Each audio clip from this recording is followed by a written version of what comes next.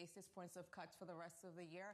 We think that that's fair. We're looking for 50. So the 80% probability of a December cut is reasonable. That could get taken off of the table if we do see a very strong payrolls, and that could create some headwinds to some segments of the market. Nadia, thank you. It's good to see you. As always, Nadia Lovell of UBS. The first of three big events over the next week. This morning, payrolls 20 minutes away. Then next week on Tuesday, an election in America. Then 2 days later, a Federal Reserve decision. With an update on stories elsewhere, with your Bloomberg brief, here's Danny Berger. Hey, Danny. Hey, John. Oil prices rising after a report that Iran is weighing a possible attack on Israel in the coming days. Axios reporting that Iran is planning a strike through militias it backs in Iraq, carried out with drones and ballistic missiles. Oil tumbled at the start of the week after Israel's limited strikes on Iran, which led to a war premium quickly unwinding, though analysts at the time warned. 안녕하세요. 안녕하세요. 나 사장님, 해피로니님, 영준님 안녕하세요. 속기콩님, 라이언님 안녕하세요. 덕구님, 올렌님, 박완호님 어서오세요. 민스님, 로이짱님, 유후님 어서오시고요. 홍인숙님, 덕덕이님, 지하님, 예원님, 나사장님 안녕하세요. 시네카스님, 굿모닝. 애니님 안녕하세요. MC님 어서오세요. 네, 금요일입니다. 금요일 11월 1일 이제 첫날이네요. 11월의 첫날. 1번님 어서오세요. 쿠도리님, 남조님, 인생도서유님 안녕하세요. 현리님 어서오세요. 여기 보세요님 안녕하세요. 어서오시고요. 맞달고님 안녕하세요. 이제 실적 발표가 오늘은 이제 안 끝나고 별로 없고 애플, 아마존 실적 발표 나왔습니다. 드디어 애플은 1.7% 오늘 애프터장에서 그 가이던스 예상치 하회 하면서 떨어지고 있고 아마존은 7%나 뛰고 있습니다. 애플이 예상치 하회하면서 1.8% 그래도 뭐 많이 떨어지고 있진 않습니다. 가이던스가 예상치에 뭐 좀 부합해서 나왔었죠. 그래서 1.7% 하락하고 있고 기술주가 그래도 QQQ 0.5%나 뛰고 있습니다. 인텔, 아마존 실적 나오고 인텔은 7%나 뛰고 있고 아마존은 7%, 둘 다 7%씩 뛰고 있네요. 야, 아마존 200불까지 왔고 마이크로소프트도 1% 상승, 빅테크들 상승. 어제 그 트릭 or 트리트 많이 하더라고요. 사람들 이제 팬데믹 이전을 보는 것 같은 그런 분위기. 팬데믹 일어나고 그 막 사탕 받으러 가는 거 확 줄었는데 이제 다시 많이 돌아갔더라고요.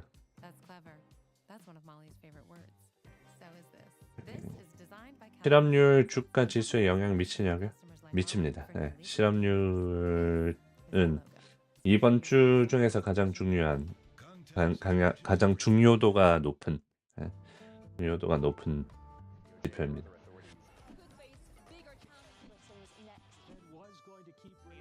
이제 15분 뒤 나올 거고요.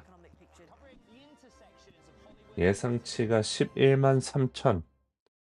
비농업이 11만 3천입니다. 이번에 좀 낮게 나올 거라고 보고 있는데 계절적 요인 그리고 토네이도 때문에 허리케인 그런 것 때문에 좀 영향이 많이 있을 거라고 보고 있어요. 그래서 11만 비농업고용지표가 낮을 거라고 보고 있습니다.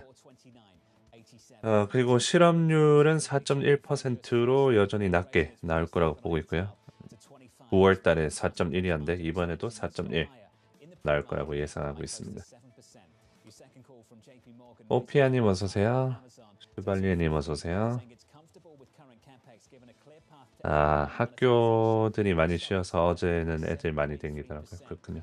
어제 진짜 날씨도 진짜 좋았고 동부 쪽에 좋았고 날씨 완벽하고 거기다가 애들 또 쉬고 완벽했나 보네요. 썬님 어서오세요. 고용지표가 좋으면 주식이나 코인이 오르나요? 고용지표가 강하게 나오면 주식이나 코인이 오를 가능성이 높아집니다.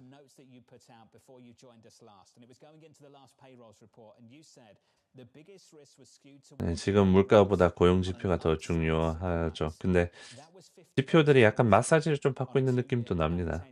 지표들이 요즘 최근에 굉장히 좋게 나오고 있어가지고.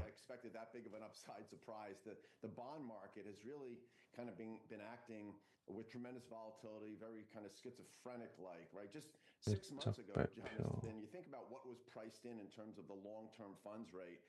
It was 4.25, right? This is long-term funds rate forever, and then it went down to 2 3/4 a month and a half ago or so, and now it's at 3 5/8. Those are giant moves on basically little wiggles in the data, right? So I think today.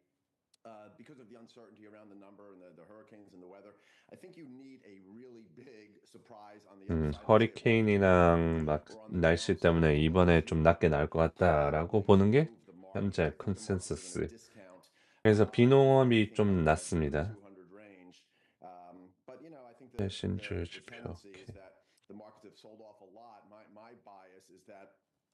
We're oversold here on the rate side. That 3 5/8 permanent funds rate for the rest of our lives is probably 50, 75, 100 basis points too high. So Mike, you'd buy bonds going into next week. 1.1%. Yeah, I think this is a buying opportunity. We've been talking about 4 to 4.5% on the 10-year, Jonathan. 예상치 좀 적어놓겠습니다.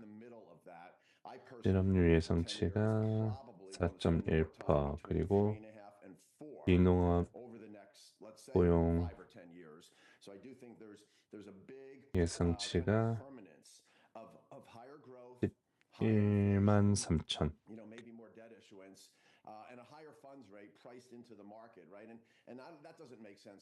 토마스님 안녕하세요. That could very well be right, but over the next 5 and 10 years, and that's what long-term bond investors, that's how our clients think or should think.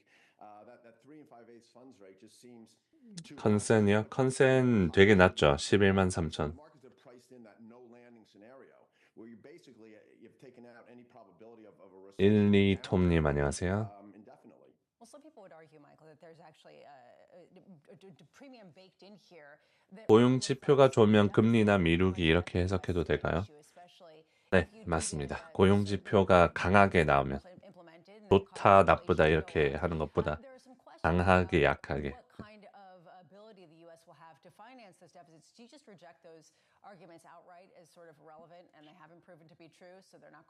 이제 10분 뒤 나옵니다. 근데 뭐 실적 발표 장세라서 뭐 크게 막 영향 줄 같지도 않는 느낌?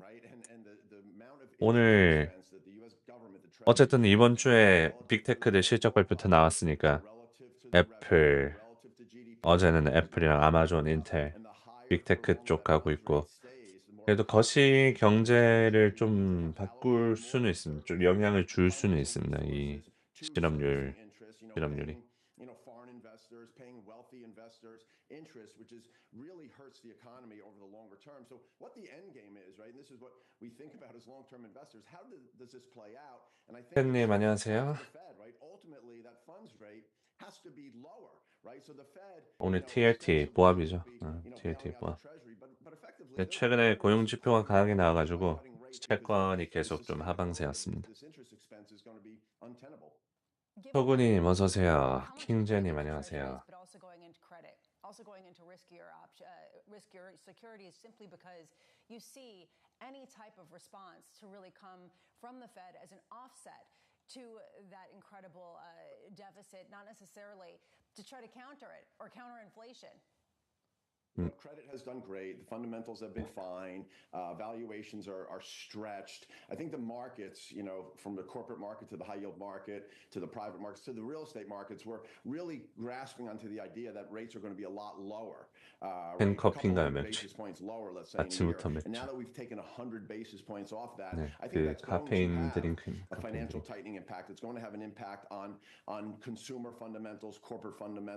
아마존 목표가 막 올렸네. 조작이었네. 아마존 실적 발표 후 목표가 막 올리고 있습니다. 매수. 215에서 235, 225에서 245. 다 200불 위로 돌파하려고. 신고가네. 아니, 한 방에 신고가 찍어버리네. 아마존 7% 올라서. 네, 아마존 신고가입니다. 다바사이언스님 어서오세요. 속스 요즘 부진하죠. 그래도 인텔 오늘 잘 나와가지고 인텔이랑 마이크론, 퀄컴 좀 오르고 있습니다. 뚝떡아즈님 어서오세요. 유나데디님 어서오시고요. 11월 5일에 투표하면 거의 대선 누가 되는지 알 수 있나요? 한 24시간 내로 알 수 있습니다. 24시간.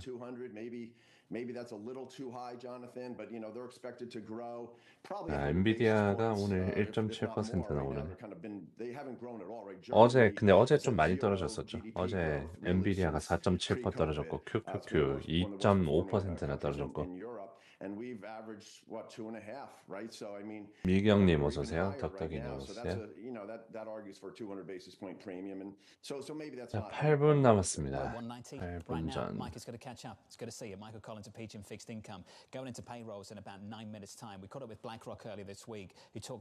불사조님 어서오세요. and the United States. Which is the reason why, and Priya was talking about this, she really likes the European debt market simply because you do see that kind of deceleration. But here's the issue.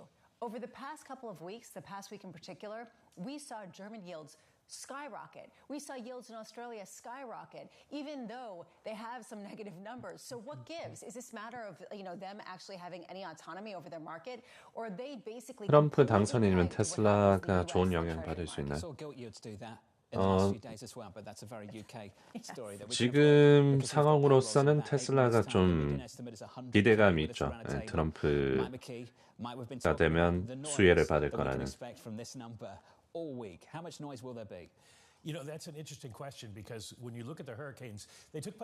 일반 선거랑 12월 16일 선거 인간 투표 차이가 뭔가요? 그건 저도 모르겠습니다. 12월 16일에 뭐 선거 인간 투표.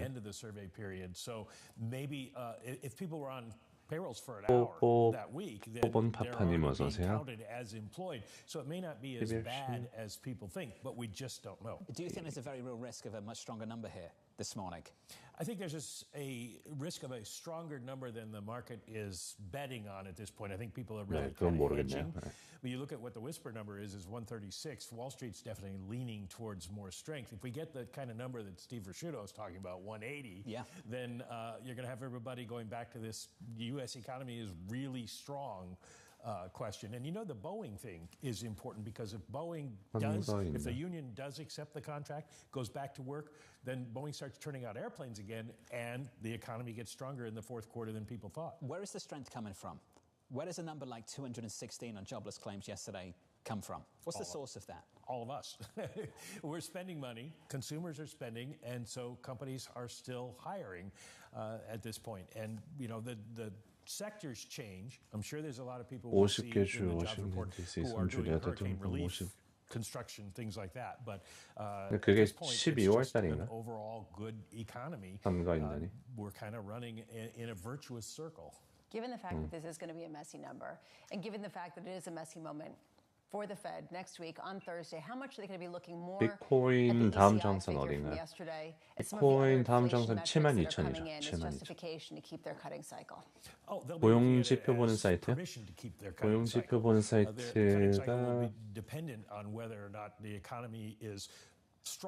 저는 트레이딩 에코노믹스 봅니다. 트레이딩 에코노믹스가 꽤 실시간으로 올려줘요.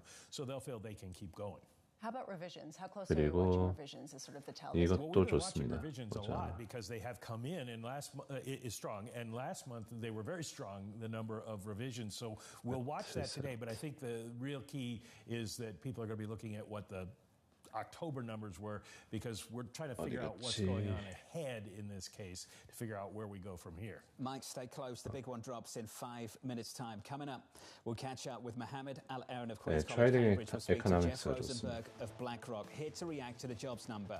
In our survey here at Bloomberg, the median estimate is 100K. The range is wide. At the high end, it's Mizuho at 180. At the low end, it's Bloomberg Economics, led by Anna Wong, looking for negative 10K. Based on the disruptions, this should be a weak print. Based on the data so far for October, this should be a very strong print. 하인스님 어서 오세요. It feels totally random this morning. The random number generator drops in about 4 minutes time. BLS 웹사이트도 괜찮긴 한데 거의 살짝 그 로딩하는데 좀 시간이 걸려가지고 바로 넘버가 나오진 않아요. 내일은 테슬라님 어서 오세요. 머니캐쳐님 안녕하세요.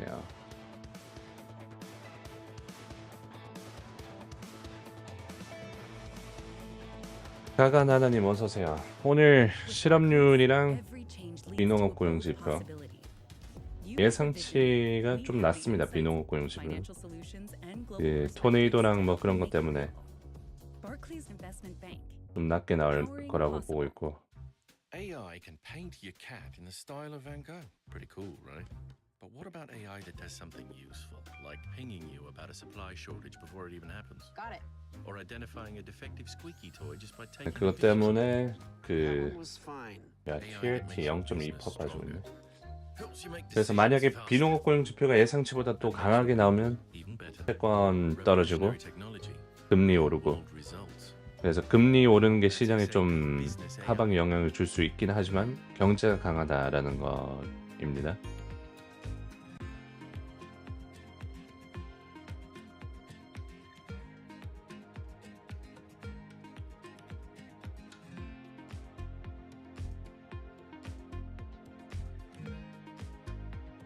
미국은 왜 토네이도 허리케인이 많나요?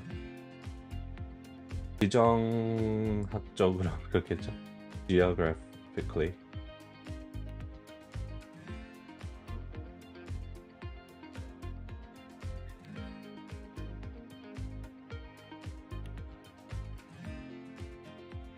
지형적 이슈. 지형적 이슈.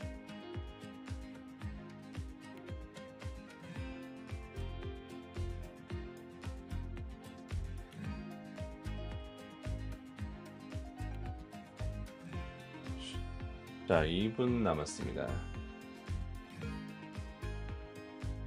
어닝은 나왔고 이제 빅테크들 어닝은 웬만한 건 다 나왔습니다. 이제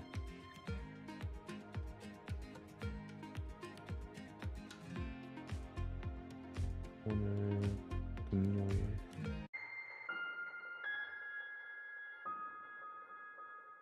ADP, 롤스 전부 다 나름 강하게 나온 편이고, 이 비농업 고용이랑 실업률도 강하게 나올지 이제 1분 남았네요.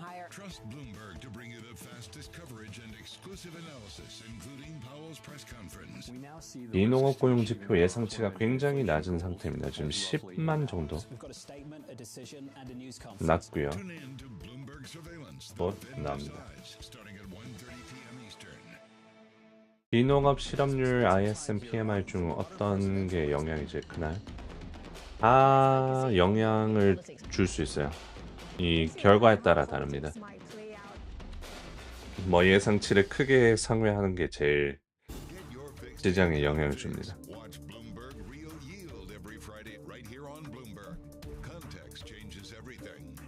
중요도로 따지면 실업률이 제일 크고, 연준에서 보는 게 실업률이기 때문에.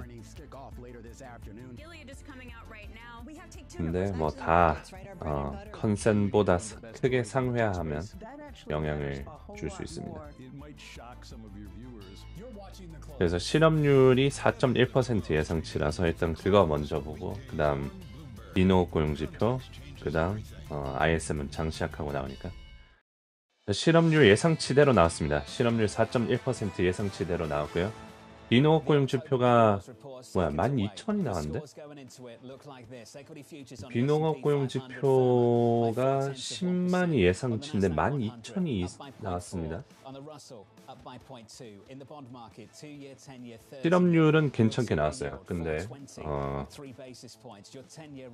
이 지표가 맞나? 네, 12,000이 나왔네요. 네, 12,000 굉장히 낮게 나왔습니다.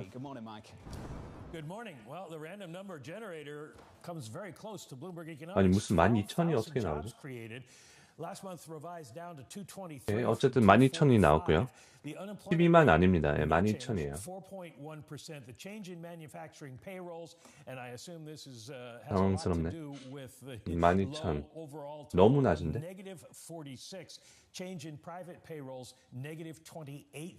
자, 어쨌든 12,000이랑 실업률은 예상치만큼 나왔습니다. BLS에서 뭐 어떻게 커멘트도 중요해요. 이제 BLS에서 어떻게 얘기를 했는지 한번 보겠습니다.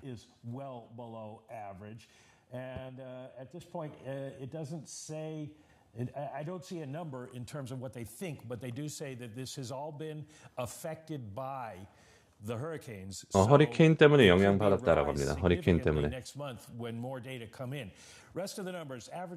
네, 허리케인 때문에 영향을 받았다라는 코멘트가 있었습니다. 근데 이거는 너무 갔는데? 12,000... 얘네들 일 제대로 하고 있는 거 맞나? 12,000이... 네, 3년 중에서 가장 낮습니다. 역사적일 수도 있겠는데 12,000? 실업률은 4.1%로 나왔고요. 실업률 4.1. 시장도 지금 뭐 별 움직임은 없는데 일단 채권은 오르고 있습니다. 채권은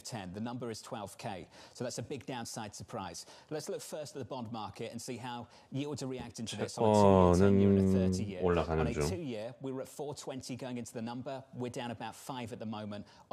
11월 달 25bp 금리 인하할 가능성 높아지고 12월 달에도 금리 인하할 가능성이 높아졌습니다. 현재 금리 인하 가능성이 높아지고 있고요.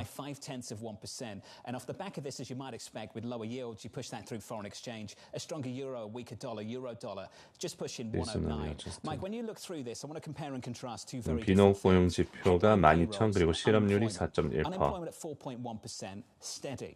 Headline payrolls, dramatic downside surprise. Two different surveys. Tell me about the survey that produces the unemployment rate and the kind of question that would be asked that would generate a steady, stable 4.1%, and maybe that's the cleaner read this morning. Oh, basically, it's are you employed? And whereas you have to spend an hour at work for the establishment survey, if you have a job, if you tell the BLS that you have a job, then you're counted as employed. Now, employment in the household survey 어디가 제일 많이 줄었냐면 unemployment only went up by 150,000, but 프라이빗이 마이너스 28, non-farm payroll 12,000. So a lot of people 굉장히 낮게 나왔죠. 하향 조정도 있었는 것 같습니다. Manufacturing 마이너스 46. 이게 오케이. 지난달 대비해서 떨어진 거구나.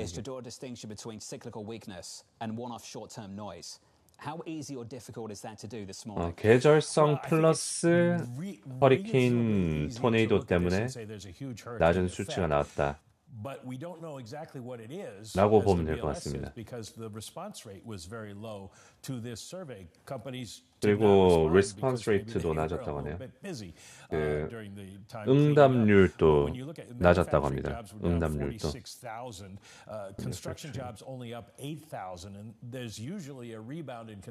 저도 BLS 같은 데서 전화 오는데 제가 응답을 안 하거든요.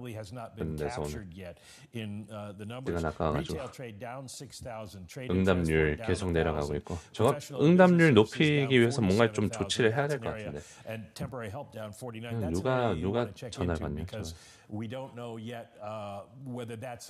because the economy is slowing, which is 네, usually a TLT는 sign 좀 when 오를만합니다. you see 근데. those numbers go down, or because they were caught up in the hurricane as well. 지표. 40,000 jobs in government, which is largely state and local, probably a seasonal effect from education because there are only 1,000 jobs added at the federal government, and then leisure and hospitality down 4,000. That's going to be a hurricane-related thing as well. To me, two numbers stand out. 4.1% for the unemployment rate and the revision down to 223. Basically, to me, it seems like this could be a report that many people in the market and certainly the Fed could come out and say, this basically is really messy and we're going to have to parse through all 한국도 of this, 여론조사 때문에 but it's pretty 시끄럽다고요. much in line. 네, 여론조사 저거 어떻게 좀 미국도 바꿔야 될 것 같은데 응답률이 계속 내려가는 중인 것 같습니다. 어쨌든 그래서 오늘 실업률이 4.1%가 나왔고 비농업고용지표가 12,000이 나와서 거의 3년 만에 가장 낮은 수치가 나왔습니다. A major boost to inflation danger. And then you mentioned the ECI before the numbers came out. Inflation seems to be under control on the way. Hurricane had no discernible impact on jobless rate. Nominal dollars in GDP. Sounds great. The problem is marketable treasury debt is up $2 trillion. So in the last 12 months, we've issued $600 billion in debt to fund GDP growth. That was $600 billion less. That's really the crux, and I think why 허리케인이 고용 시장에 크게 영향을 주지는 않았다라고 BLS에서 코멘트도 있었네요.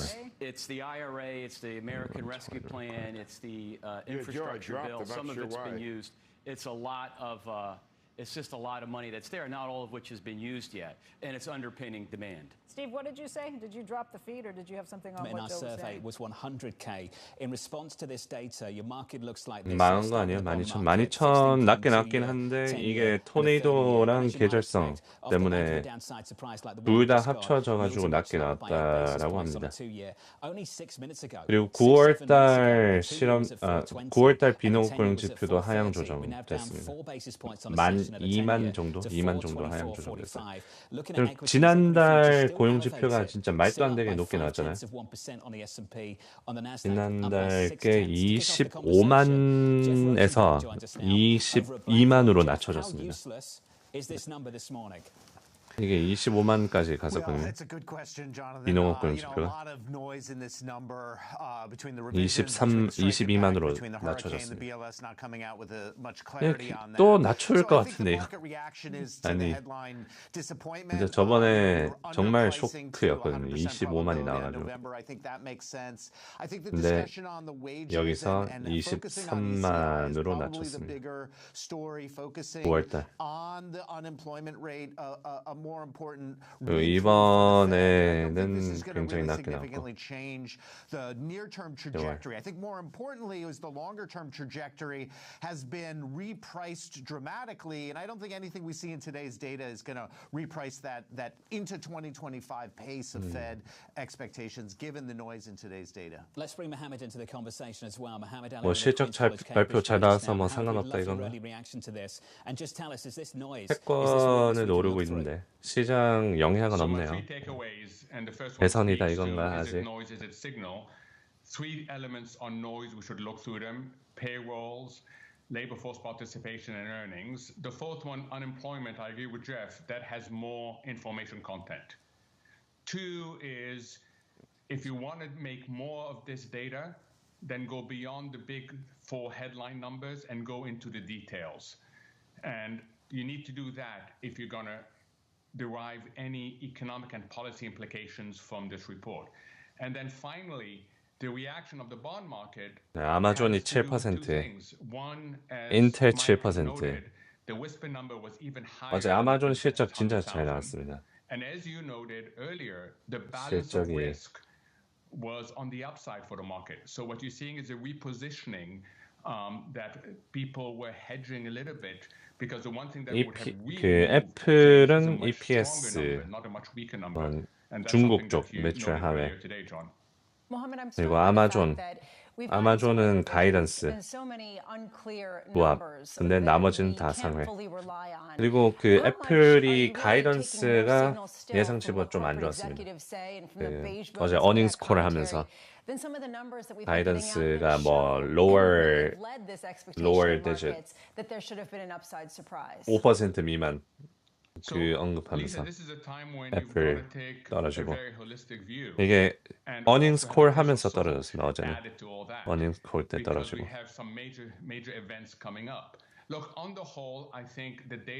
아마존이랑 인텔은 예상치 잘 나왔고요. 그리고 인텔이 가이던스가 굉장히 좋았습니다. 4분기 전망 가이던스가 EPS 특히 추정이 6.3센트였는데 12센트 굉장히 상회.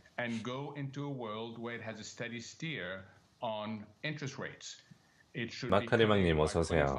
왓차님, SH님. 지표가 괴상하게 났습니다. 12,000이 뭐야 12,000. 저번에는 25만 나오고 25만은 하방 조정됐습니다. 25만에서 22만인가 23만으로 낮춰졌고 지난달 거는 이번 달 거는 12,000이 나오고 아마 상향 조정될 것 같아요. 다음에 12,000 너무 낮아.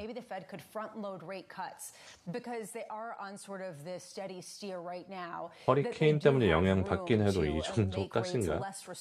아니. Based on these numbers, is that basically your base case too, that they're going to take this window to front load?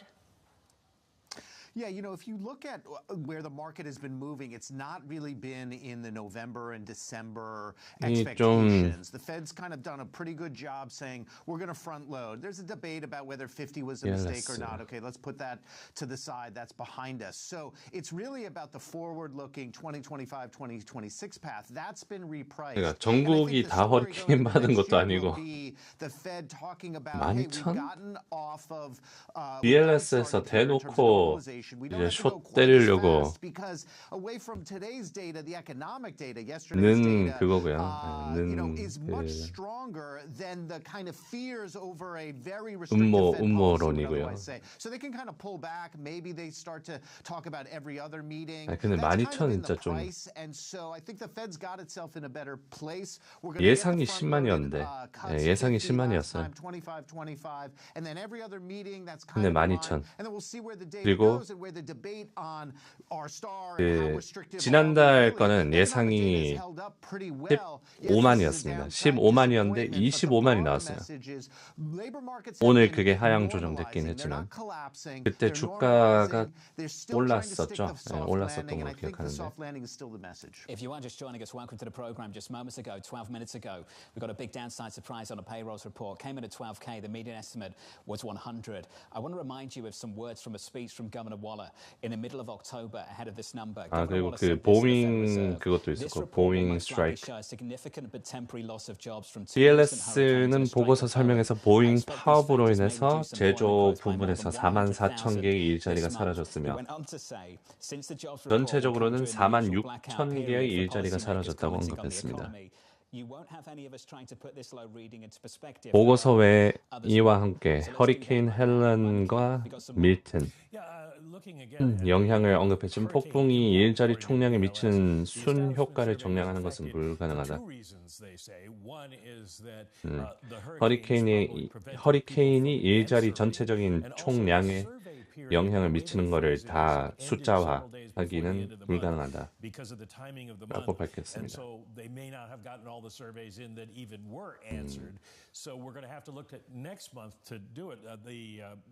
폭풍 영향과 심각한 노동 파동으로 고용 계획이 차질을 빚었다.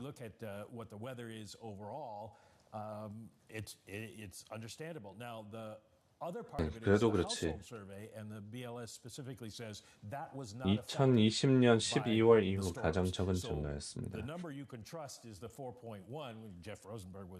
근데 실업률이 4.1%로 유지돼서 별 신경 안 쓰는 것 같아요. 만약 실업률이 막 4.3% 이렇게 올라갔으면 근데 이것 가지고 또 떨어질 만한 이유가 될 수는 있습니다. 또 시장이 너무 또 고용지표가 낮게 나와버리면. 근데 어제 엄청 떨어졌어요. 어제 한 2개월 만에 첫 하락이었습니다. 그만큼의 하락은. 그러니까 9월 초, 8월 말 이후로 첫 2.5% QQQ 하락이었는데 S&P도 2% 떨어지고. 그래서 어제 많이 떨어졌었죠. 네, 다음 실업지표. 다음 지표. 대선 마사지 끝났을 가능성이 높은. I have not, John. I don't think you can. Because there are at least 4 influences. 진모님 어서 오세요. It's very difficult to determine the weight of each. Over the next few days, we're going to have some major developments.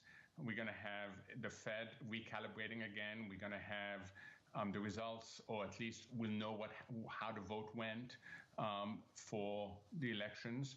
So we're going to get some important data point. I'm really glad you read out Chris Waller's speech because he has emerged as the best Fed policymaker in terms of not only assessing what has happened, but telling us what to look at. And I thought what you read out. 그치, 월러가 요즘 일 잘하더라. Of course, we may always get a newspaper leak during the blackout period, but I think the Fed right now is looking at this, and I agree with what was said is that they'll say, you know what, this is not going to influence what we're going to do, and we're going to cut by 25 basis points next week. 일단 연준이 보는 거는 실업률이긴 하니까 오늘 실업률이 4.1% 나와서 연준 이번에 고용지표는 뭐 여러 가지 일어난 일들 때문에 뭐 파업이나 그 허리케인이나 근데 그런 노이즈 때문에 비농업 고용 지표는 보기 어려울 것 같고 이제 실업률을 보면 4.1% 나왔기 때문에 뭐 괜찮아 보인다. 뭐 이렇게 얘기할 가능성이 또 연준은 있어 보입니다. 그래서 결국 연준이 어떻게 이 상황을 보고 이 노이즈는 노이즈니까 이번 비농업 고용 지표가 나오는 거는 근데 노이즈긴 해도 12,000은 좀 12,000밖에 못 올렸다고 해요. 비농업 고용 지표 중에서 그 파업들도 많았습니다. 파업들도 항만 또 뭐 있었지? 보밍 허리케인 이슈도 있었고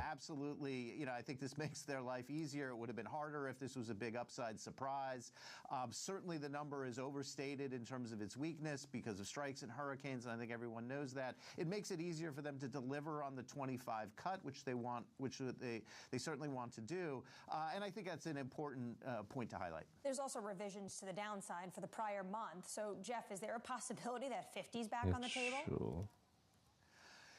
You know, I would say for November, that's still a pretty high bar. The revisions are part of the noise, and I think the signal is 그리고 지난달 거가 2만 정도 하향 조정됐습니다. The ECI number, the GDP numbers, although you know they have their own revision problems, but overall you have a K-shaped recovery, but in aggregate, despite the distributional differences, the aggregate is doing very well, and I think that's driven by the ease in financial conditions, the support for consumption in terms of the revisions in GDI and savings rate. The consumption side is still in aggregate very well supported here, and so that more than the noise out of the payroll reports and the difficulty in measuring that on a month-to-month basis is going to drive the outlook for Fed policy going forward. U6는 7.7. 컨트랙트 그런 거 다 뺀 수치 별로 안 움직였네 이거. 네, 실업률은 그냥 다 완만하게 나왔습니다. What does the Harris camp need to come out and explain about this jobs report to an electorate that says the economy? 연준이 어떻게 해석하는지가 중요한데 일단 실업률을 가장 많이 보니까 뭐 별 영향이 없다는 쪽으로 보고 있긴 합니다. 근데 장 시작하고 오늘 지표는 And they need to do that because they have not taken sufficient control of the narrative. We talk. 일단 오늘 장 시작하고 ISM 제조업 PMI가 나오는데 이게 또 변수가 될 수도 있습니다. 실업률이랑 비농업이 이 정도밖에 영향을 안 주면 ISM도 크게 영향을 안 줄 것 같긴 한데 그래도 장 시작하고 30분 뒤에 나오는 지표. 비농업 저거 앞에 공 하나 뺀 건가요? 공 하나 빠진 것 같은 12,000. The monthly 0.3% increase. You look at that, you're not so relaxed. And they're going to have to balance that. And I think if you balance that, you end up with a 25 basis point cut. You certainly 11시 반 개장인가요? 다음 주부터입니다. 다음 주부터. If they don't have a result to the election, if you get the jitters in markets, it's another reason to cut by 25 basis points. December is where things get a little bit harder. A question we've gone back to on the program. 오늘 유럽장은 어떤가요? 유럽장은 whether you really believe next week's election has the real potential to redefine the economic backdrop, not just in America, but worldwide. And whether by the time we get to December, the Federal Reserve will really have to think about the policy initiatives on the table, even if 0.5% 이상 상승 중. 어제 1% 정도 빠지고 지금 0.5% 이상. 영국 0.8% 상승, 독일 0.6% 상승, 프랑스 0.7%. 다 잘 가고 있습니다. 승민님 어서 오세요. 슈마컴 좋은 소식 없나요? 슈마컴은 악재밖에 없죠 요즘. 그 느낌표 슈마컴 입력하면 좀 SMCI 입력하시면 있습니다. 느낌표 SMCI. And then even when you solve for Congress and you solve for the president, you got to solve for a third issue, which is how much of what is being said will actually be implemented. I remember what happened in 2016. I remember how the market turned on a dime when the winning candidate at that time came out with a completely different narrative than what was said during the election campaign. So the Fed on Wednesday morning is not going to be able to solve for this 4x3x2 matrix. So I think what they're going to do is say, we put this aside, we will react based on what we know, and then we will revisit this issue. Jeff, that's what it feels like. Just to build up what Mohammed was saying, it feels like we're on autopilot to the high estimate of neutral, which could be around 4. So you get a few more cuts, you get closer to 4, and the decision gets harder. Because I think for many people, we are truly flying blind into 25 and perhaps even beyond, based on the outcome. Jeff, I'd love your view on that and whether you... 비농업이 12,000이면 고용이 엄청 작아진 건가요? 네, 고용이 이제 만들어진 게 낮은 겁니다. 네, 이번에 그렇게 된 게 그 허리케인이랑 파업, 노조 파업 때문에 그 영향이 있어요.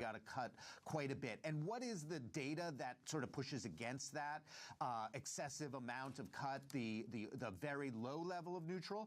Economic growth, right? We know it, you don't know where neutral is, so you know it where you see it. And where you see it is in the data. And so the piece that has kind of been missing here for a while is where is the slowdown? Yes, the payroll, yes, the labor markets are slowing, but they're not tightening and they're certainly not eroding to the level of degree that would scream, oh, we need to cut 50 basis points at each meeting because this economy is hard landing. So 실업률은 예상치만큼 나왔습니다. 4.1%. Basic fundamental, which is you see it in the economic growth data. There's lots of inputs to that. We can look at earnings, we can look at payrolls, we can look at layoffs, you can look at the leading indicators for the job market, and not much in there screams that this is excessively tight. The only thing that screams that you're excessively tight is a historical comparison of the real rate relative to past real rates. Outside of that, 졸트가 예상치보다 낮게 나왔고 ADP가 높게 나왔고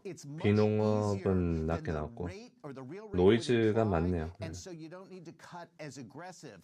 And that's kind of recognized in the bond market, so there's less disagreement, so therefore less potential volatility from realizing that disagreement. Mohammed, just before you go, a final word, please, going into next week. How would you navigate next week? John, I would wait, and mentally, I would change the paradigm. For a very long time, we 악재인 거 아닌가요? 악재이긴 한데 그 실업률은 4.1% 예상치에서 부합해서 나왔고 이번에 허리케인이랑 노조 파업 영향 때문에 노이즈로 별로 신경 안 쓰는 것 같습니다. The second is tariffs, and the third is the combination of reforms, deregulation, and industrial policy. So mentally, John, we're going to have to evolve, and it's really hard because we have been conditioned to look at the Fed as the only game in town. But 지표가 괴상해가지고 where the Fed is going to be going backward, going to the side, and allowing three other actors to determine where this 채권은 왜 오르는 거죠? 채권은 당연히 오르죠. 채권 고용지표가 낮게 나왔으니까 이제 금리를 낮출 가능성이 높아졌습니다. Mohammed, you can go. Appreciate your time, sir. Mohammed Al-Aaron of Queen's College, Cambridge, alongside Jeff Rosenberg of BlackRock. If you are just joining us, you missed the fireworks. 12K, big downside surprise on the jobs report. We were looking for 100, a huge hurricane disruption in this number. Some weakness, some noise that a lot of you assume we can look through, and the Federal Reserve themselves can look through as well and cut 25 basis points next week. Between now and then, we've got a big election coming up. So as we count you down to the opening bell, here's the trading diary through next week. On Monday, a sprinkle of economic data. 테슬라는 왜 오르나요? The US presidential election on 테슬라 어제 많이 빠졌어요. Decision from the Federal Reserve, another round of jobless claims, plus a rate decision from the BOE. And on Friday, I've got no idea if you'll still be awake by the time we get to Friday morning. 이제 본장 봐야 돼요. 30분 뒤에 시작하는 본장. 10년물 4.23, 좀 내려가네요. 4.3%에서. Investment Management, Mike Wilson of Morgan Stanley, and the Ryanair CEO, Michael O'Leary. Have a wonderful weekend. Thank you for choosing Bloomberg TV. This was Bloomberg Surveillance. 그럼 TLT는 될까요? 네, 채권은 올라갈 가능성이 좀 높습니다.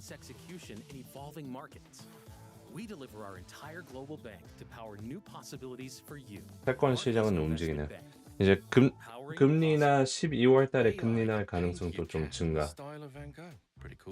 근데 아직 12,000 정도면 TLT가 한 2% 뛰어도 만약에 이 노이즈가 없었으면 한 2% 뛰어도 안 이상할 것 같은데. 이제 12월 달 금리나 가능성도 85%로 올라왔습니다. 12월 달.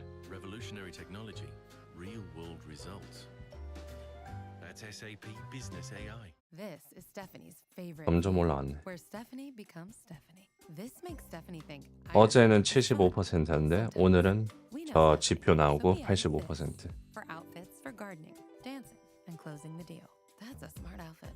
This is a smart drawer. Like Stephanie, there's always room for surprises. This is Stephanie's closet, a space designed by 매크로 지표 미묘, 어닝 반반 치킨. 애플 안 좋았고 아마존이랑 인텔 좋았고.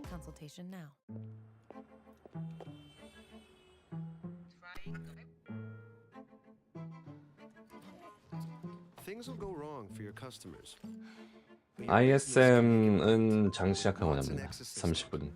장 시작하고 30분 뒤.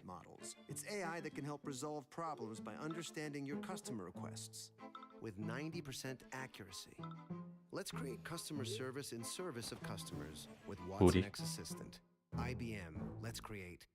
I think we'd get to better outcomes faster if we did that. Right now, technology companies don't have the healthcare knowledge. Healthcare companies probably don't have the breadth of knowledge they need for technology. 네, 최근에 좀 올랐네. 보자. 11월 1일 4.3불에서 4.36까지. 오늘 구리가 좀 올랐네. Artificial intelligence going to enable you and others to say we have enough information to know exactly what something is going to be worth in terms of sharing it or not. Artificial intelligence is finding its way into our business in a variety of different factors. I think 금도 좀 오르고 있고 금은 지금 사상 최고가. It's also a great opportunity to service business better in terms of like call centers. 트럼프 당선되고 빅카타임 파워 인기 늘어나려나요?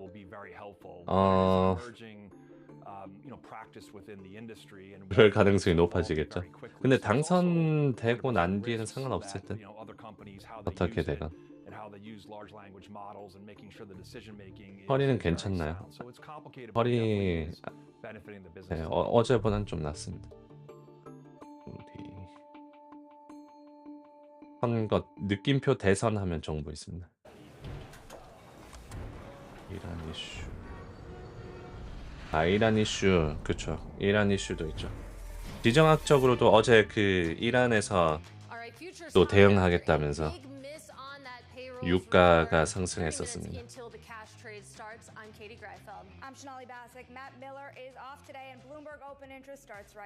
느낌표 전쟁 입력하면 최근 정보 있습니다. 이란이 대응하겠다면서 보복 대응하겠다면서 이라크 쪽에서 뭐 쏘겠다 그런 얘기를 했었죠. 며칠 안에 이라크에서 대규모 보복 공격 준비 중. And Tiffany Wilding joined the show this morning. Plus, from big tech to big oil, we're wrapping up a busy week of earnings. Chevron CEO Mike Wirth joins us for a C-suite conversation later this hour.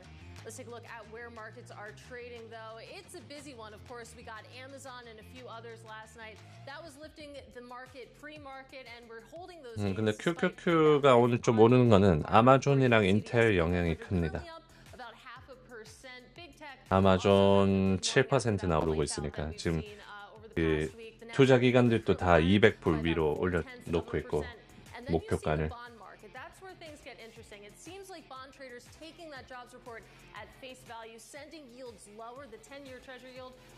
그리고 채권 시장 쪽은 반응을 하고 있습니다. 오늘 고용 지표에 대해서. Let's look under the hood here. Some movers to watch. Apple still trying to rebound from one of the longest sales slumps in history. Pre-market, Apple now down 1.8%, but as Katie was saying, not really shaking off that love for the NASDAQ 100 today. And what is helping it is Amazon up almost 7% pre-market, reporting strong earnings, showing growth across cloud and retail divisions. Also taking a look here at Intel up more than 6% 바이던스 때문에 pre-market, 떨어졌고 surging after 골드맨삭스에서 230에서 240으로 올렸고 JP 모건 260에서 285로 올렸고 버ን스타인 225에서 235로 올렸고 파이퍼 샌들러 올렸고 그래서 아마존은 투자 기관들이 다 200불 위로 잡아놨어요. 200불 위로.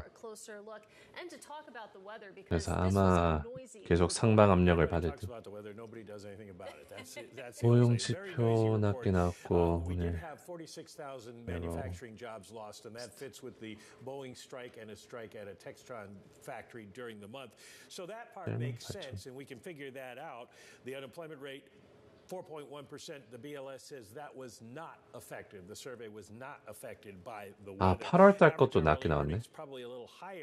이 비농업 고용 지표가 8월 달께 막 20만 가까웠거든요. 8월 달 것도 7만 8천으로 낮췄습니다. 9월 달 것도 25만에서 22만으로 낮추고 이 두 개였네요. 9월 달만 아니라. 8월 달도 원래 한 이쯤이었는데 이렇게 낮춰졌습니다. 여기에서 이렇게 비었어요. 이것도 여기에서 이렇게 비었고 아마존 차트 두 개라고요? 오케이. 마소로 바꿔놓겠습니다.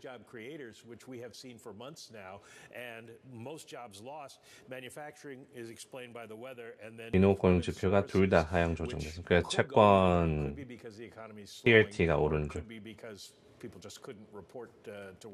Even pretty quickly here, Mike, what about the revisions in particular? Let's harp on that for a second because the August revisions in particular were quite large. What does that mean for the Fed? 저라면 지표가 뭔 의미인가 싶네요. 대충 내놓고 나중에 수정하고. Happened back in August is sort of 그리고 irrelevant 8월 now that they've started a cutting cycle and gone forward. It maybe shows that they didn't need to do 50, but it's already done.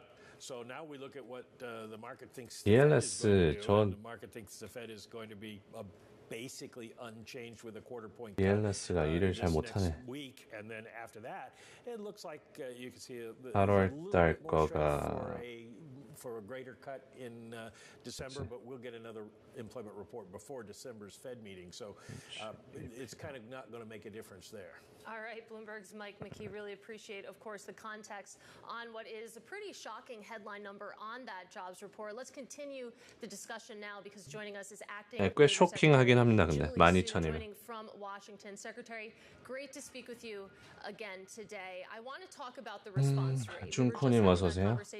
With Mike McKee. So just how low was 비농업 수치가 이번에는 크게 변동을 보일 거라 봤는데 엄청나네요. 예, 엄청나죠. 12,000.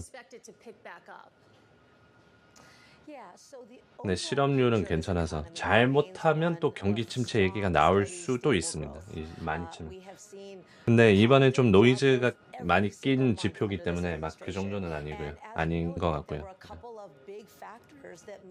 해석하면 경기가 좋은 거 아닌가요?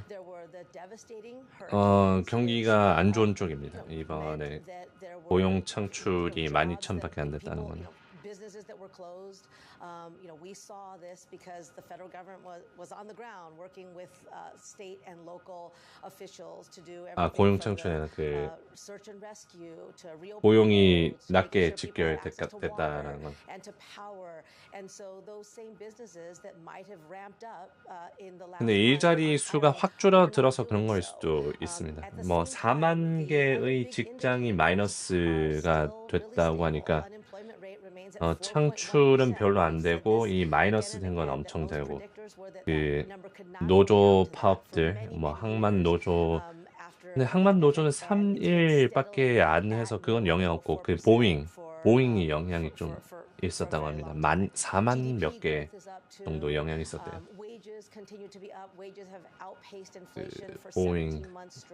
보잉 노조 파업 영향 한 4만 마이너스 돼가지고 그래서 총 뭐 5만 원래 한 7만 8만 나와야 될 게 뭐 4만 2만 이렇게 나온 거죠. Some of these effects that we're talking about on the weather. I mean, we still had big downward revisions to the September and August payrolls report. Obviously, this is going to be a bit of a noisy report. And looking ahead, I mean, you take a look to October. 성진님 어서 오세요. 근데 컨센 자체도 허리케인 감안해서 한 걸 텐데 그 정도로 나왔다는 건.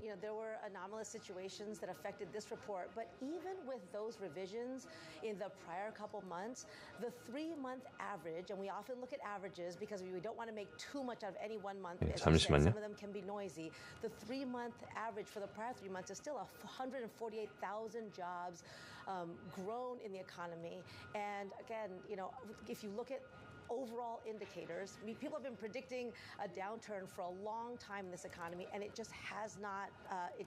That's not what's happened, and that doesn't happen by accident. It happens because of steady leadership and again the investments that we've made in America in manufacturing and construction and clean energy are having an effect, and that is one of the key reasons for the strength of the economy that we've had. Those investments will continue, and they are, that's part of the impact that we've seen over the last really 3.5 years.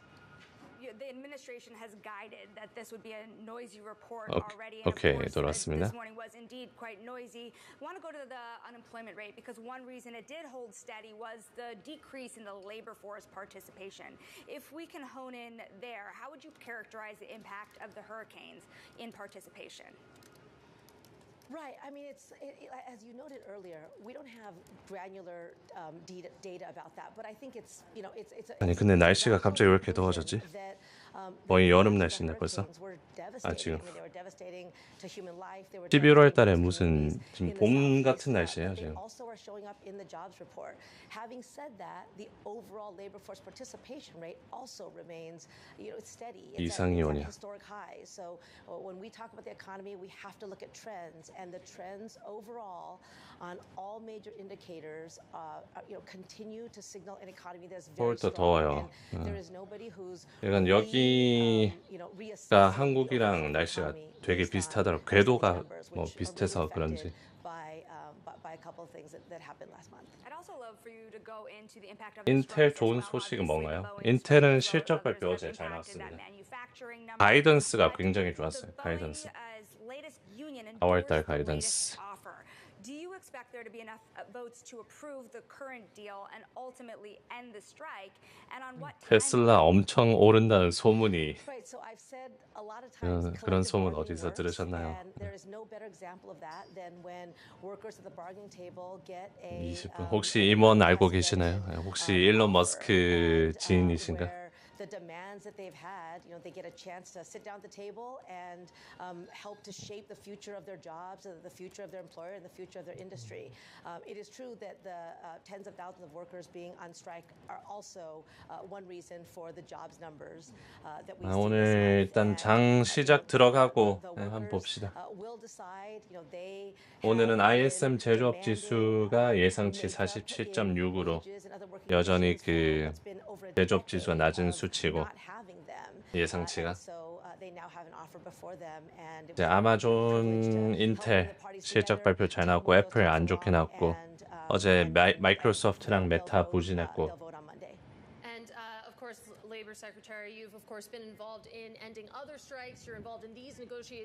그래서 이제 실적 발표가 다 나온 상태에서 그 대형 기술주들 다음 주는 FOMC 있고 대선이 있습니다.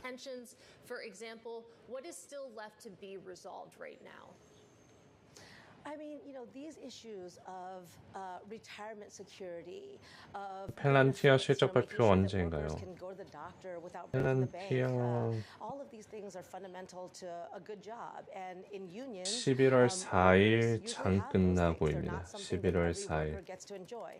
And so at the bargaining table, all these issues come up. Again, these parties have not bargained 다음 for 주 over a 월요일 decade. 장 끝나고네. Now that they've been able to do that, 다음 주 월요일 장 끝나고. that have been on their minds for a very 네, long 방송 time. 서서 하고 있습니다. And they now have an offer that addresses the issues that they brought to the table. And I really need to give credit to both parties for coming to the table, for doing the hard work. These things are never easy. They often take all night. I've been at the table all night. So this is the process of collective bargaining. It doesn't 지표는 예상대로 나왔네요. 아니요.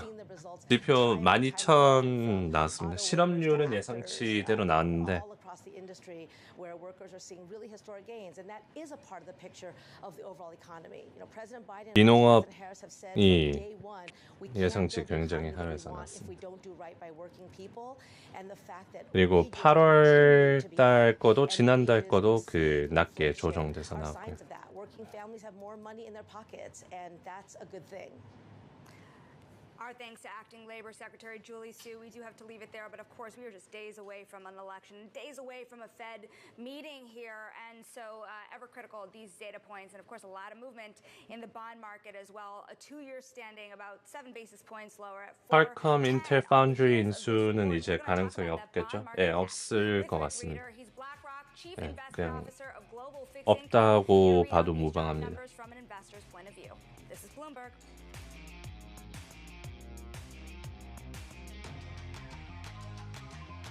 자, 테슬라 1.212%. 어쨌든 실적 발표가 다 나왔고 오늘은 어제 많이 떨어진 거 좀 회복하는 중이고 어제 2%씩 떨어졌으니까 QQQ, S&P. 아마존은 인텔 실적 발표 잘 나와가지고 그래도 시장 분위기가 나름 괜찮은데 오늘 비농업 고용지표 저렇게 낮게 나오는 거를 시장이 또 어떻게 장 시작하고 해석할지. SAP Business AI. St. John's University isn't your average college. 100 plus majors and programs of study.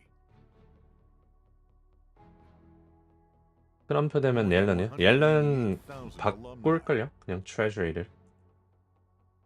트레저리 그 재무부 장관을 그냥 바꿔버리면 되니까. Unlock your full potential. Behind the bright lights and adrenaline of pro sport is an equally exciting world of negotiations and deal making. That's what we cover each week on our podcast, The Deal. I'm Alex Rodriguez, former baseball player turned business executive. And I'm Jason Kelly, a journalist at Bloomberg. Over the next couple months, we'll hear from all-stars like Jay Williams. I want to be an owner one day. Billie Jean King. Learn the business. Paul Rabel. Don't chase trends. Get ahead of them. And so many more. 저번에는 그 이름 까먹었다. 저번에도 트럼프 되고 바꾸고. 그럼 바꿔버리면 됩니다. 그리고 얘네는 워낙 그 민주당 색깔이 강해가지고 예전부터. 근데 어쩔 수 없어요. 거기서 일하면 트레저리에서 일하면 대통령이랑 가깝게 일해야 되니까. 연준이 아니니까. 푸틴, 트럼프, 이란, 이라크, 이스라엘 3차 세계 대전이 일어나는 거 아닌가요? 오늘까지 나스닥 10시 30분 개장인가요? 네, 다음 주부터 11시 반 개장입니다. 인텔 저항선 어딜까요?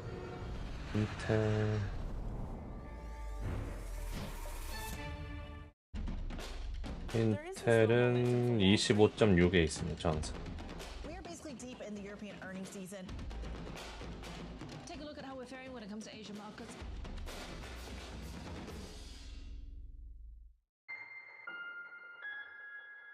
의미 있는 질문은 대답 안 하시네. 금요일입니다. 금요일. 인내심이 얕아요. 그런 거에 최대한 아껴야 돼.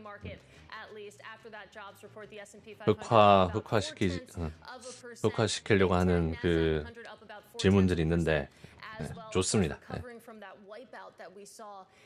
1시간 늦게 장 시작하는 건가요? 다음 주부터. 네, 다음 주부터. 미국에 계신 분은 뭐 상관없고 한국에 계신 분들은 11시 반.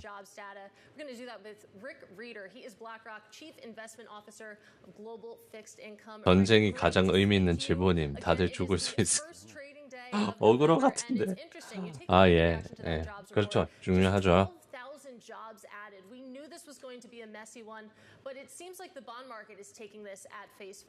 진짜 의미 없는 질문이었는데 대답해줬다고. 근데 또 요즘에 그 주린이 분들이 많이 늘어나가지고 친절하게 다 답변해드려야 됩니다. 이제 3개월 지나고 6개월 지났는데도 질문 막 오를까요? 떨어질까요? 약간 이런 뭐 그런 질문 괜찮긴 하지만 뭐 CPI가 영향 줄까요? 하면 여태까지 3개월, 6개월 미주 보고 방송 시청했는데 이번 CPI가 이번 비농업고용지표가 시장에 영향을 줄까요? 당연히 주죠. 네. 세계 대전, 세계 대전. ISM 제조업 지표 이제 곧 나오고. 오늘 백악관에서 뭐 연설 없나? 없네. 장 끝나고 나네. 장 끝나고.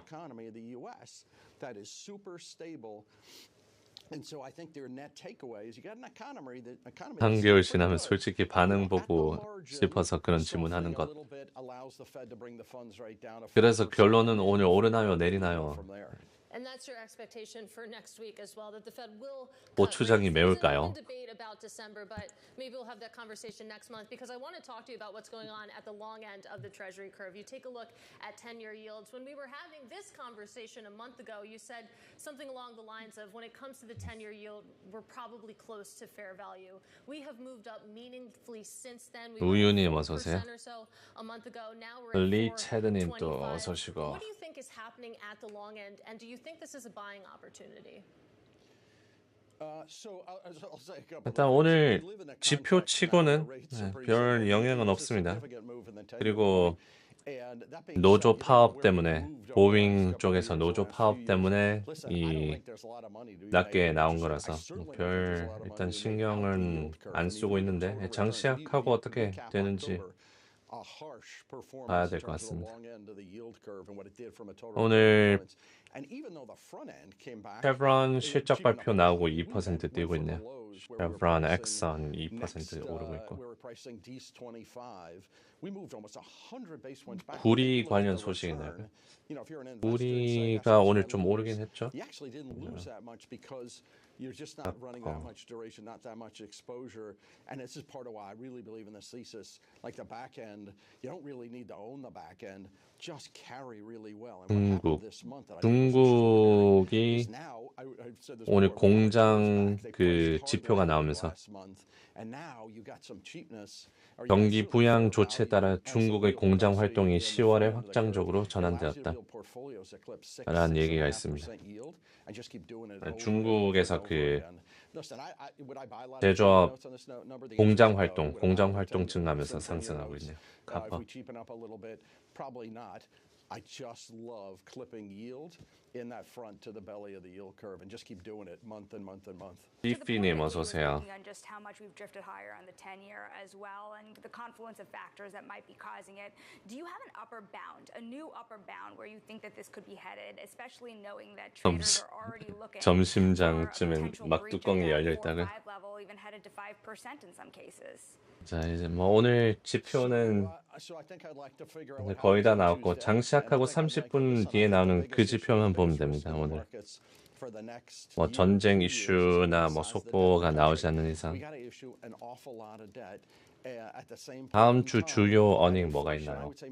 다음 주 여전히 있긴 있는데 Listen, I just don't find it that intriguing to figure out. And by the way, I'll say it again, as I said last month. You know, a 10-year note around 4%. We could debate is it 4.25 or high threes.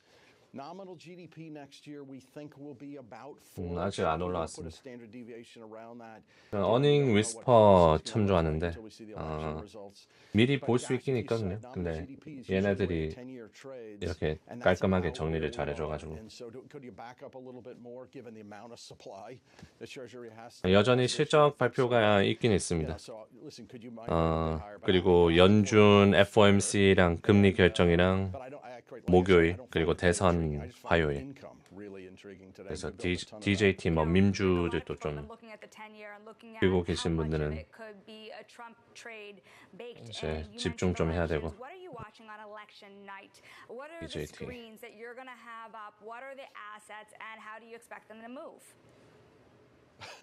I have a lot of screens up.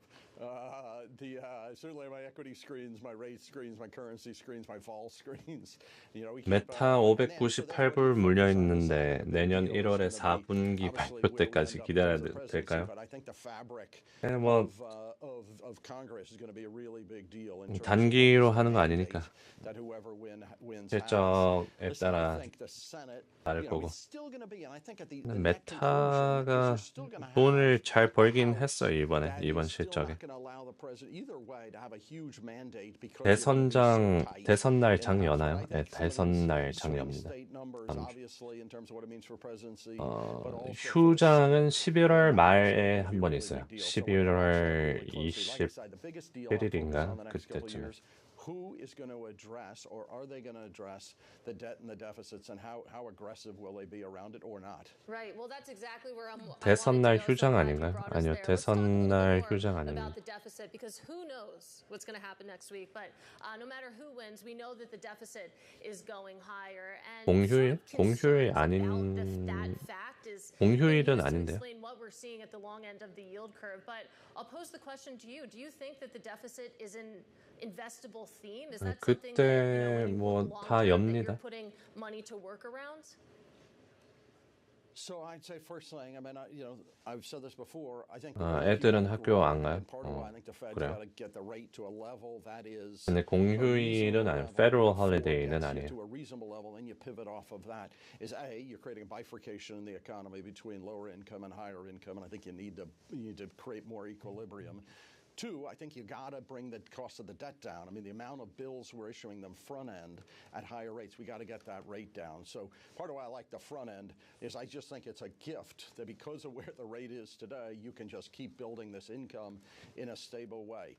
Listen, I think the other thing is we got to grow. The economy, U.S. economy, part of why the Fed has to 스톡슬 2.3% 상승. 인텔 실적 발표 잘 나와서 좀 오르고 있고요. 비트코인 7만 불 위로 올라왔고. 대선 당일 DJT 주가 변동은 장난 아니겠네. 당일이나 뭐 그 주간에는 좀 변동이 클 거라고 예상해 볼 수 있습니다. To try and rein in some of these burgeoning costs at the government level. TLT 옵션 이미 비쌀걸요? 큰 변동이 예상돼가지고 이미. How long can that be supported? Because until now, people say the debt load, people say the deficit, but there's two camps here. One that 바이든 대통령이 방금 속보입니다. 1분 전에 말했는데 바이든 대통령이 허리케인이랑 그 노조 파업 때문에 이 고용 성장이 둔화가 됐다. 이렇게 대답을 했습니다. 안 좋게 나와도 또 언급하네요. 좋을 때만 언급한 줄 알았는데. 허리케인과 그 파업 때문에 고용 시장이 둔화가 되었다. 바이든도 한마디 거들었습니다. 다 아는 내용이지만. Where the U.S. has to fund itself domestically, we used to be able to fund ourselves globally. That paradigm has changed. We know the dynamic with China is evolving, etc. So I don't really agree with it. It can just. SMCI 푸시야. SMCI 여전히 그 대답이 없어가지고 아직까지. then I think we'll be able to fund a good deal of debt. But I think, 11월 며칠이었죠? 11월 중순? 그때까지 안 하면 상패. 처리 되니까. 30 seconds left with you, and I need to get your views on corporate credit because you have this dynamic where yields are very high, but spreads are very tight, and for that reason, a lot of people say that corporate credit looks pretty rich right now. When you're taking a look, 자, 본전까지 4분 남았습니다. paying attention to that lofty yield or those very tight spreads? 네, ISM 제조업 지수 오늘 나오고요. 비농업고용지표랑 이 실업률 오늘 나왔는데 실업률은 예상치만큼 나왔고 비농업고용지표가 굉장히 좀 괴상했습니다. 12,000이 나왔어요. 근데 그렇게 나온 원인은 노조 파업 때문에 보잉 쪽에서 한 5만 반올림해서 5만 정도 마이너스가 돼가지고 총 전체로 봤을 때 이 비농업 고용 지표가 낮게 나온 게 노조 파업이랑 허리케인 때문에 영향이 있다 라고 보고 있습니다. 그래서 허리케인 때문에 뭐 직장을 잃거나 보잉 노조 파업으로 인해서 직장을 잃은 것 때문에 좀 하방 조정 받았고요. 특정 회사 말고는 괜찮다고 보나 보네. 어떤 거 말이죠?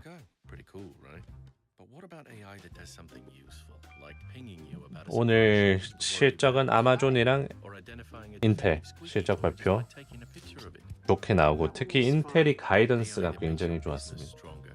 가이던스 좋게 나오고 올랐고 애플은 가이던스가 안 좋아서 떨어지고 있습니다. 인텔은 가이던스가 좋아서 오르고 애플은 가이던스가 안 좋아서 내리고.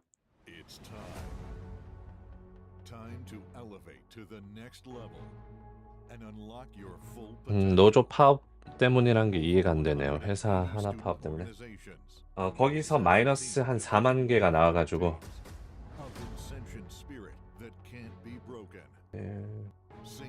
University isn't your average college. It's time. Suggestions from your friends at dinner, this is what you should do, and how do you respond when they kind of say maybe you should lower interest rates? You just keep eating or what? You might define the word friend to mean doesn't ask you about interest rates. So no, people don't do that generally.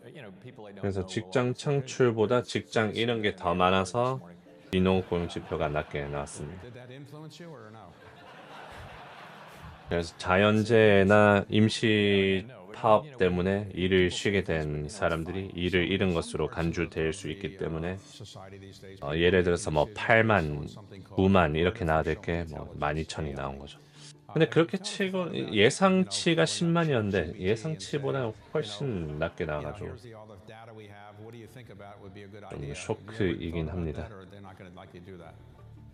We haven't done that. I mean, we have done little things like we've asked GPT to generate questions for the press conference. And I'm happy to report for any journalists. 휴마님 어서 오세요. Not as good as the ones we get from real journalists. 대건님, 윤호님. 테슬라 지표가 검은색이라고요? 테슬라 오늘 초록입니다. 오늘 좀 올라가는 중.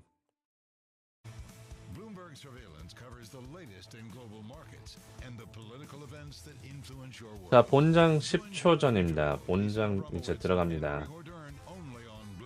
5, 4, 3, 2, 1. 장 시작합니다.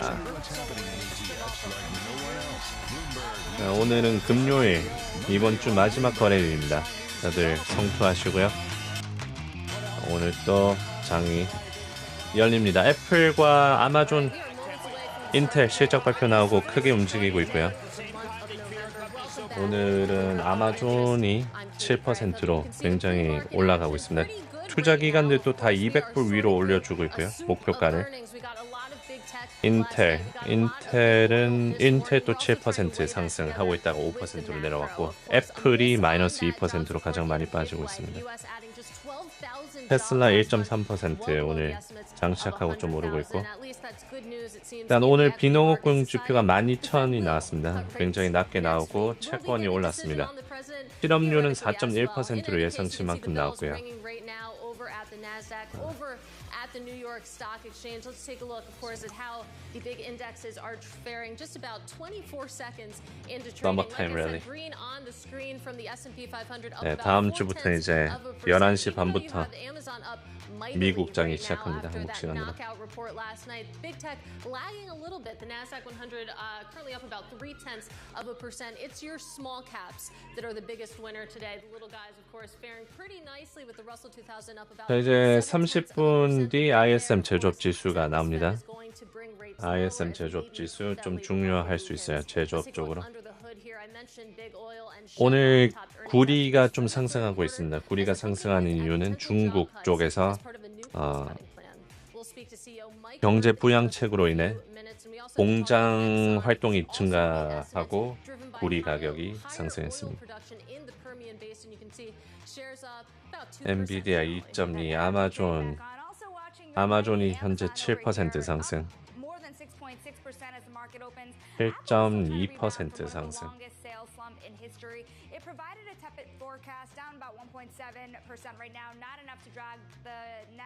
이번에 아마존 실적이 그냥 다 좋게 나왔어요. 다 예상치 상회. 미국에서 판매량이나 총 매출이나 전체적으로 잘 나와가지고 1% 상승. Potentially spin off some businesses here. Intel shares up a surprise 5% in the market as it opens.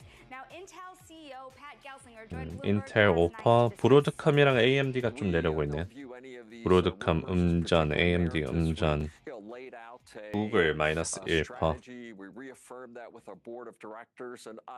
반드 얘는 진짜 정신을 못 차려. AMD.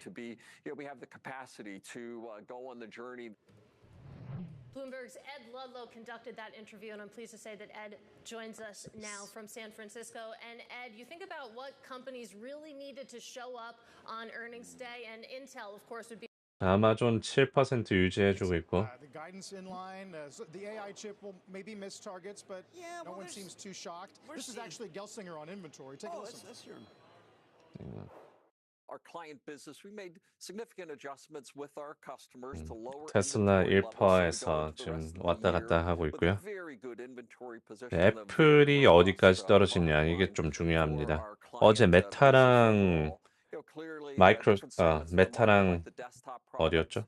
We weren't quite as strong this quarter, but overall, we're on it for the 마이크로소프트였나? AIPC, our leadership there.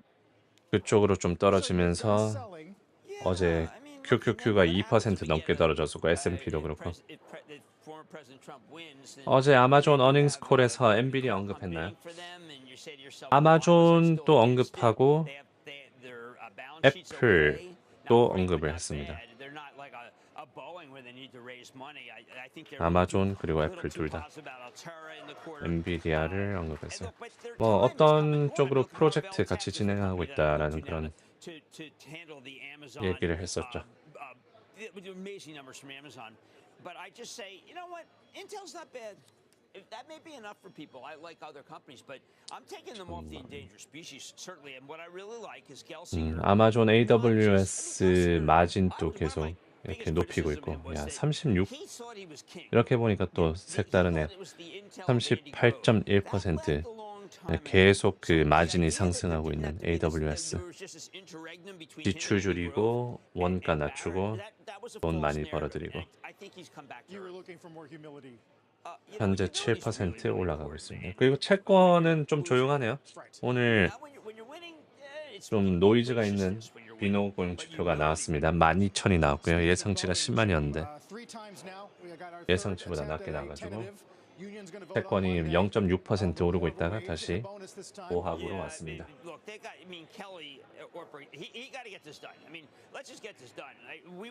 메타 지지선 좀 봐주실 수 있나요? 메타요?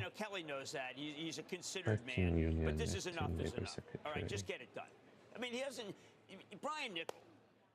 메타는 지지선이 542 있습니다.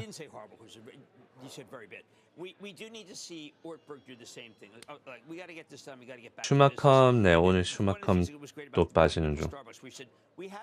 3% 하락. 아직까지 회계 보고서를 제출하고 있지 않아서 계속 좀 하방 압력 받고 있고요. 러시아 우크라이나 전쟁은 언제 끝날까요? 끝날 기미는 보이지 않습니다. 우크라이나가 이제 점점 도움을 덜 받고 있는 상황이고 최근에 좀 얘기가 많이 나오는 건 북한이 러시아를 도와주고 있다는 거. 뭐 만 몇 명 군인 보내가지고 도와주고 있다는 게 지금 미국에서도 주의 깊게 보고 있다고 합니다.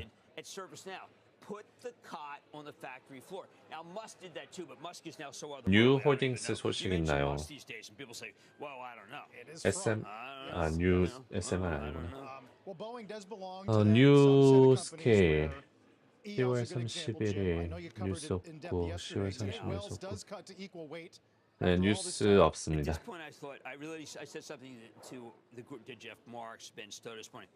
Sometimes maybe it's better never than late. I mean, these downgrades were.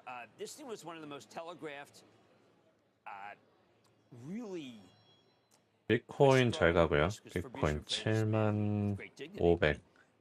애플 좀 올라옵니다. 마이너스 2% 찍고 1.2까지 좀 올라오는 중. 인텔은 다 빠졌네. 7% 오르고 있다가 아니 2.5%까지 그냥 다 빠졌습니다.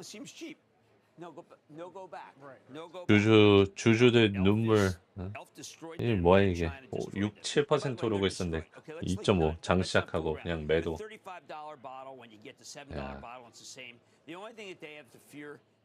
인텔 일하는 사람들 주식 받고 있으면 진짜 일할 맛 안 나겠다. 엔비디아는 주식으로 주면 뭐 맨날 올라서 분위기 진짜 좋은데. 아우 0.7. 삼성 같은 느낌 요즘 대두되고 있는 삼성의 그 내부 상황이랑 인텔 내부 상황이랑 정부랑 엮이면 인텔도 정부랑 엮였었고 다우존스 잘 갑니다. 다우존스 오늘 에너지 쪽에서 실적을 잘 냈어요. 쉐브론 실적 발표 잘 냈고 4% 상승. 메디칼 쪽도 잘 갔네. 에바 4% 오르고요. 페이팔 오늘 3% 하락. 페이팔 악재가 있는지. I just think that this one, unless there's a blowout by Trump, then we're just going to be stuck with this election for a very long time. It's bad for the country. Very bad for the country. Bad for stocks? The stocks are controlled by, right now they're controlled by profits, and profits are fine. Here's a look at DJT. Were you moved at all by this letter by former CEOs? 트럼프 미디어 DJT는 오늘 3.5% 하락.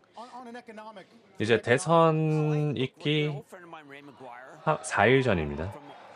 DJT 좀 변동이 클 것 같아요. 다음 주에. 백권, 다우존스 굉장히 잘 가고 있고 S&P 0.7 어제 2% 어제 S&P 빠졌던 거 일단 반 정도는 올려놓으려고 합니다. QQQ도 어제 2% 빠졌었죠. 2.2%인가 5%인가 0.6%. 특히 애플이 어제 실적 발표 가이던스가 안 좋았었습니다. 어제 가이던스 안 좋고 2% 빠졌다가 그래도 지금 0.9%대로 올라오고 있고요. 아마존 7% 잘 지켜주고 있고 인텔은 3.5% 아까 7%까지 올라갔다가 장시작하고 3.5까지 흘러내립니다. 오늘 비농업고용지표가 12,000으로 좀 숫자가 이상하게 나오긴 했는데 시장에 크게 영향을 미치지 않고 있고요. 노조 파업으로 인해서 보잉 쪽에서 노조 파업으로 인해서 한 4만 개 정도가 일자리가 임시로 잃었다고 합니다. 그래서 이제 노조 파업 끝나면 다시 올라갈 거라고 예상을 해서 뭐 별 신경 안 쓰는 것 같고 허리케인 때문에도 직장을 임시로 잃은 것들도 이 실업률이 아니라 그 비농업 고용 지표 쪽에 마이너스로 적용하기 때문에 그 두 개 때문에 12,000이 나왔다라고 합니다. 트럼프 유세 관련 일정 있나요? 트럼프 캠페인 아직까지 하고 있어요. 아마 주말이나 다음 주에 마지막 그 컨클루전 하지 않을까 싶네요. 해리스는 화요일에 벌써 마무리했고요. 마무리 벌써 했고 트럼프는 아직 마무리 스케줄은 얘기가 안 들리고 있습니다. 실업수당은 신규보다 연속이 더 중요한가요? 둘 다 중요하긴 합니다. 근데 연속이 어떤 스토리를 가지고 있는지가 중요해요. 둘 다 중요한데 둘 다 중요합니다. 예를 들어서 연속으로 계속 실업 수당을 청구하는 사람들이 늘어나면 늘어날수록 안 좋은 거고 신규로 안 와도 신규가 확 늘면 연속도 증가할 가능성이 높으니까 굳이 따지면 연속이 더 중요한 것 같아요. 연속이 굳이 따지면 더 중요합니다. 계속해서 연속적으로 실업을 수당하는 사람들이 늘어나면 안 좋은 거기 때문에 고용이 약하다는 거기 때문에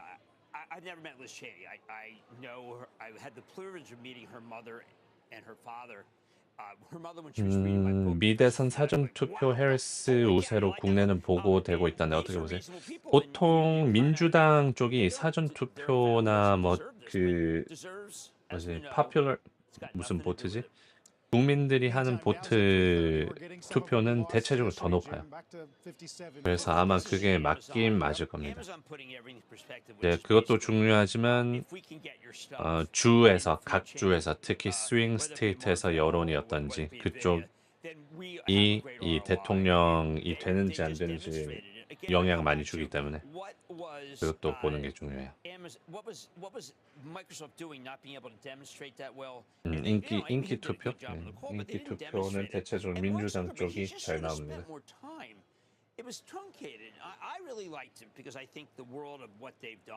ASPI 유상증자 가격 호재일까요? 유상증자가 호재일 수 있고 호재가 아닐 수 있는 대체적으로 악재입니다.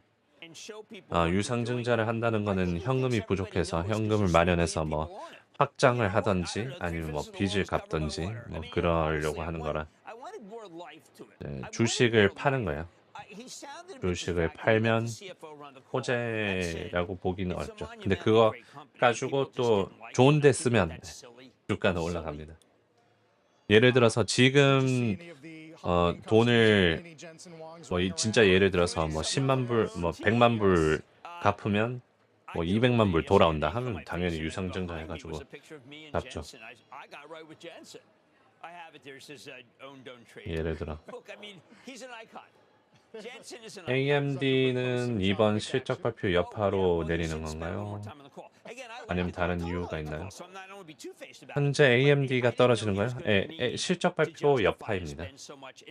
이번 AMD가 실적이 그 AI 칩 쪽으로 전망이 막 월가가 예상하던 것처럼 막 좋지는 않았어요. 그래서 ADP 고용지표 AMD가 실적 발표 나오고 계속 떨어지고 있는 중입니다. 제조업 지수 11시 아닌가요? 제조업 지수. PMI가 지금 ISM 제조업 지수는 아직 시간이 남았습니다. 15분 뒤. ISM이 중요한 거고 45분에 이번에 나온 거는 뭐 크게 중요하진 않아요. 아직까지 15분 남아 있습니다. ISM 제조업 지수. 로빈후드는 어떻게 생각하는지 물어봤는데 로빈후드 오늘 좀 떨어질 가능성이 높아요. 왜냐면 페이팔이 지금 3.5% 떨어지고 있어서 페이팔 마이너스 3.5. 로빈후드 최근에 실적 발표 나오고 떨어지고 오늘 또 떨어지고 핀테크 쪽이 좀 오늘은 분위기가 좋지는 않습니다. 업스타트도 2% 빠지고요. 소파이도 3% 빠지고 있고 어쨌든 뭐 로빈후드 뭐 그런 거 보시면 페이팔 보시는 거 추천드립니다. 페이팔이 거의 뭐 지표이기 때문에 마치 핀테크계의 애플이랑 비슷한 애플이 움직이면 다른 것도 움직이는 것처럼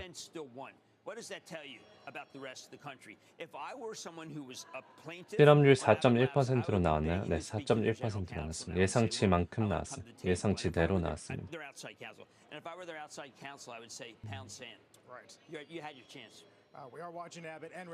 지수 빠질 때는 S&P 500보다 나스닥 100이 훨씬 빠지는데 오를 때는 나스닥이랑 S&P랑 비슷하게 오는 게 너무 열받아요.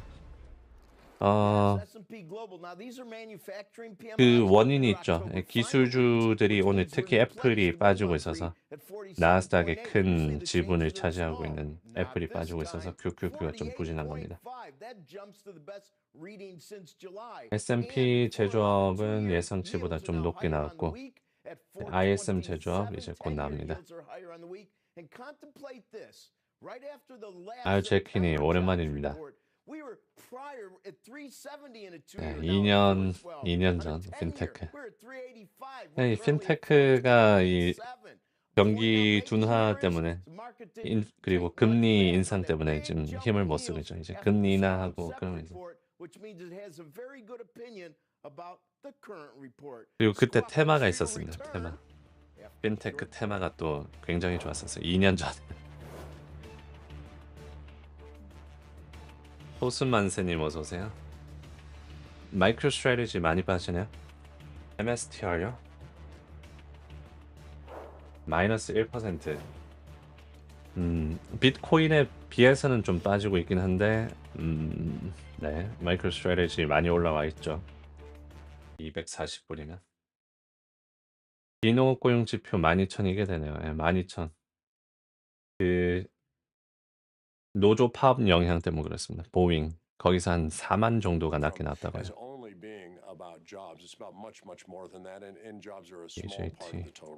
I want to also ask you about the capital return plans here, because the decision to tap into debt to return money to investors through the form of buybacks, how long can you maintain the current buyback schedule? 공부하자님 어서 What's 오세요. the optimum debt level for you to take on in order to do so, especially in the face of volatile oil prices? Sure. So we can sustain the current level of distributions for a long time. We've got a disciplined set of financial priorities that we've had for 자, decades. 이제 10분 뒤 ISM 제조업 지수 예상치가 47.6이고 추세는 The second is to reinvest cash flows to grow future cash flows.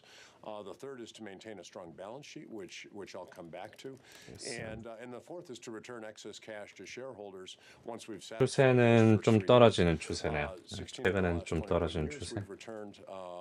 이게 높게 나오는 게 경제 상황이 좋은 거니까 좀 높게 나오는 게 좋을 겁니다. 인플레이션은 떨어지고 이 경제 활동은 증가하고 그러면 주가가 올라갈 가능성이 더 높아져요.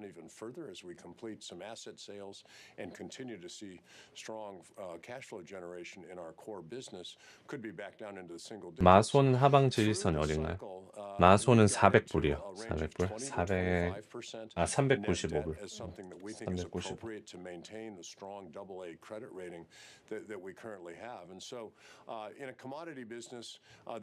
400불 뚫리면 거기까지 갈 듯. of your dividends, your capital, and your share repurchase needs. There's other times when it doesn't meet those, which is why you 오늘 백악관은 조용합니다.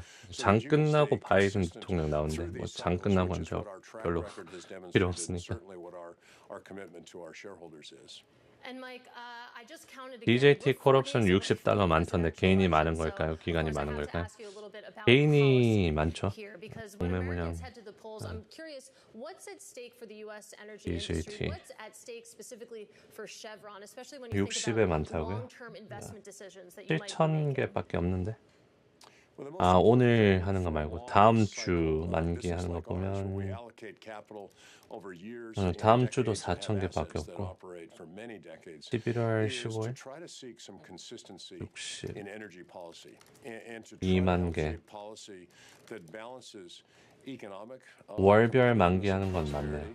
50에도 있고 and with environmental protection, and not to over-index on any one of those at the expense of the others. And so good policy is balanced. It encourages investment to keep our economy strong, to keep our economy secure, and to protect the environment. And so whatever the outcome of the election, those are the messages that we will take to the new administration, and we'll sit down and engage on things that we think 빵구 같은 ETF 주가는 어떻게 오르거나 떨어지는지 설명해 줄 수 있나요? 매수 매도로 떨어지는 것 같지 않아 보여서요.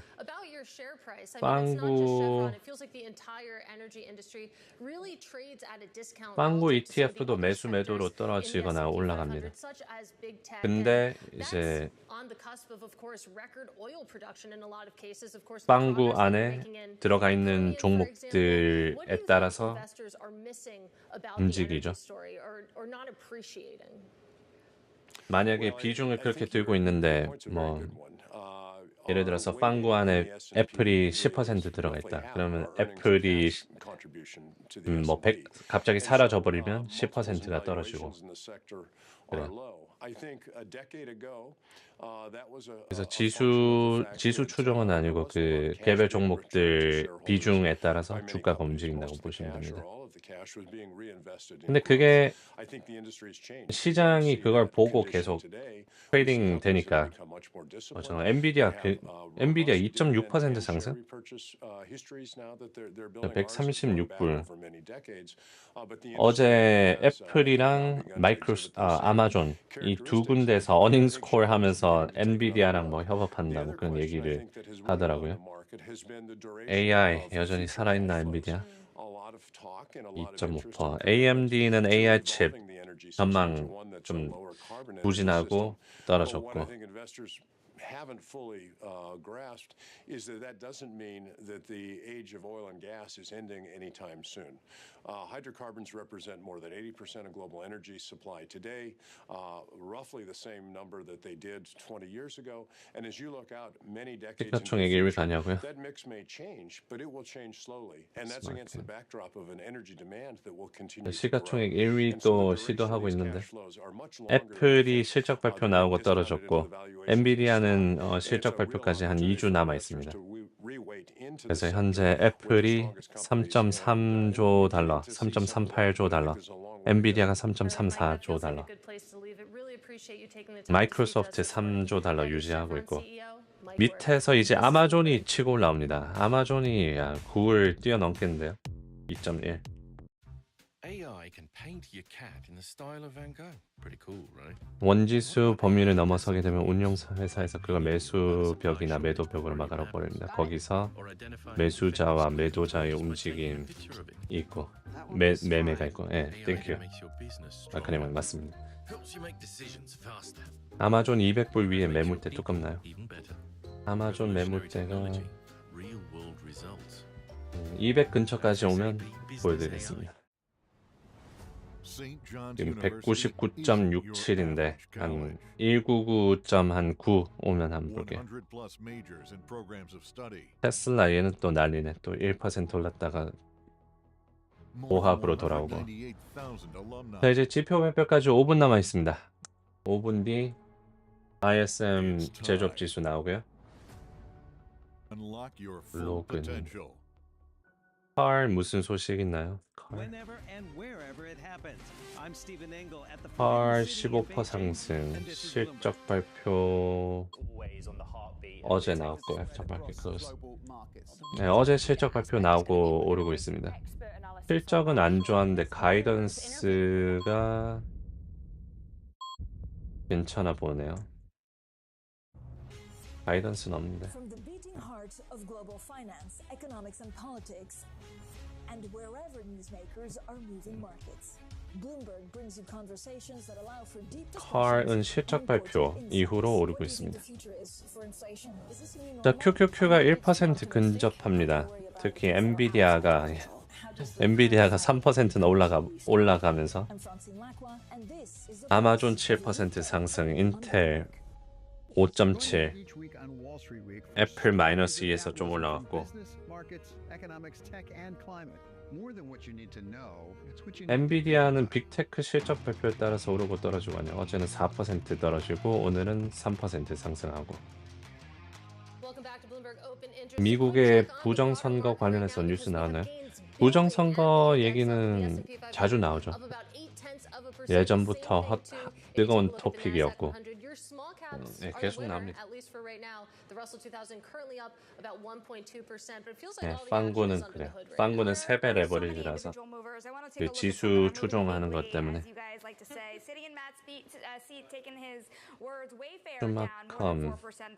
슈마컴 어마어마하다고요? 7%야. 오늘 또 7%. 슈마컴이 이제 일주일 만에 50% 정도 빠진 것 같은데 43% 빠졌네요. 어제 사놓은 큐큐큐로 메디님 감사합니다. 유상증자를 웜님 감사합니다. 주식 분할을 해버렸네. 주식 분할을 43% 하락.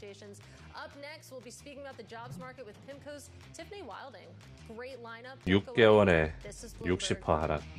1년에 이제 운전.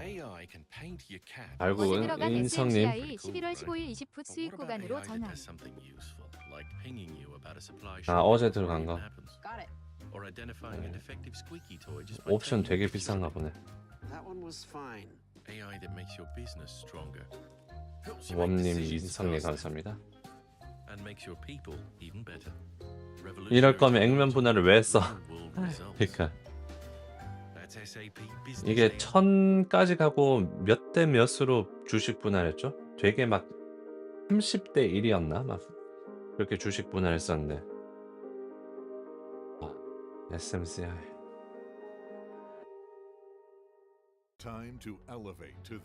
그냥 다시 병합해라. 10대 1로 했었어요.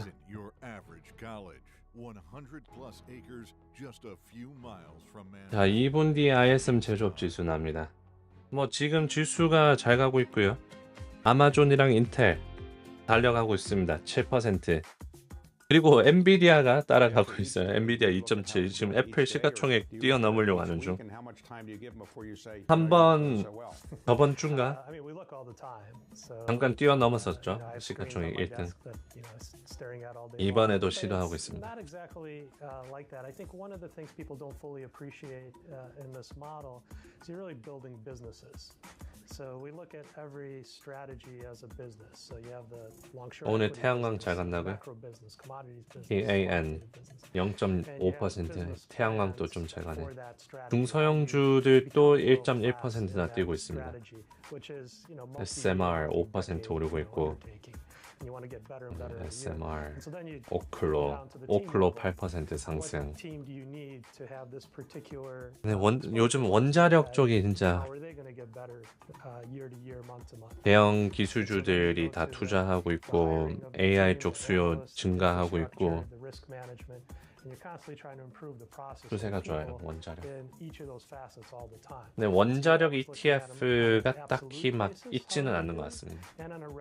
그것보다는 이제 개인이 개별 종목 사면 되긴 되니까. ISM 제조업 지수 대기 중이고요. 시장 잘 가고 있습니다. 전체적으로 0.7% 상승. 예상치가 47.6이고 추세는 떨어지는 중이고 ISM 제조업 지수. 고용 쪽도 좀 중요할 것 같은데 ISM 제조업 지수 이제 곧 나옵니다. 예상치가 47.6인데 예상치보다 1 정도 1% 낮게 나왔네요.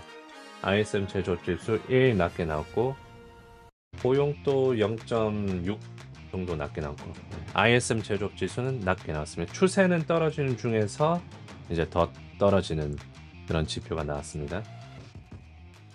ISM 제조업 지수 나왔습니다. 예상치보다 낮게 나왔고 추세도 떨어지는 중. 네, 오늘 비농업이랑 실업률 그냥 예상치만큼 나왔고요. 계속 떨어지는 추세죠. ISM 제조업. 예상치보다 낮게 나왔습니다. 47 정도였는데 좀 낮게 나왔어요. 그래서 제조업 지수가 만약에 높았으면 경제가 강하다라는 쪽으로 해석할 수 있는데 제조업 지수가 낮게 나오는 것은 경제가 좀 둔화되고 있다 정도로 볼 수 있습니다. 미스.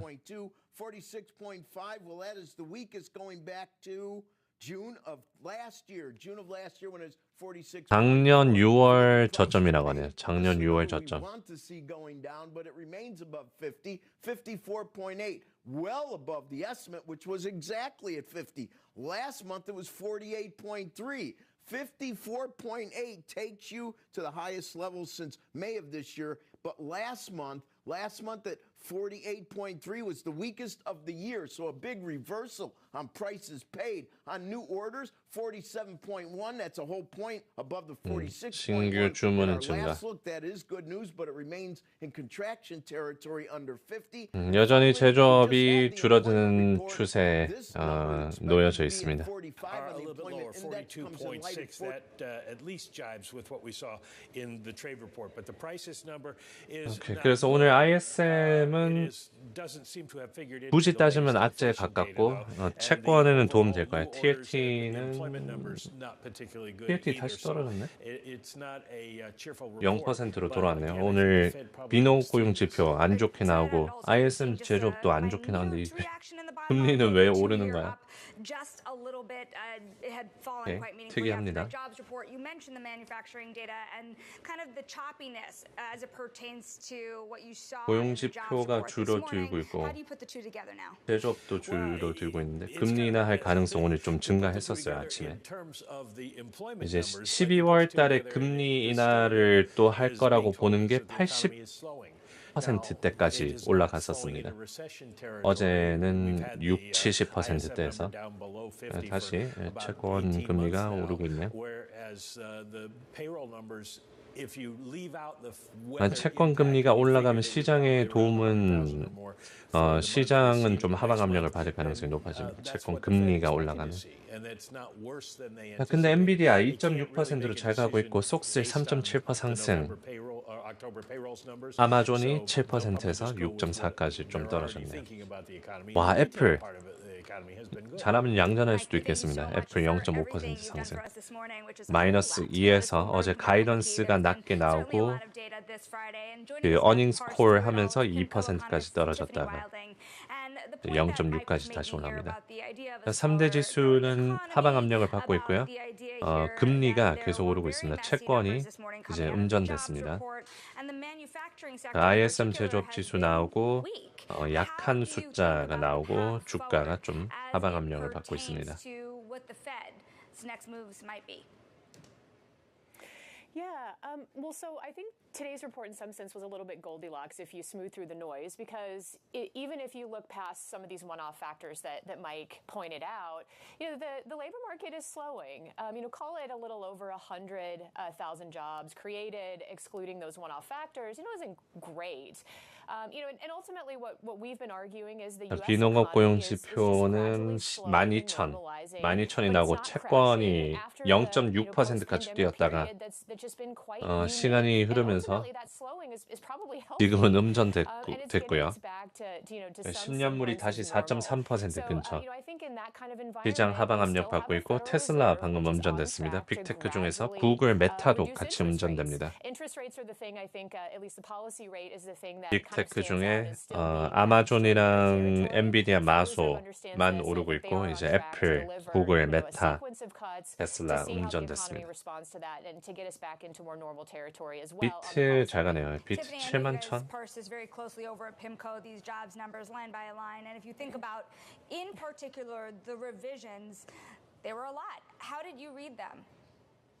QQQ 485까지 지금 방향 잡고 있고요. 일단 487 지지선, 486.5 마지막 지지선, 그 다음 485.5. 빅테크 중에서 구글, 메타가 마이너스 0.3% 점점 붉어지고 있습니다. 구글, 메타 음전됐고 아마존도 7%에서 6%로 내려갔어요.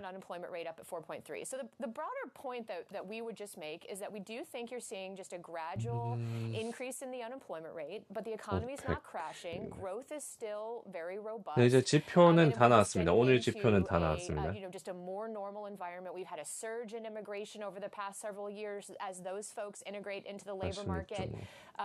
It's possible we could see a further gradual increase in the unemployment rate, but ultimately we think things are okay, and ultimately this is a healthy type of transition. Tiffany, it's a touch of narrative whiplash yet again, because the conversation for the past month had been really strong data putting the Fed on pause. Does this month's data do enough to get that conversation out of the way? Is this a Fed maybe not on autopilot, but something close to it with delivering cuts? Well, I think that the next week's 25 basis point rate cut, I think that's pretty certain at this point that they're going to deliver that. I think there's more of a question around December, but still getting a cut in December is our base case. And I think it's reasonable for the Fed to just do a sequence of cuts here and see how the economy responds. There is uncertainty around the outlook and how monetary policy impacts that, and they want to try to gauge that. It's difficult when 자, 여기 최근 지표 위에 올려놨습니다. 75 to get a good sense. If you cut 100 basis points, you start to see how the economy 7개월 연속으로 위축세. 제조업 지수가 안 좋은데 채권이 빠지고 있습니다. And that suggests us there's a pretty high bar at this point, at least, to kind of knock them off that path. Certainly we have an election. 다우존스가 장중 고점까지 매수가 확 들어옵니다. 장대 양봉. 비트코인 잘 가고 있고요. 애플이 양전각입니다. 애플이 마이너스 2%까지 갔다가 양전을 향해서 가는 중. Because it might be a meeting where we still don't even know who the next American president is. Yeah, well, I think they're going to we think they still announce a 25 basis point rate cut, and they will. PMI는 높게 나온 게 좋은 건가요? 높게 나오는 게 경제가 확장하고 있다라고 볼 수 있어요. 근데 제조업은 미국에서 퍼센트가 낮기 때문에 대부분 서비스이기 때문에 서비스가 좀 더 중요하긴 해요. 제조업보다는. 그래도 경제 측면에서 봤을 때는 높게 나오는 게 골디락스에 가깝습니다. Feeling pretty good about the soft landing, they'll be focused on sticking the soft landing, but they also have to be flexible, knowing that the presidential election could be impactful. So I think they will keep a cautious stance. 빅테크들 중에서 구글이랑 메타 여전히 마이너스 0.3%고요. 테슬라도 음전됐다가 0.1% 지금 보합이고 애플 여기 저항선 저항선쯤 225.24. 대선 결과는 언제 공식 발표되나요? 공식 발표 날짜는 없습니다. 근데 다음 주 화요일부터 이제 집계하고 대체적으로 24시간 안에 그게 보이죠. 윤곽이 잡히죠. Certainly there are pockets of weakness. Obviously the economic statistics are focused on the average consumer. We also like to look at the distribution underlying that average. The lower income consumers are definitely under more pain here. They're suffering under higher rental prices, food, energy. Their wages have gone up, but overall 병아리님 오랜만입니다. net real income shock since the pandemic for many people. On the other side of that, you have the middle to higher income that is doing okay. They're really the ones that are carrying this economy. And I would just say that they're carrying not only the US economy, but the US consumer. It looks like a really strong point across the global economy as well. And I think part of the reason for that is just the pandemic-related stimulus. We came out of the pandemic-related recession with consumer and private sector balance sheets looking stronger than they did. 오늘은 아마존이랑 인텔 실적 발표 긍정적으로 나오면서 시장 상승세였고 지표들 또 애매해가지고 비농업고용 12,000 실업률 예상치 부합 실업률 예상치 부합하면 연준이 AI can paint your cat in the style of Van Gogh. Pretty cool, right? But what about AI? 오늘 시장 정리는 일단 여기까지 요약을 하자면 그냥 실적 장세인 것 같아요.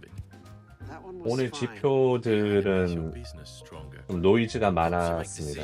비농업고용지표 특히 허리케인이랑 보잉 노조 파업 때문에 노이즈가 많이 낀 지표이고 근데 실업률은 4.1%니까 뭐 그냥 고만고만하게 지나가는 것 같고 ISM 제조업 지수는 예상치보다 1 정도 낮게 나왔는데 예상치보다 낮게 나왔고 그 추세 하락중 이번 주에 PCE 물가지수도 나왔었습니다. PCE 물가지수가 예상치 상회했었죠. 근원 지수가. 그래서 그것도 크게 좋은 지표는 아니었고 볼트랑 ADP 고용 지표도 굉장히 혼조였습니다. 볼트는 740만 나왔고 예상치가 800만이었는데 낮게 나왔고 ADP는 10만 높게 나왔고 어쨌든 고용 쪽으로 노이즈가 많은 것 같아요.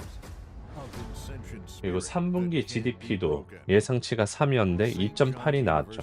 좀 낮게 나왔었고 근데 광고 회사들이 실적을 굉장히 잘 냈습니다. 구글, 레딧, 스냅챗 광고 나오고 레딧은 30% 뛰었습니다. 스냅챗은 10% 정도 올랐었고 구글도 많이 올랐었죠. 그리고 AMD가 AI 칩 기대감 못 미치면서 떨어졌었다가 오늘은 어닝스 콜에서 애플이랑 아마존이 언급해줘서 그런 건지 모르겠지만 어쨌든 엔비디아에 대한 언급이 이번 어닝스콜 빅테크들 어닝스콜에서도 언급이 자주 됐었어요. 그래서 엔비디아 3%, AMD랑 비교가 되죠. 지금 AMD는 또 음전인데 AMD는 실적 발표 후 좀 하락세로 가고 있고 엔비디아는 3% 뛰고 있고 그래서 차이가 굉장히 납니다. 엔비디아는 시가총액이 이제 애플이랑 비슷해지고 있고요. 넘으려고 하고 있습니다. 오늘 애플은 실적 발표 떨어지고 엔비디아는 실적 발표 2주 남았긴 하지만 올라가고 있고, 어제 그래서 나스닥이 2.5% 정도 빠졌어서 거의 마이너스 3%까지 갈 뻔했어요. 나스닥이. 근데 오늘 아마존이랑 인텔 실적 발표가 잘 나오면서 회복을 하고 있습니다. 이제 한 반 정도 회복했습니다. 나스닥이 490 다 와가네. 490. 그래서 실적 장세에다가 이제 다음 주는 FOMC 있고, 그때 그 점도표도 나옵니다. 이번에 11월 달 점도표 맞죠?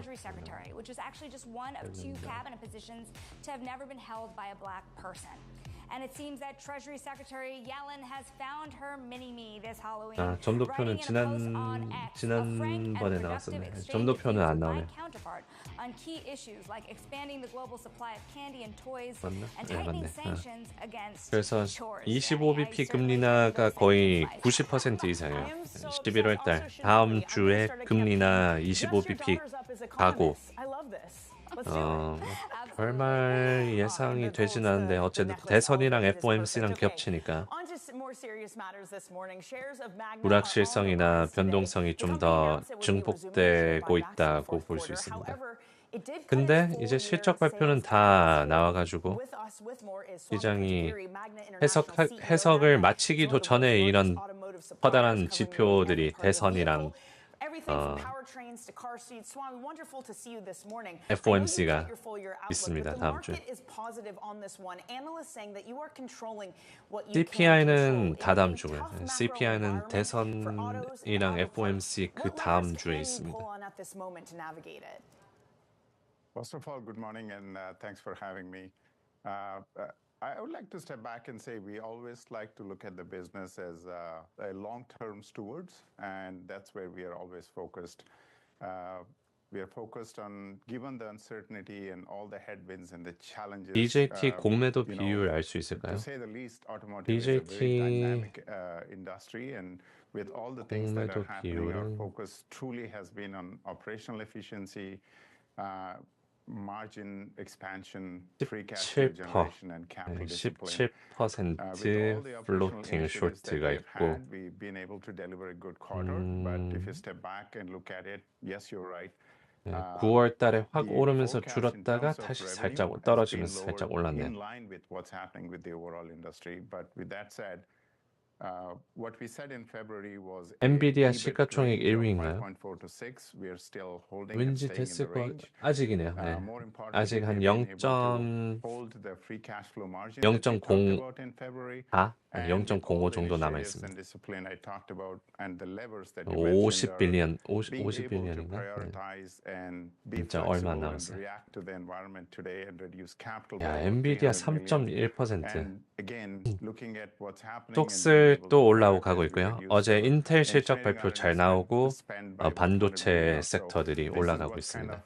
오늘 비트코인도 회복을 꽤 했네요. 3% 상승. 코인베이스 좀 오르고 있겠다. 코인베이스 3.8% 상승. 마이크로 스트래티지 1.5% 상승. 오늘 TLT는 또 음전. We have restarted our share repurchase program, which has been a staple for Magna if you look at the last decade or so. So we are really excited about that and want to show our conviction to our shareholders. QQQ 490 돌파하는지가 중요합니다. 490 돌파하면 갭이 있어요. 492까지. S&P 1% 상승. 여기 저항선 찍었고.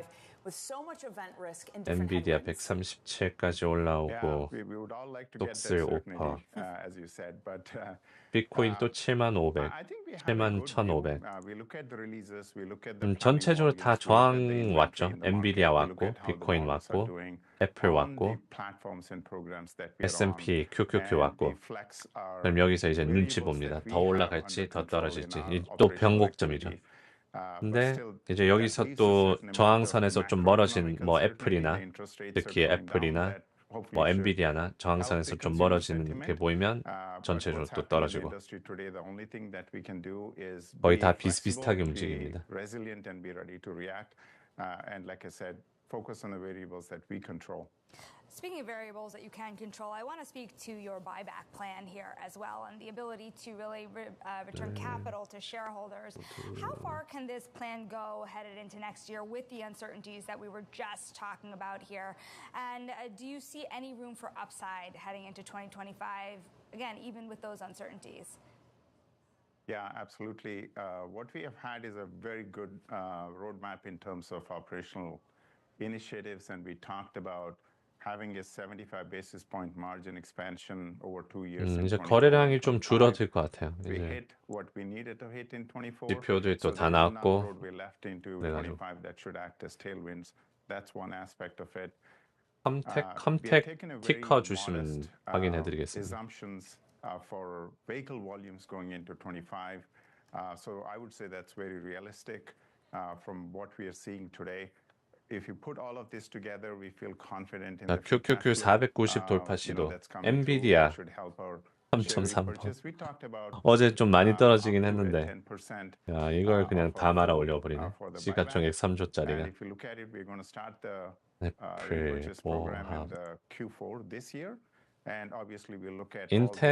인텔 덕분인가? 인텔 칩퍼. But we've always been guided by a very clear strategy and capital allocation and balance sheet. We are very focused on retaining an investment grade rating. Given the cyclicity of the industry and what happens with all the uncertainty, it's a good balance. 이제 장 시작한 지 1시간 경과하기 10분 전입니다. 보통 장 시작하고 1시간 동안은 방향이 나오고 이제 또 새로 나옵니다. 장 시작하고 1시간 정도 되면서 인텔 슈퍼챗 쏴주고 싶네. And when you think about on the client side, when you're watching your clients face, one-off troubles in different parts of their business, frankly. 오늘 왜 오르냐? 오늘 오른 이유는 아마존이랑 인텔 실적 발표 덕분인 것 같습니다. Some guiding principles. We 실적 say we 발표 always look at 장세에서 business as long-term stewards, right? We are focused on the product lines that we believe we have a relevant position, or we have a clear roadmap to have a relevant 상승세입니다. position. 지표는 오늘의 고용 지표는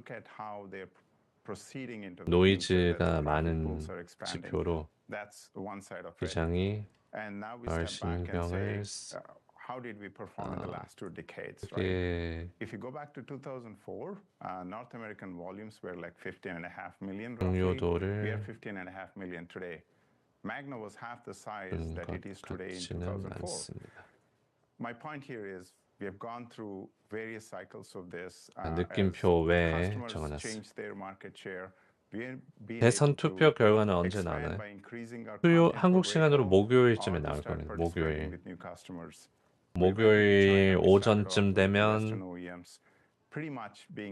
윤곽이 잡힐 거예요. 목요일 오전쯤. Half and half between select Chinese OEMs and Western OEMs. All of this put together is how we continue to grow in like what I described as a very dynamic auto industry. 11월 5일 대선 선거 결과 나오나요? 한국 날짜인가요? 한국 시간으로는 11월 6일쯤이 될 겁니다. 11월 6일.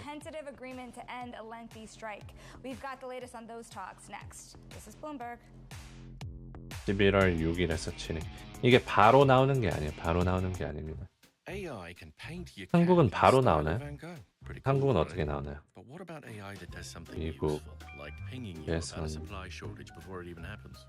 앤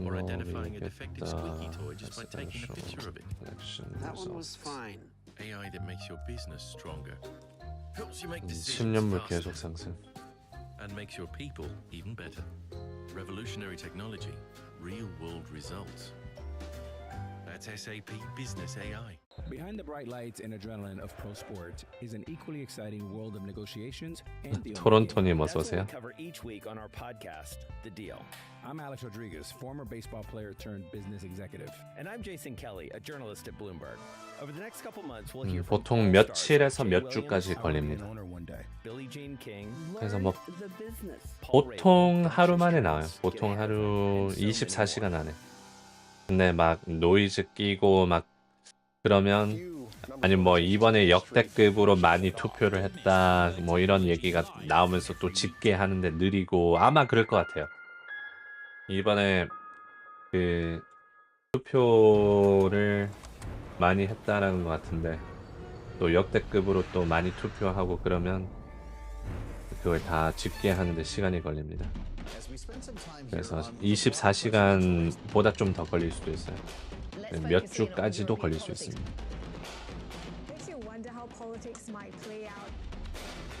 아 토론토에 계신 분들이 많네. 토론토 킴님도 있고 올드보이도 있고 님도 있고. 네, 어서 오세요.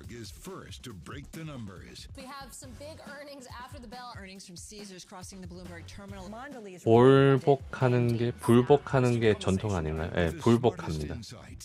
이제 질 거 같으면 아 그냥 거기서 발표해라 하고 불복.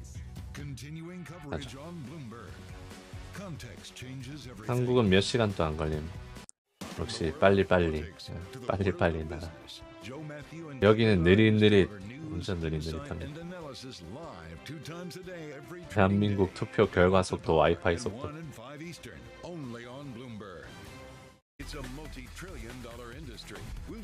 다음 주 실적 발표 리스트 알 수 있을까요? 리스트 올라오면 제 커뮤니티에 올려놓겠습니다. 아직까지 어닝스 위스퍼에서 올라온 게 없네요. 거기서 정리를 잘해줘가지고 그거 참고하는데 다른 곳에서 볼 수도 있습니다. 근데 보통 월요일은 별로 없어요. 월요일은 보통 조용합니다. 아 올렸네. 오케이. 자, 다음 주 월요일부터 펠란티어 실적 발표. 월요일 장 끝나고 컨스텔레이션 에너지 실적 발표도 있네. 월요일에. 이 실적에 따라서 SMR 그 오클로 실적 발표 그 주가 움직일 수 있어요. 다음 주 원자력 회사들 실적 나오는데 얘가 제일 덩치가 큰 애거든요. 덩치가 제일 큰 회사라서 SMR 그리고 오클로 다음 주 크게 움직일 수 있습니다. 그리고 펠란티어 다음 주 실적 발표 있고 햄스 앤 헐스 이거는 그 약물 쪽 그 체중 감량 물약 쪽도 있고 아 그리고 대망의 슈마컴 다음 주 화요일에 있습니다. 장 끝나고 다음 주 화요일에 슈마컴 실적 발표. 쿠팡도 실적 있네요. 쿠팡. 수요일에는 셀시어스, 노보노디스크, CBS 뭐 이런 거 있고 ARM 좀 중요하죠. ARM, AMC, 퀄컴, 엘프. 대선이랑 겹치네. 슈마컴이. 네, 그 슈마컴 대선이랑 네. 드래프트킹스 목요일은 뭐 드래프트킹스, 모더나, 블락, 리비언, 유니티 실적 있네요. 데이터도그, 어펌. 보시다시피 막 메가캡은 이제 다 나왔습니다. 메가캡. 근데 이제 좀 자잘한 것들 펠란티어, 슈마컴, ARM, AMC, 퀄컴, 블락, 리비언도 있고. 다음 주부터 서머타임 해제인가요? 다음 주부터 한국 시간 오후 11시 반에 장이 열립니다.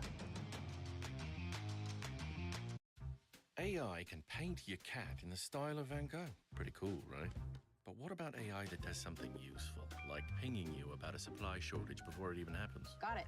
Or identifying a defect. 그 사이트는 어디로 들어가야 되나? 링크 올려드릴게요. That one was fine.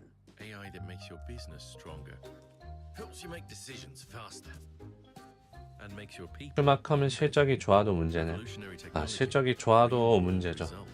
회계 이슈 때문에. 근데 또 모르죠. 회계 뭐 그때 또 어떻게 할 건지 발표하고 하면 또 올라갈 가능성도 있고. 너무 부정적으로 보는 것도. 라이브 시간 10시 반부터로 바뀌나요? 네, 라이브 시간 10시 반이나 10시 반으로 바뀝니다. 10시 반. 트럼프가 되면 원자력의 낙제 아닌가요? 왜 오르는 거죠? 트럼프 원자력 악재 왜 악재인가요? 원자력 그 기존 좀 다를걸요? 그거랑 뭐지 유가 뭐 그런 오일 그런 거랑 다를걸요? 컨스텔레이션 에너지 그런 애들은 그 원자력으로 친환경 쪽으로 가려고 하다가 안 되겠다 그냥 원자력으로 가야겠다 하고 AI 수요가 증가해가지고 그쪽으로 투자하는 거라서 네, 해리스가 되면 안 좋을걸요? 해리스가 되면 원자력 쪽으로 안 좋을 겁니다. 친환경 에너지 뭐 그쪽으로 좀 밀어주는 거라 청정 에너지 뭐 태양광 폭력 to ensure that it is sustainable. There's so many targets out there. Are they even realistic in wanting to achieve them? 11시 반에 장 시작했나요? 여태까지 뭘 하셨어요? 네, 어느 시장에 계셨어요? 11시 반에 시작 아니고 여태까지 10시 반에 장 시작했습니다. 한국 시간.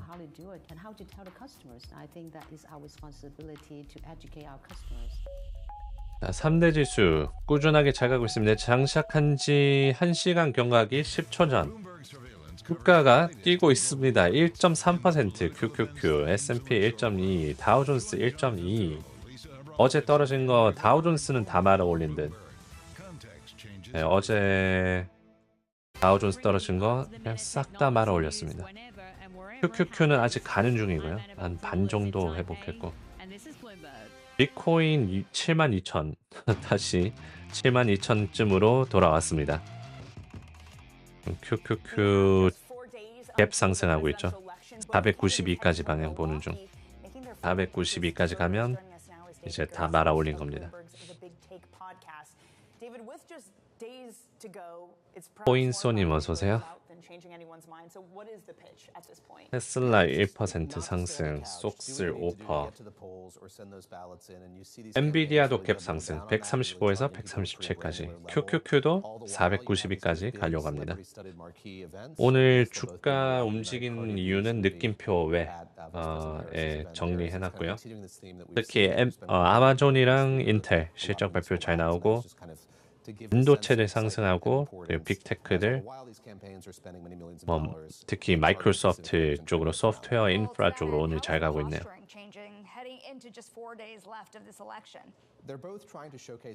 에디님 이 타이밍에 SMCI 숏 들어가면 공포인가요? 탐욕인가요?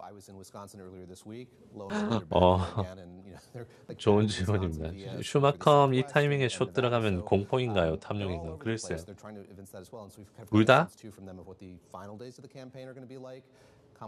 공포이자 탐욕이자.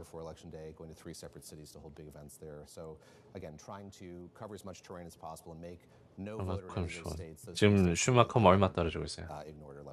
3%? is the huge gender gap that we're expecting and the historic nature of it. You can see that in some of the campaigning and the difference made between the candidates. 그냥 무지성 그냥 웃기기. 유인원. It's been a real gift for them. Early on in this campaign, they wanted the campaign to kind of center on the issue of. 다음 주 화요일에 슈마컴 실적 발표 나오고 실적 발표까지 이틀 남은 상황에서 숏 들어가면 제정신은 아닌데. Swung things the other way, so we're seeing just sort of how remarks can be magnified and can kind of reshape things. But you mentioned the role of women, and in Pennsylvania, we see that in those early votes that have been returned so far, 55% of them have been from women, and Kamala Harris's campaign is taking that as a really positive sign. And we know that white women in particular are a very reliable electoral bloc. 당선 확성은 화요일에 바로 나오나요? 수요일에 나올 겁니다. 미동부 시간으로 수요일쯤. 보통 좀 오래 걸려요. 지난번에도 전부 다 하는데 한 2, 3일 정도는 걸렸어요. 2, 3일. 그래서 이번에도 한 그 정도 걸릴 거라고 예상하는 게 맞지 않을까 싶네요. 네, 한 2, 3일 정도. 다 개표하고 뭐 윤곽이 잡히긴 잡힐 겁니다. 근데 변수가 많죠.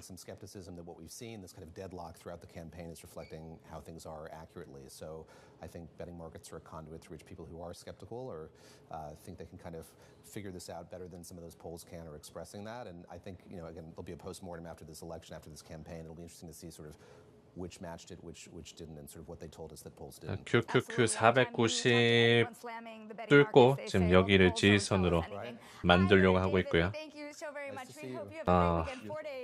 거래량이 아마 좀 줄어들 것 같긴 한데 이제 장 시작한 지 한 시간 지나고.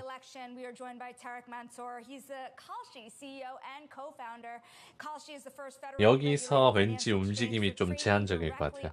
여기서 이제 움직임 제한적이고 뭐 떨어지는 척 하다가 490까지 올라오고 뭐 올라가는 척 하다가 490까지 떨어지고 이러고 있다가 이제 장마감쯤에 아니면 뭐 뉴스가 나오고 움직이지 않을까.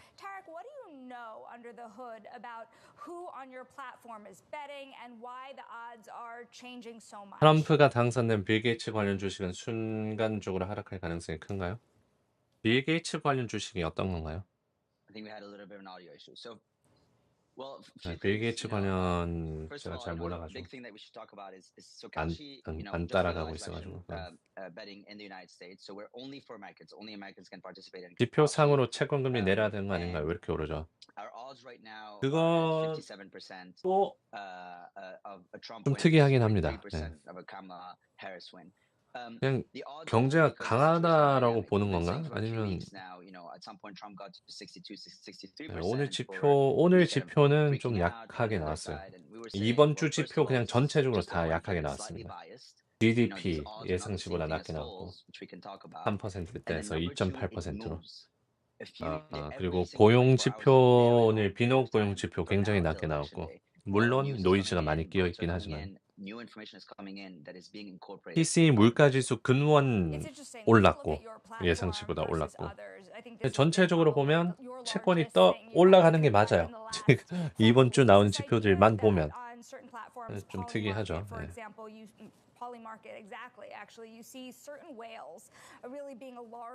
시가총액 1위 한번 보여줄 수 있나요? 느낌표 시총 입력하시면 그 링크 있습니다. 링크 나오는데 거기서 이제 보시면 돼요. 아직까지 엔비디아가 1등일 겁니다. 그 애플이 1등일 겁니다.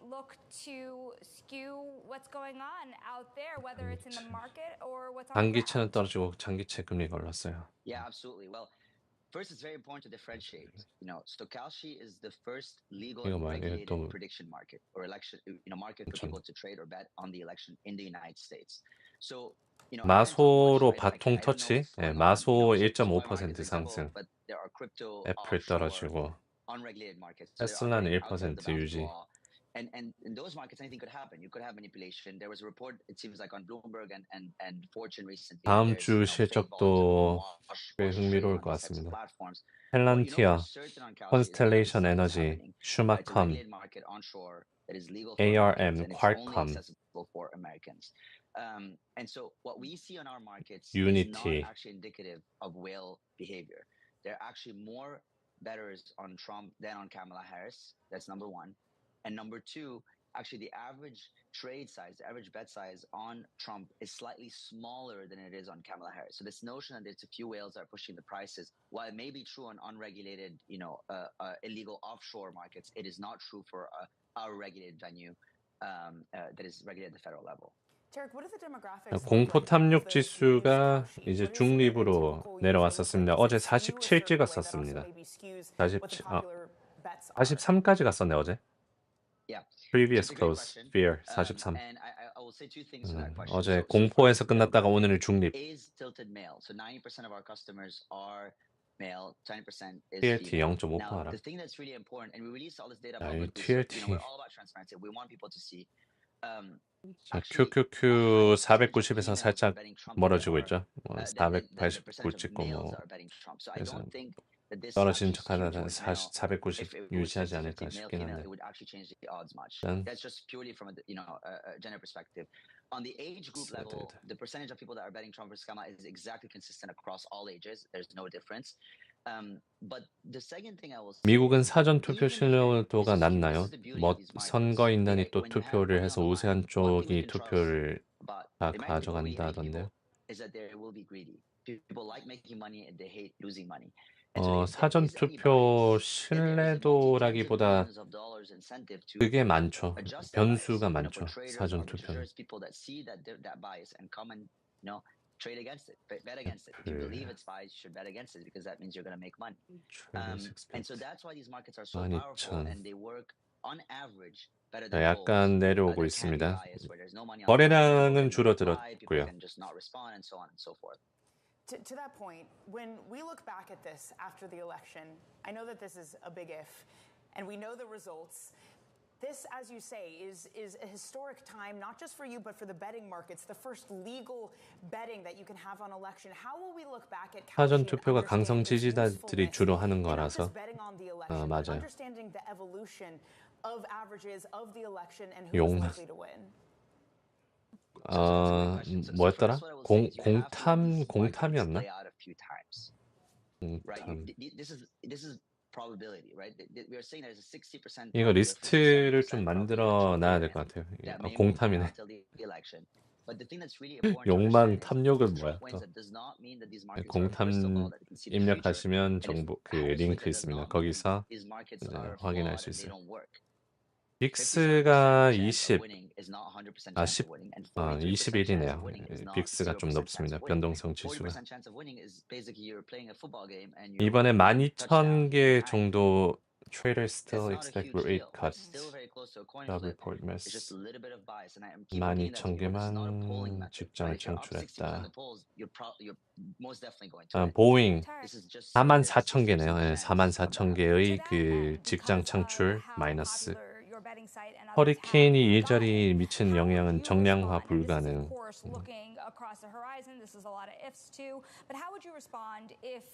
워싱턴주 케네윅 근처에서 수확한 노동자들.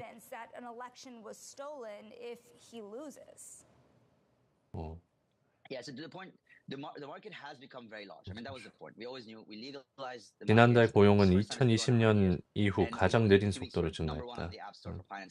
뭐 다 봤던 거죠.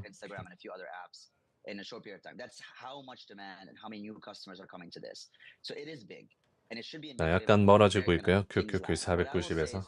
갭 하락하기에는 좀 부족할 것 같긴 한데 487.5 다음 지선. We cannot concern ourselves with this. We have to think long term. We are doing the right thing. I think this is an alternative to polls. I tell people, look at polls. You don't need to replace polls with our markets. This is an additional source of data and information. And now we're providing an alternative for people to polls or pundits and so on. And people can look at all of it. 10년물이 4.3%를 돌파합니다. How people use these markets and how 4.3% 돌파. It's really up to them. We're just going to focus on delivering great customer experience for people and staying focused on the forecast leading to the election. 이번 주 중에서 4.33 찍었던 저기 화요일인가 수요일에 있었네요. 거기로 다시 올라가는 중. 그래서 금리가 올라가면서 시장 압박을 좀 주고 있다고 볼 수 있습니다. 비트코인은 여기서 고정되어 있고. 자, 주요 지지선입니다. 489 주요 지지선 왔습니다.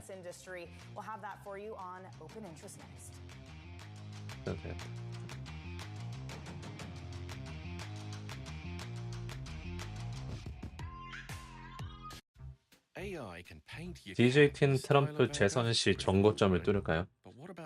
뚫을 수도 있죠. 뭐든 될 수 있죠. 민주. 네, 경제 상황에 따라서 또 고용 시장 뭐 오늘 이번 주에 나왔으니까 불확실성은 줄어들었고 시장이 이대로 간다고 하면 오늘 중소형주들이 또 많이 올랐습니다. 근데 금리가 이렇게 올라서 또 떨어졌을 것 같은데 1%는 유지해주고 있네요. IW 뭐든 가능. 예, 상패도 가능. 맞아요. 뭐 신고점 갈 수도 있지만 상패도 가능하고 뭐든 가능합니다. 민준. 마이크로소프트 1.5% 장중 고점 잘 가고 있고 지금 엔비디아랑 반도체 쪽에서 매도가 좀 나오면서 전체적으로 흐르고 있습니다. 방금 주요 지지선 뚫렸고요. 거래량은 많지는 않습니다. 거래량은 여전히 적은 편. 많지는 않는 편. 보합장 갑니까? 예, 487. 야, 487까지 또 떨어진다고? 오, 오케이. 아직은. 근데 지금 애플이랑 속슬이 벌써 돌아왔어요. 애플이랑 속슬은 아침 그 오르기 전 가격으로 다시 돌아왔습니다. 이렇게 그래도 아침에 거래량이 꽤 나오면서 올렸는데 490에서 좀 많이 멀어지는 중. 다시 올라오나? 490. 여기서 좀 패닉 왔다가 489 애플 1.6 오늘 오후장에는 지표 없고 백악관에서 인터뷰 같은 것도 없고요. 트럼프 오늘 유세를 하나? 트럼프 라이브 왠지 오늘 마지막으로 하고 다음 주 이번 그 월요일이나 다음 주 월요일이나 주말에 컨클루전 할 것 같아요. 리마크스 뉴멕시코 어제 뉴멕시코에서 했었고. Join me each week on Wall Street Week for stories of capitalism from business, markets, economics, tech, and climate. More than what you need to know, it's what you need to think about. Always on the heartbeat of the tech spread across global markets. The real-time data aspect is going to be important. We're going to bring you expert analysis on that short. 또 이란에서 공격 시간 알려주는 뉴스 하나 뜨겠나? 그럴 수도 있고요. 어제 이란이 뭐 보복 공격 준비하고 있다, 대규모 보복 준비하고 있다 이런 얘기가 있었습니다. Live in 60 And it's time now days. for our daily Wall Street Week conversation. With the election just days away, how will the next president affect the economy? David Weston spoke with Columbia Law School professor Catherine Judge about the 오늘 미시간에서 Donald Trump has said that 하네요. being the Fed chair is the best job 오늘 in 미시간에서 it is at least possible 랠리 under 합니다. his second Trump presidency, it might be the worst job in government. I mean, some of his biggest economic initiatives, higher tariffs, really limiting immigration. 그리고 와이오밍 WI가 어디야? Back to 2019 and early 2020, that 밀워키 he was very vocal with his frustration that 위스콘신. 위스콘신 또 어디야? 위스콘신 이쪽 미네소타 바로 오는 중 시카고 위네. We're facing significant inflationary pressures and prices are going up. 밀워키, 위스콘신에서 오늘 저녁에 랠리 한 번 하고 두 번째 하고 오늘은 두 번 하네요. 노스캐롤라이나 그리고 버지니아는 토요일에 하고 일요일에 그거 하겠다. 일요일에 이제 컨클루전 하겠네요. 지금 떨어진 이유는 없고요. 악재는 없고요. 그래서 또 주르륵 새는데 특히 반도체 쪽에서 매도가 나오고 애플 실적 발표 안 좋게 나온 가이던스 안 좋게 내놓은 애플 이런 쪽이 좀 취약합니다. 아마존 7%대 유지하고 있고 그냥 차트대로 움직이는 중. 올랐다가 이제 487까지 가는 방향인데 아직까지 나스닥 0.8% 상승 유지되고 있고 다우존스는 얼마 안 빠졌죠. 고점에서. 기술주, 반도체 그리고 애플, 반도체 그리고 애플 좀 하락. 마이크로소프트 거의 그대로고 비트코인은 별로 안 움직이고 있고 7만 1천. And the chances that might actually affect the treasury market, that's going to put a lot of pressure on the chair of the Fed and 또 5분봉으로 보면 뭐 그럭저럭. Yeah, no, you really could. And there's two different issues that are at play, both of which are quite important. One is just who's the marginal buyer if we need to issue more treasuries.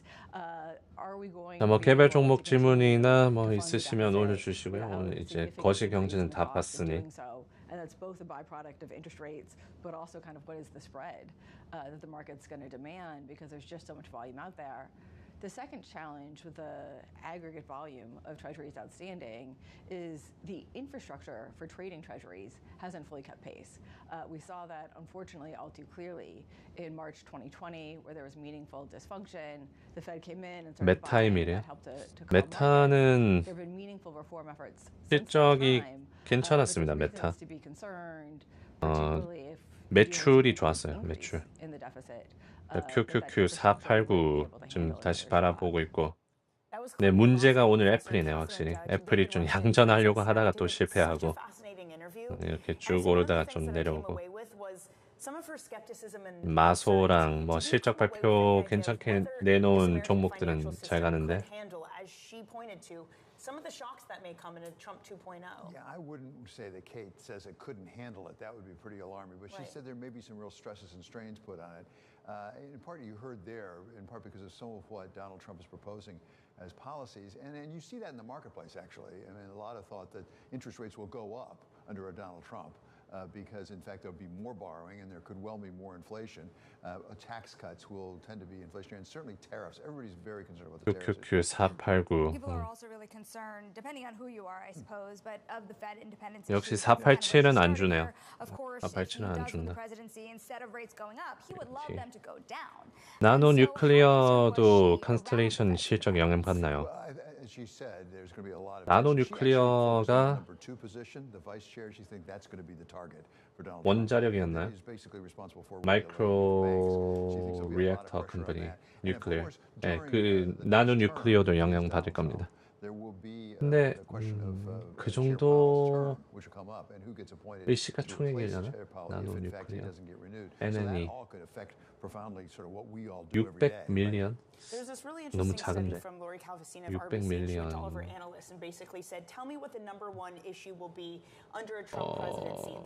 영향을 글쎄 안 받을 수도 있습니다. 왜냐하면 워낙 그 별로 그냥 따로 움직이는 거라 시가총액이 너무 작아요. 600 밀리언이면 굉장히 작습니다. 영향 안 받을 가능성이 높을 것 같아요. 근데 영향을 받긴 받습니다. 그 컨스텔레이션 그 같은 섹터니까.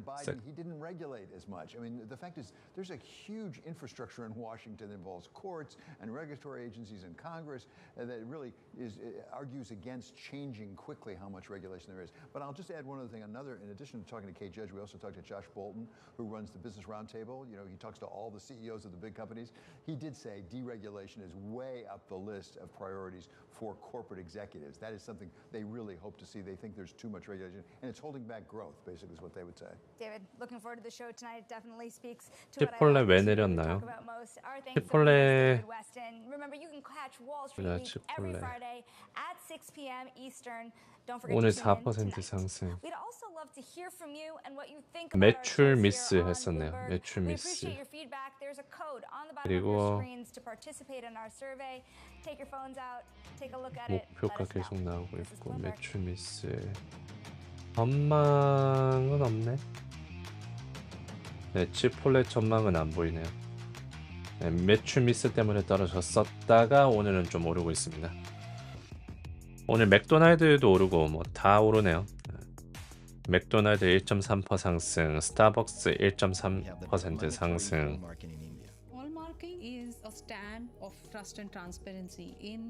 비농업 고용으로 내렸던 채권 금리 왜 다시 올랐나요?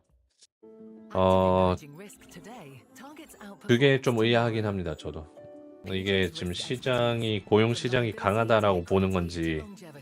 네, 근데 비농업 고용 지표가 오늘은 좀 노이즈가 많아요. 그 토네이도 허리케인이랑 그 보잉 파업 때문에 44,000개 플러스 알파가 이제 마이너스로 찍혀가지고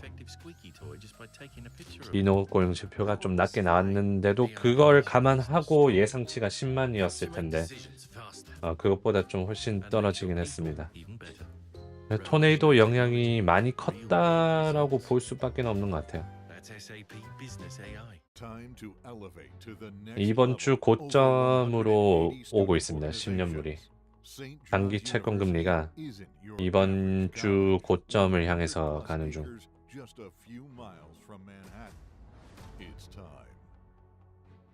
From the beating heart of global finance, economics and politics, and wherever newsmakers are moving markets. IMF를 매일 줬다 뺐는.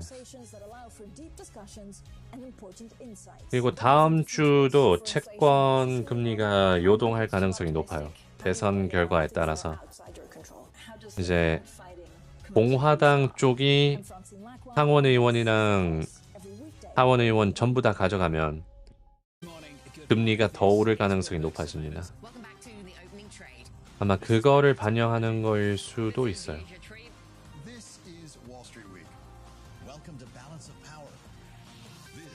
오늘 지표는 오늘 끝입니다. 오늘 지표는 다 나왔어요. 느낌표 지표 입력하면 정보 있습니다. 최근에 나온 지표들 전부 다 올려놨어요 거기. 네, 반도체가 오늘 장 시작하기 전의 가격으로 다시 돌아왔고, QQQ는 487까지는 아직까지 안 주고 있고, PLT는 계속 떨어지고. 코인베이스 많이 오르네. 예, 코인베이스 오늘 비트코인이 많이 올라서 그렇습니다. 건강한 조정님 어서 오세요. 베이커 휴스 원유 시추 기술. 뭐 그냥 보통 예상치만큼 나오고 하긴 한데 유가가 요동치면 또 주가 영향을 줄 수도 있습니다. 좀 이따가 트럼프도 나오는데 트럼프 뭐 맨날 했던 것 또 하는 영상 또 틀고 뭐 그러겠죠. 오전 2시에 트럼프도 나옵니다. 스타벅스 실적 그닥이었는데 오르고 있네요. 뉴스 있나요? 오늘 스타벅스뿐만이 아니라 치폴레, 맥도날드, 레스토랑 섹터들이 전부 다 오르고 있어요. 네, 섹터가 오르고 있다고 보시면 됩니다. 지금 스타벅스 1.39, 맥도날드 1.27, 치폴레 4.2%, 도미노 피자 3.2%, 염 1.16. 네, 이쪽 섹터가 오늘 전체적으로 잘 가고 있습니다. Interesting thing about it is you know that billions of dollars of savings comes from that tax advantage. Right. And look, just tax advantage strategies are so popular. I know AQR and Cliff Asness also has been really AMD 앞으로 어떨까요? AMD는 AI 칩에 대한 기대감이 있었는데 그거를 충족 못 시켜줘서 떨어지고 있습니다. 그래서 뭐 AI 칩에 대한 전망을 뭐 나중에라도 다음 실적 발표 전에 긍정적으로 얘기하면 또 오를 가능성이 높아지겠죠. Avenue for choice for clients to the extent that you're saying you can't just invest in a hedge fund, right, for those tax advantages. You need it in the ETF structure too. But another fascinating thing about this for me as well is it also kind of speaks to that continual movement you've seen away from mutual funds and into the ETF world. Yeah, except active ETFs have done really well this year too. Maybe again it just speaks to the volatility of this moment and that we're going to continue to have and the difficult to navigate it. And Danny, just 4 days till that election. We have a busy week ahead. Coming up on Open Interest on Monday, we have Compass CEO Robert Refkin joining the C-suite, plus market analysis from Citigroup's Stuart Kaiser. Could get choppy out there. Stick with us. Have a great weekend in between. This is Bloomberg. 오늘은 또 뭐 할 게 없어졌네요. 네. 오늘 QQQ 뭐 490 근처에서 뭐 오르는 듯 눌리고 떨어지는 듯 올리고 뭐 올랐다가 떨어지는 듯 올리고 오르는 듯 떨어지고 뭐 이렇게 계단식 상승하지 않을까라는 생각이 드는데 오늘 지표가 좀 이상하긴 해요. 오늘 지표들이 뭐 다음 주 대선 불확실성이나 FOMC 불확실성도 있고 채권도 떨어지고 있고 그래서 충분히 하방도 가능할 것 같긴 한데 별일 없으면 마소 잘 가고 엔비디아 2.8 속스 뭔가 방향은 상방인 것 같은 방향은 상방인데 뭐 개별 종목 꼬꾸라지거나 뭐 애플이 마이너스 2% 이하로 가거나 뭐 그러면 뭐 충분히 떨어질 수 있을 것 같고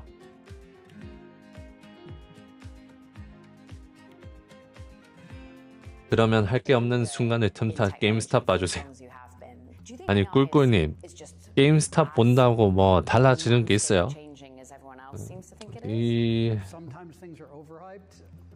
이건 그냥 희망 고문일 뿐입니다. 게임스탑 이거 제가 본다고 매일 물어본다고 뭐 달라지는 게 있으면 희망회로 한 번쯤 희망회로 한 번쯤은 좋잖아요. 키읔키읔. 네. 그렇죠. 희망회로 품어주는 사람도 있으면 좋지. 어차피 들고 있을 거면 게임스탑 이런 얘기 듣고 싶은 거잖아요. 게임스탑 이러고 있다가 이제 여기서 횡보하는 구간에 이 뭐 삼각수렴 얘기하면서 삼각수렴 여기서 돌파 할 수 있습니다. 한 2주만 기다리세요. 약간 이런 걸 듣고 싶은 거잖아요. 그렇죠? 이제 대선 일주일밖에 안 남았으니까 뭐 그때 도널드 제이 트럼프 주가 이제 좀 뛰면서 이제 민주들 전부 다 뛰면서 이 삼각수렴에 뭐 일주일만 기다렸어요. 다음 주 떡상. 다음 주 떡상합니다. 이런 소리를 듣고 싶은 거잖아요. 라고 했는데 실제로 다음 주 이건 클립 다 넣으세요. 게이트 0.7. Nobody covers earnings like Bloomberg. There is this real momentum from Wall Street. 자 마소 잘 갑니다. 마소 잘 가면서 QQQ 490으로 다시 돌아오고 뭐 거래량 줄어들었죠.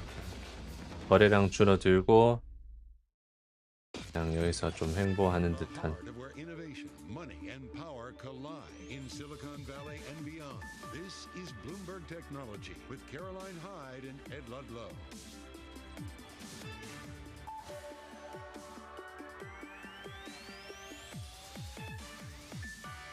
아니 뭐 지금 시장도 조용한데 뭐 주가 예상 한번 시나리오나 한번 해볼까요? 재미로 지표 볼 것도 없고 뭐 지금 거래량 줄어들면서 횡보하고 있는데 여기서 좀 힘이 좀 빠지기 시작하죠. 지금 제가 변동성 지수에 좀 예민한데 여기서부터 좀 힘이 살짝 빠지더라고. 뭔가 여기서 이제 고점 찍고 이 횡보할 거 생각하니까 이 힘이 축 빠지더라고요. 떨어지면서 이까지는 조금 멀리 갔긴 했습니다. 아까 전에 좀 멀리 가긴 했어요. 여기 이 정도까지 떨어지는 페이크였죠. 여기까지 거의 487까지 갈랑말랑 하다가 여기 뚫리면 이제 가는 거니까 하려고 하다가 여기서 딱 럭키하게 최고 위에서 슈치고 살떨려서 이제 커버. 다행히 먹었네요. 성투하세요. 그래서 미술 시간입니다. 뭐 어떤 종목 봐드릴까요? 예상 럭키하게 아이고 블루스카이님 감사합니다. 어떤 거 괜찮은지 해주세요. 펠란티어 봐주세요. 오케이. 펠란티어 다음 주 실적 발표니까 다음 주 화요일 실적 발표. 펠란티어 한번 봅시다. 이게 추세가 이평선 30 찍을 때마다 좀 오르고 있습니다. 실적 발표 저번에 나오고 많이 뛰었고 이게 보면 여기 노란색, 오렌지색 선 찍을 때마다 이렇게 오르죠. 여기 근처까지 가다가 여기 이 지지선에서 오르고 여기서 오르고. 그러면 상방 추세, 계단식 상방 추세. 그럼 이거 갑니다. 실적이 뭐 흑자 전환 2023년부터 했었나? 했고 추세가 좋아요.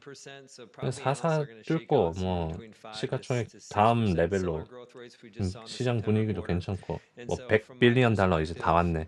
100빌리언 달러 뚫고 110 뭐 이런 게 보이네요. 펠란티아. 솔직히 여기서 떨어질 이유가 뭐 별로 실적 망하지 않는 이상 없잖아요. 돈 잘 벌지, 계약하고 있지, 국방부, 뭐 FBI랑 협업한다라는 그런 이미지 있지. 이제 다른 엔터프라이즈 쪽으로 기업 늘리고 있지. 근데 올해 실적 발표 이후로 100%나 올랐네요. 근데 뭐 100% 올라도 뭐 시가총액 100빌리언밖에 안 되고 PE가 뭐 250밖에 안 되네.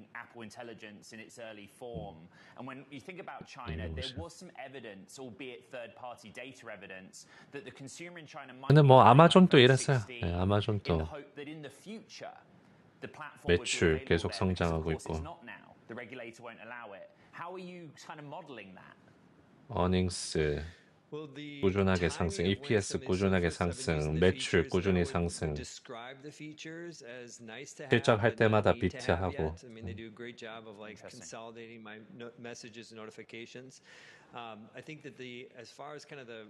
없나 또? P1000 기본값 아닙니까? 아마존도 해주세요. 아마존은 최근에 실적 발표, 어제 실적 발표하고 이제 투자 기관들이 200불 넘게 잡고 있습니다. 시가총액을. 시가총액이 아니라 가격을. 투자 기관들이 다 220 이렇게 평균적으로 220까지 올리고 있어요. 그래서 지금 2조 달러 딱 찍었고 2조 달러. 그러면 뭐 다음은 어디겠어요? 2,500이죠. 그 다음은 3조 달러. 이제 애플이랑 뭐 그쪽으로 가는 거고.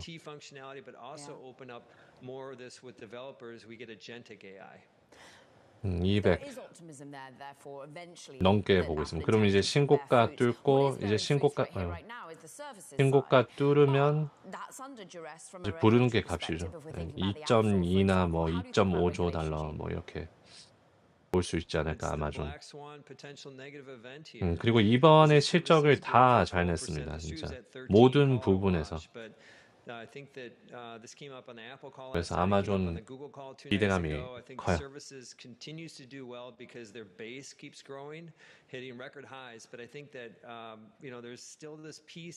QQQ, TLT 장중 저점 10년물. QQQ 차트대로 가고 있습니다. 또 489.8에 또 걸리고. 이 좀 조용하니까 뭐 원자력 쪽으로 요즘 원자력이 핫하잖아요. 원자력 좀 볼까요? 원자력 쪽으로 뭔가 돈을 좀 수익을 좀 벌 수 있을 만한. 이제 다음 주 진짜 이 회사가 실적 발표를 합니다. 마이크로소프트, 아마존, 구글. 와, 악필이다, 악필. 어쨌든 또 뭐 있나? 메타는 아직까지 안 한 것 같아요. 메타는 아직까지 그 원자력 쪽으로 뭐 투자한다는 얘기는 못 봤는데 어쨌든 이 셋. 근데 추세가 전부 다 그 원자력 쪽으로 투자를 하고 있는 추세입니다. 이 대형 기술주들이. 왜냐? 지금 AI 쪽으로 넘어가야 되는데 에너지가 필요해요. 원자력 쪽이 에너지를 이제 제공해 줄 것 같습니다. 근데 문제가 2030년? 뭐 최소 2030년, 뭐 2030땡 이때 이제 제공을 막 본격적으로 해주기 시작합니다. 그 전에 미리 투자를 하는 거예요. 그래서 시간이 좀 많이 남아 있는 거기 때문에 지금 너무 앞당겨서 주가 많이 오른 것 같긴 합니다. 뭐 5년 뒤에 있을 그런 거를. 그래서 한번 빡 떨어졌을 때 매수하면 괜찮지 않을까라는 생각이 들어요. 지금 좀 너무 늦었고 너무 많이 올라서. 그래서 이 원자력 쪽으로 잘 보고 있다가 뭔가 한 120까지 오거나 그럼 많이 그 시장도 안 좋고 그러면 원자력 쪽이 많이 수익을 줄 것 같습니다. 그래서 요즘 테마가 이제 AI 쪽은 뭐 워낙 좋고 AI 쪽으로 가다가 이제 원자력이 뒤늦게 올라가기 시작했는데 이미 많이 올랐고요. 그래서 많이 떨어졌을 때 주우면 수익이 괜찮지 않을까. GEV도 눌리면 들어갈 보면 GE 버노바 얘도 엄청나죠. 이 회사도 근데 GE가 분산을 진짜 잘한 것 같습니다. 이 분산을 하고 난 뒤에 GE 버노바 그 원자력 회사, 원자재 회사 떡상 100불에서 300까지 3배, 200% 상승. 그래서 얘도 눌리면 들어갈 만해요. 이 매출 성장 EPS 다음에 흑자 전환할 것 같고 흑자 전환을 2025년부터 본격적으로 흑자 전환합니다. 이미 그거를 반영한 가격이에요. 그래서 GE 버노바도 뭐 괜찮고 NE 이거는 뭐 전형적인 원자력 그 전기 회사이고 근데 원자력 쪽이 워낙 그 투자를 많이 하고 있고 회사들이 대형 기술주들도 투자하고 앞으로 계속 하겠죠. 캐펙스도 계속 늘리고 있고 자본 지출도 계속 증가시키고 있고 뭐 AI 쪽으로 투자를 줄일 것 같지도 않고 추세가 그러니까 원자력 좋습니다. 그리고 SMR 한번 볼까요? SMR 가스 터빈, 풍력 터빈 만드는 회사인데 전력 30% 세계 30% 전력을 얘네 제품을 생산하고 GE 버노가 엄청나네요. 뉴스케일도 원자력 회사인데 이거는 살짝 그 리스크가 더 큽니다. 뭐 유상증자를 할 수도 있고요. 유상증자 해가지고 뭐 주가 크게 떨굴 수도 있고 그래서 리스크는 큽니다. 슈마컴이. 근데 이것보다 이제 좀 밈을 원한다. 막 좀 빵 뛰고 막 그런 걸 원한다. 그럼 오클로죠. 오클로가 샘 알트맨이 아직까지 그 보드 멤버로 있는 걸로 이사회의 그 이장으로 있는 걸로 알고 있습니다. 확인 좀 해봐요. 오클로 샘 알트맨 맞아요. The nuclear startup backed by OpenAI CEO 샘 알트맨. 그래서 아직까지 이 샘 알트맨이 그 이장입니다. 그래서 오클로도 원자력 회사니까 뭐 오픈AI가 뭐 IPO를 하고 그러면 기대감에 더 오를 수도 있고 문제는 챗GPT가 점점 경쟁자들이 많아지고 있다는 거예요. Perplexity, 뭐 구글 그쪽으로도 경쟁이 있고 그래서 오픈AI가 IPO를 해도 좀 그런 리스크는 있죠. 어쨌든 좀 더 다이나믹한 걸 찾는다. 그럼 오클로 얘가 샘 알트맨이 밀어주고 있는 회사입니다. 그래서 주가가 진짜 많이 올랐어요. 9월 달부터 지금까지 300% 가까이 올랐습니다. 근데 뭐 시가총액이 적으니까 시가총액이 2.8 빌리언이니까 흑자 매출 안 벌고 있나? 매출이 0으로 지키고 있네.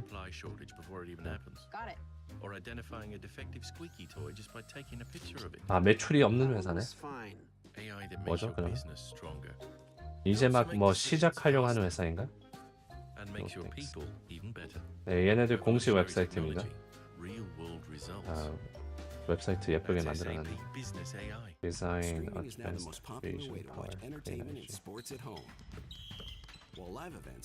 매출이 없네요. 근데 문제가 제일 문제가 매출이 없다. 네, 이거는 네, 이건 좀 그렇네요. Oklo is deploying advanced fission powerhouses with the goal of providing clean, reliable. 그러니까 아이디어는 있는데 매출이 없어. 이 진짜 제일 위험하죠. 경제가 안 좋을 때 이거 그냥 제일 많이 폭락하고 상장 폐지까지 갈 수도 있는 어쨌든 그런 회사입니다. 오클로. 경제가 안 좋으면 경제가 좋고 또 뭐 분위기 좋고 하면 제일 잘 오르는 게 이런 회사들이고. 그래서 경제가 안 좋아질 수 있는 뉴스가 들린다? 그럼 튀세요. 오클로. 이런 회사들이 제일 영향을 많이 받습니다. 자사주 매입을 했는지 그래도 2021년 하긴 샘 알트맨이 체어맨이니까. 근데 유상증자를 안 하고 자사주 매입을 한번 했었네. 2023년. 왜 했지? 오래 전이니까요. 오래 전이니까. 어쨌든 그렇게 원자력 한번 살펴봤습니다. 뭐 할 거 없어가지고 지금 시장이 그냥 거래량이 줄어드는 거 보이죠? 자, 그래서 뭐 또 개별 종목 질문이나 뭐 그런 거 있으면 또 올려주세요. 오전 이제 오후장 들어가기 45분 전이고 또 방향 잠깐 나올 수 있습니다. 방향 전환 또 나올 수 있습니다. 지금 S&P를 잠깐 중간 점검을 해본다면 야 초록초록해요. 네, 빅테크들. 마이크로소프트 오늘 소프트웨어 인프라가 굉장히 잘 가네. 아마존 7%, 테슬라 1%, 구글 메타 올라가고 있고 애플만 떨어지고 있습니다. 빅테크, 빅7 중에서. 얘가 실적 발표가 가이던스 부진하면서 애플이 떨어지고 있습니다. And an ability to kind of know that you're following a rule of law versus what I think of as grifter capitalism. All of that leads to like the reason why I and others like me. SMR은 계약했었나요, SMR이? 근데 SMR 아마존이 SMR에 투자를 했는데 그 회사에 투자를 한 게 아니고 그 기술에 투자를 한 겁니다. SMR이라는 기술에. 그거 확인해 봐야 됩니다. 아까 여쭤본 ASPI도 원자력 관련주라고요? ASPI, ASP 아이소톱 회사. 시가총액 500 밀리언 달러 너무 작습니다. 일단 굉장히 작은 회사이고 IPO를 최근에 웹으로 상장했나? 아이소톱 들어보긴 봤는데 뭔 회사인지 잘 모르겠습니다. It's not even just fundraisers. Your story articulates that she's holding nearly weekly roundtables with business leaders and tech investors. 대선에 대해서 고견 좀 부탁드릴게요. 대선은 진짜 대봐야 합니다. 근데 지금은 트럼프가 뭐 시장이 봤을 땐 좀 더 가능성이 있다고 보죠. 그 최근에 누구지? 최근에 패권 숏 얘기한 사람. 드렁큰 밀러도 시장이 트럼프가 되는 거에 확률을 두고 있는 것 같다.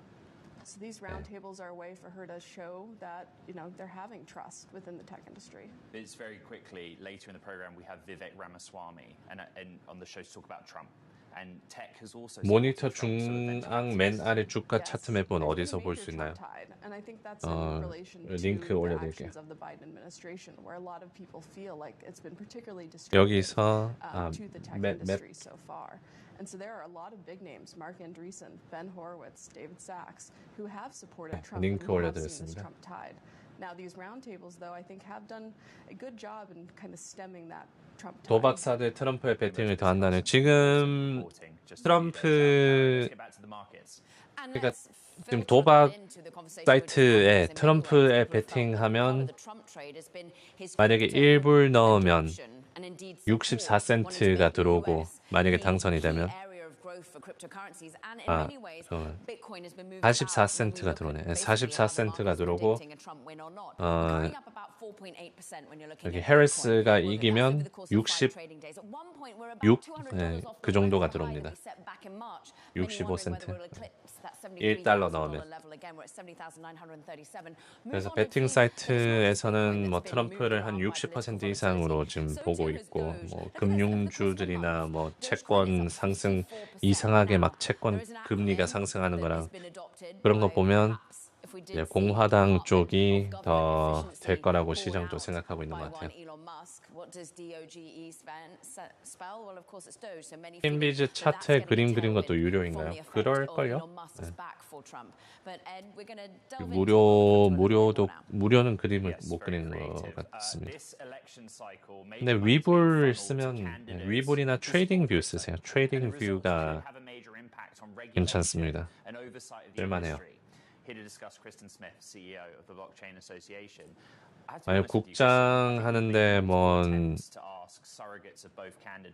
UI가 좀 별로 마음에 안 든다? 그러면 그냥 트레이딩 뷰. AEHR 무슨 소식 있나요? 8% 내리네요. AEHR 소식이 없습니다. 근데 이런 회사들은 그냥 되게 뜬금없이 오르고 떨어지고 하는 경우가 많아요. 왜냐면 1번 시가총액이 300밀리언이다. 적습니다. 러셀 종목에 들어가 있고요. 그래서 러셀 종목 그 IWM 주가에 따라 좀 움직인 경향이 있고 거기다가 이제 세미컨덕터니까 반도체 속스에 영향을 받을 가능성이 높습니다. 네, 소식이 없네요. 소식이 없습니다. Are working with the Harris campaign, but you're complimentary of what former President Trump is, how he's approaching this. We had Gary Gensler on the show last week, and Caroline asked him very simply about his retention of his job. What's your position on leadership at the SEC in that respect? Gary Gensler's got to go. 솔라 엣지 좀 봐주세요. 왜 오르나요? 오늘 태양광 쪽이 좀 오르더라고요. 태양광 전체적으로. There's an opportunity to make Solar that change. I think we know it's pretty clear where Trump stands. Harris, I think 오늘 3% 뛰고 있고 뉴스는 없는 것 같습니다. 솔라 엣지 3% 뛰는 거는 그냥 실적 발표 전에 뭐 기대가 모르겠습니다. 이건 그냥 의미 없는 상승인 것 같은데요.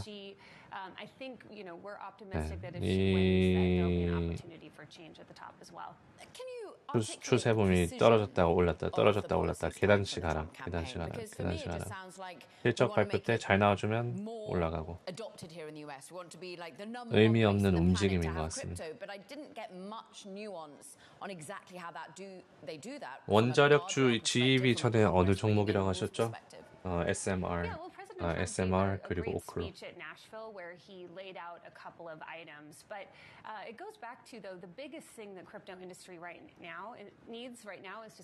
태양광 섹터 폭락 후 과매도 레벨에서 매수 들어오는 것이 있고 그런 것 같아요. 그 QQQ도 기술주도 오르고 뭐 S&P도 오르고 그냥 섹터가 다 오늘 전체적으로 시장이 오르고 있으니까.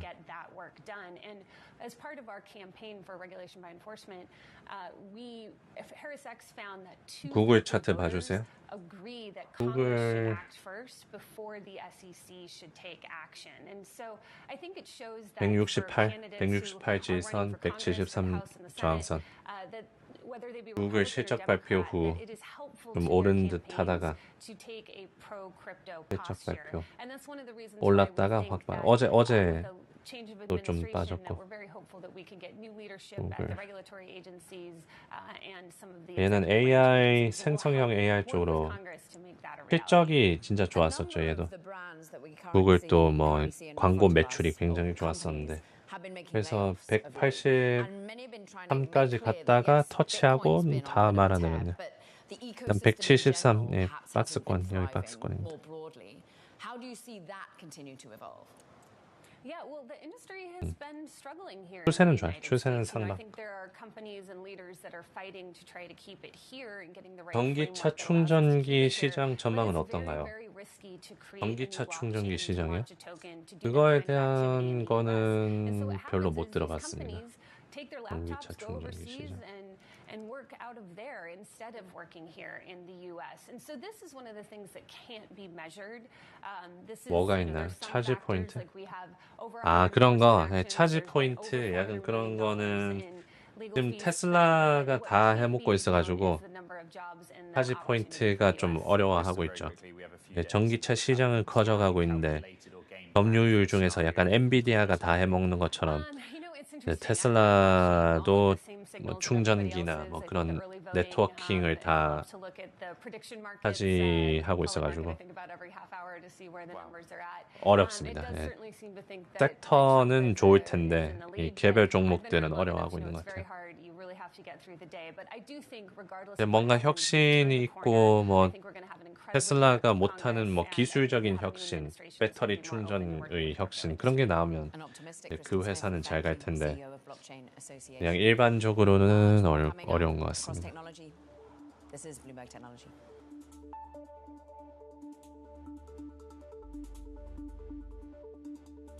애플 아이폰은 서비스 확장을 위해 위성 통신 회사인 글로벌스타에 15억 달러를 투자하기로 약속했습니다. 그 위성 상업용 위성 하는 회사 이름 뭐였죠? 글로벌스타도 야 35% 상승하네. 텔레콤 서비스 35% 상승, 2.6 빌리언 달러. 매출 계속 상승하고 애플이랑 협업을 했고. 야. 또 뭐 있었는 것 같은데. 어떤 거였죠? 링크 그리고 에코스타 ASTS였던 것 같아요. ASTS 스페이스 모빌 이거는 2%밖에 안 오르네요 오늘. 그래도 협업을 해줄 거라는 그런 기대감에 오를 수도 있을 것 같은데 이건 아직까지 조용합니다. 글로벌스타 시가총액 2.6 빌리언, ASTS 시가총액 6.8 빌리언. 약간 다른가? 이건 커뮤니케이션 텔레콤 서비스 섹터고 이거는 커뮤니케이션 이퀴프먼트 섹터 그거네요. 아 이거는 그 대중들한테 이제 와이파이를 제공해 주는 거고 그 글로벌 스타는 이제 큰 회사들 제공해 주는 그런 거 있지도 좀 다르긴 하네요. 하링크 이리디엄, 링크 그리고 에코스타. 아이온큐 실적 있나요? 적자 회사인 걸로 알고 있는데 미래의 꿈을 먹고 자란 회사인가? 아이온큐 실적이요? 아이온큐 실적 발표는 다음 주에 있습니다. 다음 주 11월 6일 장 끝나고 있네요. 11월 6일 장 끝나고니까 수요일 장 끝나고 있습니다. $45 billion, including its latest round of financing, according to sources. Now, the business said late last week that it had raised $5.6 billion in new capital at an undisclosed value. Meanwhile, Microsoft has hired one of the engineering chiefs. 전기차 요즘 추세가 자동화, 고전압 충전을 통한 고속화를 꽤 하고 있는데 돈이 많이 듭니다. 작은 업체들, 플러그 파워 같은 애들 못 따라가고 있어요. 오케이. 돈이 많이 필요한데 작은 업체들이 하기가 어렵다. 거기에 중국 업체들 현대차까지 현기차 배터리 교환식을 개발하거나 이미 운용하고 있어서 이런 상황도 전기차 충전업체 중국 쪽에서 배터리 교체 그거를 굉장히 효율적으로 하는 것 같더라고요. 오히려 그렇게 하는 게 그 뭐지 직접 충전하거나 이제 오일 넣는 것보다 더 빠를 수도 있는 뭐 거의 비슷하거나 뭐 충전 막 30분 막 이렇게 기다려야 되는데 그냥 바로 바꿔버리면 끝나는. 슈마컴 상황 좀 이야기해 주세요. 슈마컴은 11월 중순까지인가요? 그때까지 그거를 내야 됩니다. 한국어 주세요. 어디트 한 거? 회계 감사 한 거를 내야 돼요. 만약에 하지 않으면 상패 대상이라서 상패될 수 있습니다. 그거 말고는 없어요. 다음 주 실적 발표 있고 화요일에.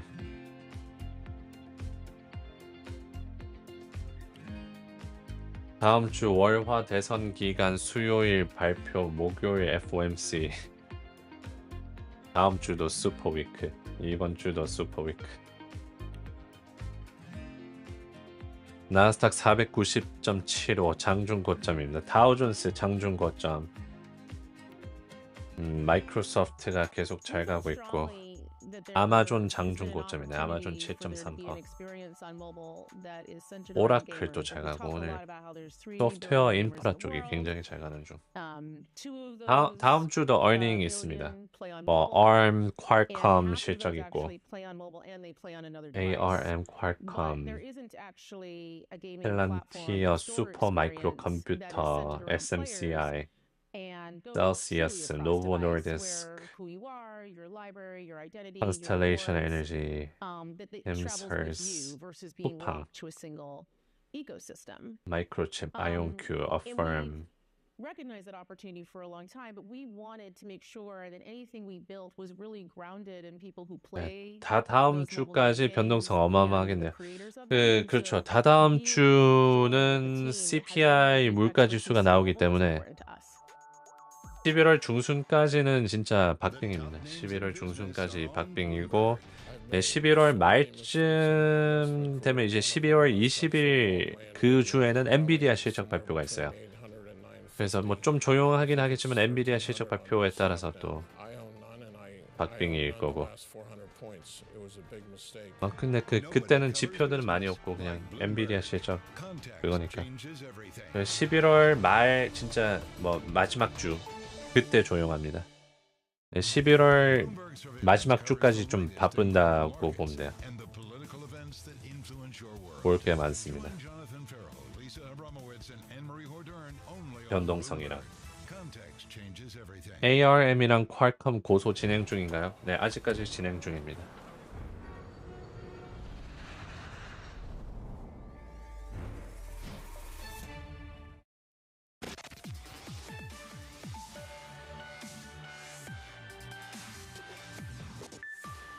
Welcome back to Bloomberg Technology. I'm Caroline Hyde in New York.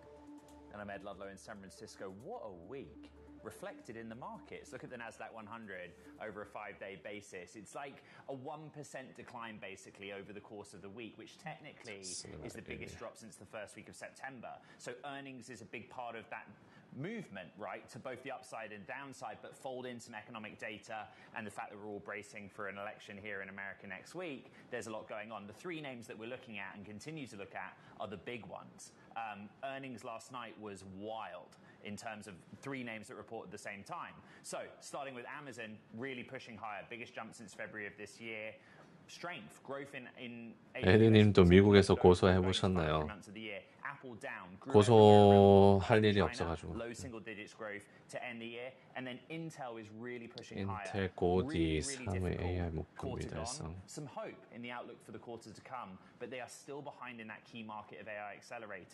쏙슬 또 오늘 고점까지 왔네요. 쏙슬 또 오늘 고점 찍고 약간 내려오고 있고 QQQ 490에서 왔다 갔다 거리는 중.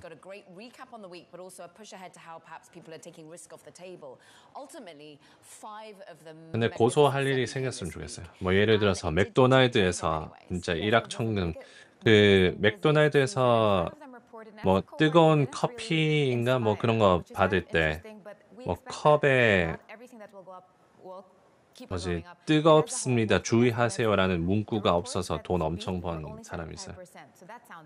그거 덕분에 이제 매우 뜨겁습니다 조심하세요라는 문구가 생기고 on top of that, we had a slew of eco data. Manufacturing data shrank. 미국 전역으로 이제 커피 주는 회사들 거기 다 프린트 찍혀서 나오죠. FOMC.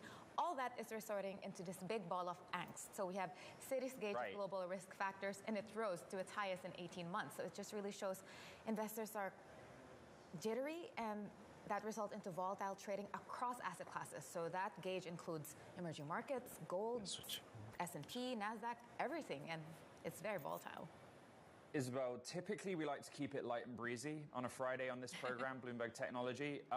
But the point of your column, Anxiety is Bubbling, is partly, as I said, bracing for an election next week. And if you're an investor, 부정선거 찌라시요? 부정선거 찌라시 뒷북인 것 같은데 그거 일주일 한 좀 됐어요. 네. 부정선거 찌라시 그거 일론 머스크도 언급했었잖아요. 뭐지 막 아이디 없이 그냥 아무나 다 찍을 수 있으면 그게 선거냐 하면서 2주 전인가? 근데 이제 대선 다가오니까 그런 얘기가 민감해서 사람들이 또 더 찾아보고 그런 것 같은데 이건 좀 됐습니다. Where are we here? I talked to a source earlier. He said, we already landed. It's a soft landing, but some investors are still bracing for that hard landing. So the dichotomy couldn't be so stark. It's really a messy, noisy market. But I also want to bring your attention to next week. We have Palantir, Supermicro, Lyft, Rivian, ARM. So it's really 아이디 없이 못 찍어요. 근데 무슨 뭐 어떤 주에서는 그냥 아이디 없이 찍어도 된다라고 했는 건 뭔가요? 일론 머스크가 그 얘기하는 거 저도 다른 주는 잘 몰라가지고.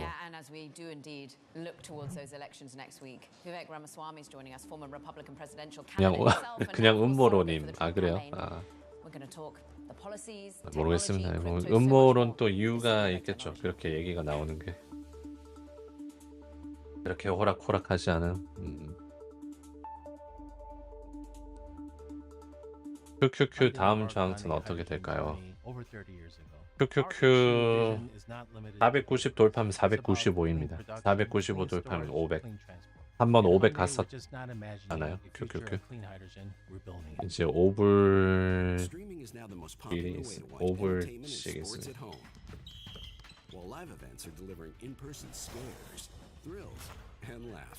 And these stadiums, theaters, and concert venues are all using connected technology to elevate experiences, from the performance on the stage to the snack bar. The next level network from AT&T 지금 Business. 챗GPT나 구글이나 대선이랑 관련된 건 그냥 1절 그냥 대답을 안 해주네요. 이제 1절 대답 안 해주는. 아이디 없이 투표를 할 수 있다는 게 사실이냐라고 하니까 대답해드릴 수 없습니다.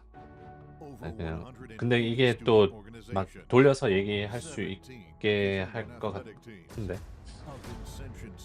그냥 물어보는 거야. 그런 논란이 있다던데 정보 좀 줘. 한국어로 하니까 되는 것 같기도 하고. 맞아요. 미국에서 투표할 때 신분증 요구 여부는 논란의 여지가 있는 주제예요. 주마다 다르게 적용되는데 근데 이게 또 언어가 영어로 하는 거랑 한국어랑 살짝 또 다르기도 하더라고요. 돌아오는 답이. 그래서 영어로는 대답을 안 해주는 걸 뭐 인도어로 하면 알려준다거나 그런 것도 있는 것 같습니다. 이걸 다시 써볼까? 똑같이 Is it true? 이렇게 하고 한국어로 했는 것처럼 I'm just asking there's a controversy around it. Can you just give me It's a multi-trillion-dollar industry. We'll show you what's happening in ETFs like no one else. Bloomberg ETF IQ, Monday on Bloomberg. 하면 The top names in business. 영어로도 알려줍니다. 서포터 아이디가 People believe requiring ID helps prevent voter fraud. 다른데 저는 한국어로 볼게요. 어디 갔어? Voting ID requirement. Nobody covers business like Bloomberg. 불체자가 투표 자체를 못해요. 시민권자가 아니라 신분증만 있으면 투표가 가능한 게 아니에요. Bloomberg Brief delivers the market news. 이 문제는 투표의 안정성과 접근선의 사이의 균형을 맞추려는 논쟁과도 관련이 있어요. 신분증 요구를 찬성하는 쪽은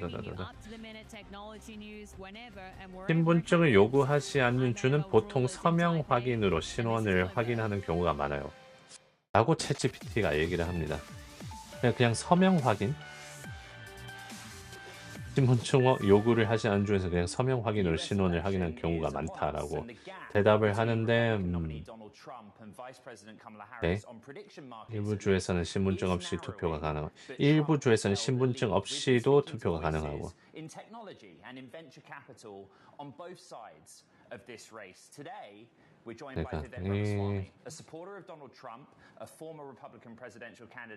그러니까 다른 줄을 몰라가지고 Not just on social media, but on the ground. And welcome to the program, Mr. Ramaswamy. 저런 논란이 있습니다. 어쨌든 저게 논란이에요. 지금 미국에서 예전부터 사진이 없는 신분증도 경합주에서 투표 가능하다고. 오케이. 신분증 유무가 아니라 사진이 없는 신분증도 경합주에서 투표 가능. 그러면 그냥 그걸 돌려쓰기 하면 한 번 이상 할 수 있으니까.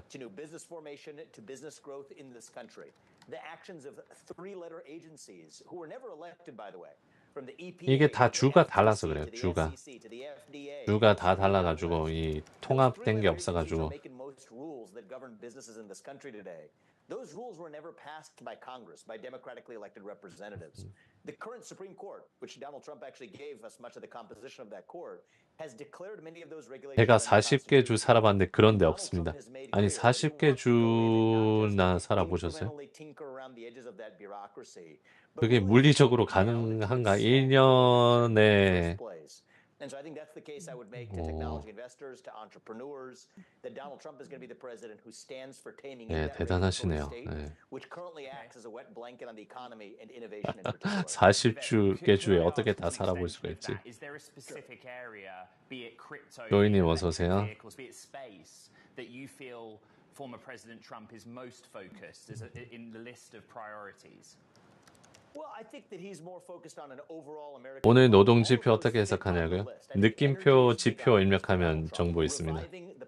오늘 해석은 여기 위에 적어놨고요. 허리케인이랑 보잉 노조 파업 영향이라고 합니다. 특히 보잉이 44,000개의 직장이 마이너스가 돼가지고 임시적으로 그래서 좀 낮게 나왔습니다. 비트코인 7만 불 뚫리려고 하네요. 비트코인이 7만 500에서 7만 아래로 방금 왔습니다. 방금 막 7만 뚫렸습니다. 나스닥은 잘 가고 있고 S&P 다우존스 잘 가고 있고 비트코인 좀 떨어지고 오늘 지표에 대한 시장의 해석 에라 모르겠다. 어차피 다음 주 가서 또 움직일 거야. We had a venture capitalist, well-known founder in the area of AI and social. We had Reid Hoffman on the show yesterday. Now, he, of course, favors the other side of the equation and Harris's run for the administration, wanting consistency, wanting a steady hand, but also is worried about sort of forms of retribution. Can you just take a listen to what he said yesterday? Trump in Trump presidency 1, his early presidency has shown a certain amount of 패권은 지지선이 뚫리니 저항선이 되네요. 여기 지지선 뚫리고 91.5 여기가 4.3%일까요? 10년물로 4.3 근처 4.335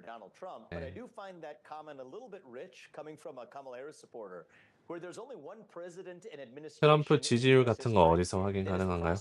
지금 뭐 도박 사이트가 좀 뭐 그거 해서 보는데 특히 도박 사이트 중에서도 좀 신뢰가 있는 곳 어디더라? 그 Q로 시작하는 거 있었는 것 같은데 Q인가 뭔가 도박 사이트에서 봅니다. 베팅 사이트. 그리고 뭐 시장 섹터도 볼 수 있고 뭐 금융 섹터, 방산 섹터, 인프라 섹터, 뭐 태양광 섹터, 친환경 섹터, 비트코인, 폴리마켓. 폴리마켓에서 보면 트럼프가 앞서 나가고 있긴 해요.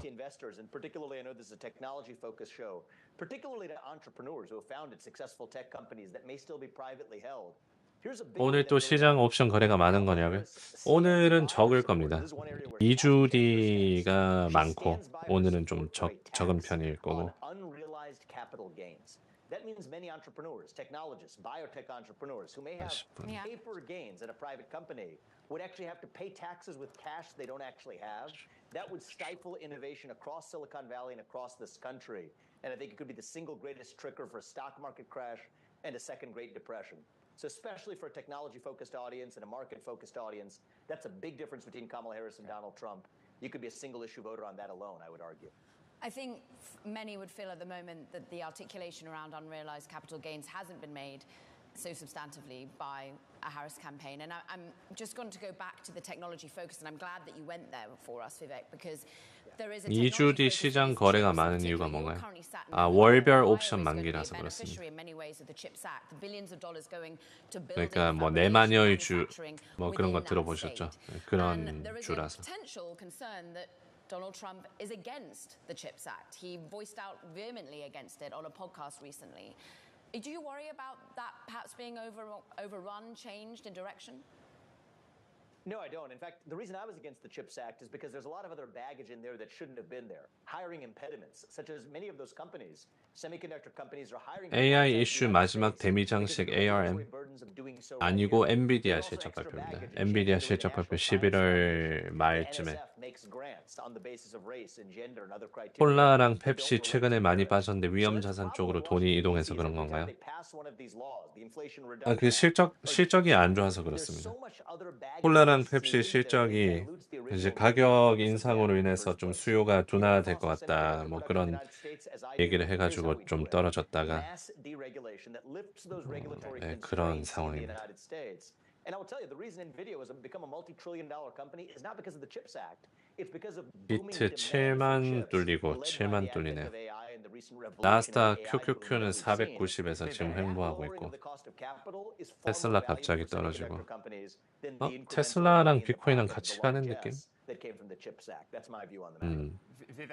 근데 요즘 비트코인이 좀 먼저 움직이는 게 정확도가 꽤 있어요. 비트코인이 먼저 움직이면 기술주도 좀 올라가고 비트코인이 먼저 떨어지면 따라서 떨어지고 그런 좀 상관관계가 있더라고요. 코카콜라는 근데 걱정 안 하는 회사긴 하죠. 물은 안 마셔도 코카콜라는 마시는 미국인. 제가 미국에서 옛날에 아직까지 기억이 있는데 중학교인가 고등학교 때 이 선생이 있었습니다. 수학 선생이가 뭘 그랬던 것 같은데 이 좀 덩치가 있어요. 근데 맨날 그 갈 때마다 보이는 거는 그 다이어트 코크, 이 하얀색 캔에 이 코카콜라 적혀져 있는 이 다이어트 코크 진짜 맨날 마시고 있어. 볼 때마다 마시고 있어. 그래서 그만큼 이 미국인들 코카콜라 사랑이 뭐 워렌 버핏도 뭐 맨날 마신다고 하고. And so I think it is sensible policy, and I don't care if you're a Republican or a Democrat, for the United States to say in sectors critical to our national security. 비트가 속도가 3%에서 0.5까지 확 떨어졌네요 지금. 나스닥은 괜찮을지 지금 마이크로소프트는 잘 가고 있습니다. 테슬라 좀 떨어졌고. 아 그리고 코스코 가면 36개인가 캔에 뭐 10불, 15불인가 진짜 저렴합니다. 그냥 물처럼 마시는 물처럼.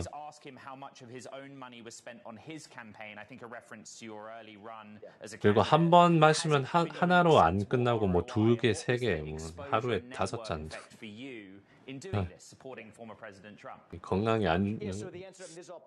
건강에 받쳐주나 싶긴 한데 버팁니다.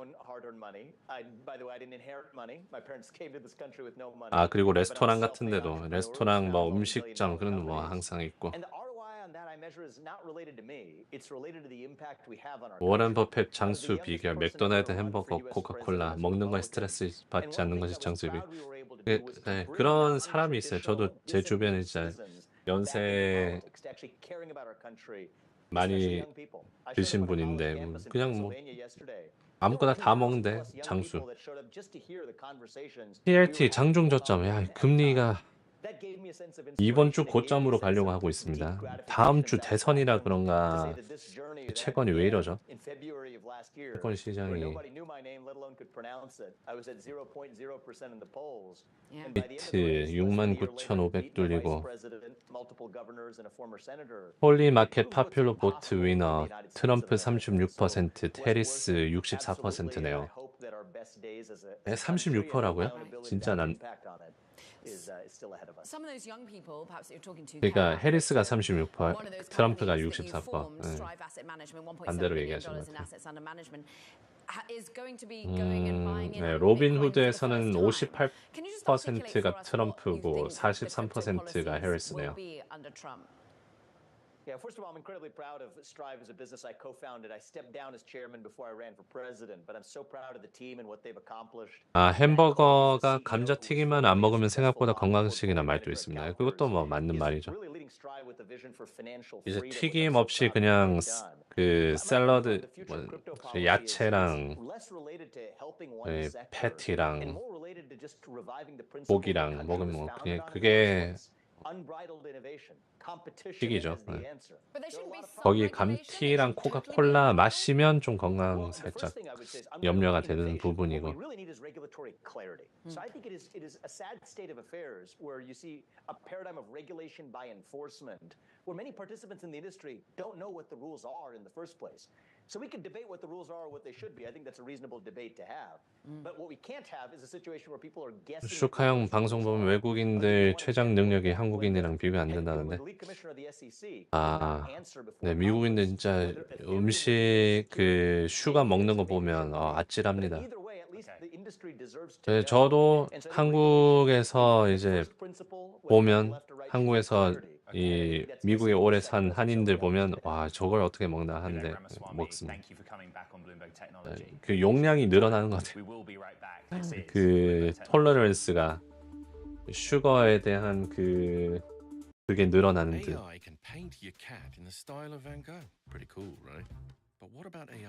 그냥 아이스 케이크 하나 그냥 다 입에 넣어버리기. 케이크 커다란 거 그냥 한 번만에 in one sitting 그냥 다 먹어버리는.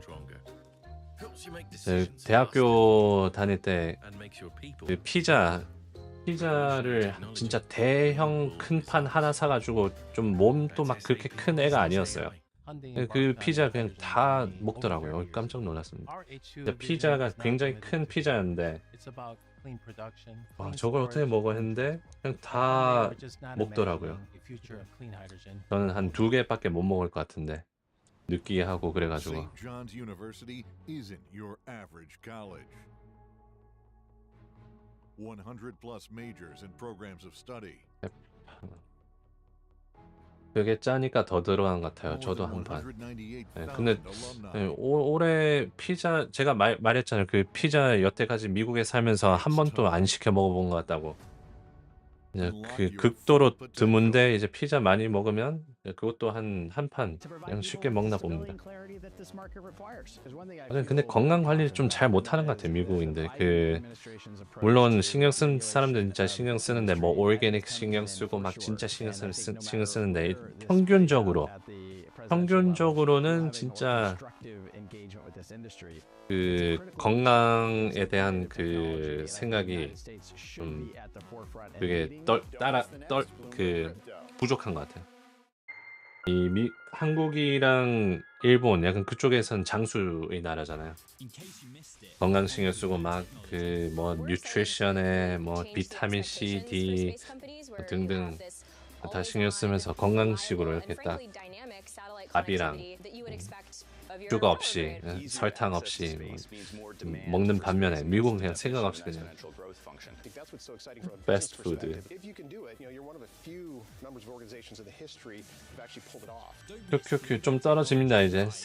근데 떨어져도 뭐 금리가 계속 올라서 좀 또 하방 압력 받는 것 같은데 얘가 이상합니다. 금리가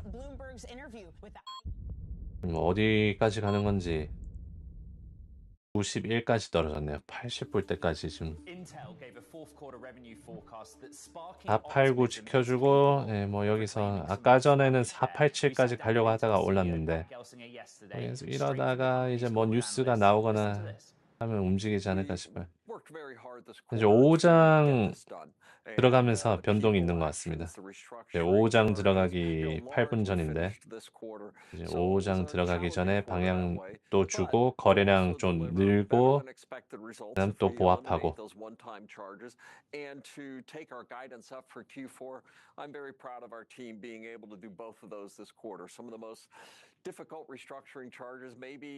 이러다가 뭐 근데 이제 개별 종목들 중에서 좀 빠지는 게 비트코인 그쵸. 비트코인이 먼저 빠지고 지금 떨어지고 있죠. 요즘 비트코인이 꽤 선행 지표입니다. 정확도가 꽤 있는. 비트코인이 먼저 빠지고 이 기술주랑 이 위험 자산들도 좀 빠지고 있고요. 특히 금리가 좀 계속 오르고 있어서 좀 하방 압력을 주고 있고. 네, 뭐 이렇게 보면 횡보입니다. 네, 횡보. 489 지켜주면. 비트코인 지지선 찍고 또 매수 들어오네요.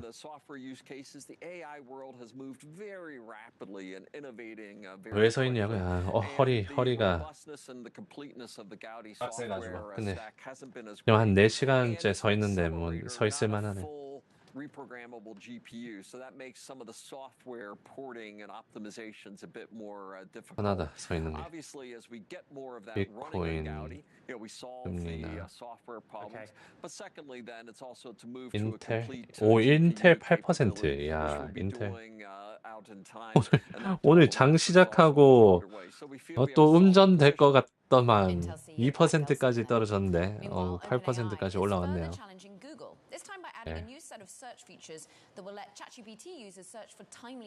오래 있으면 부종와요. 오래 앉아 있으면 허리 디스크고 자세가 중요한. 근데 이제 매트가 있어가지고 매트 스탠딩 매트.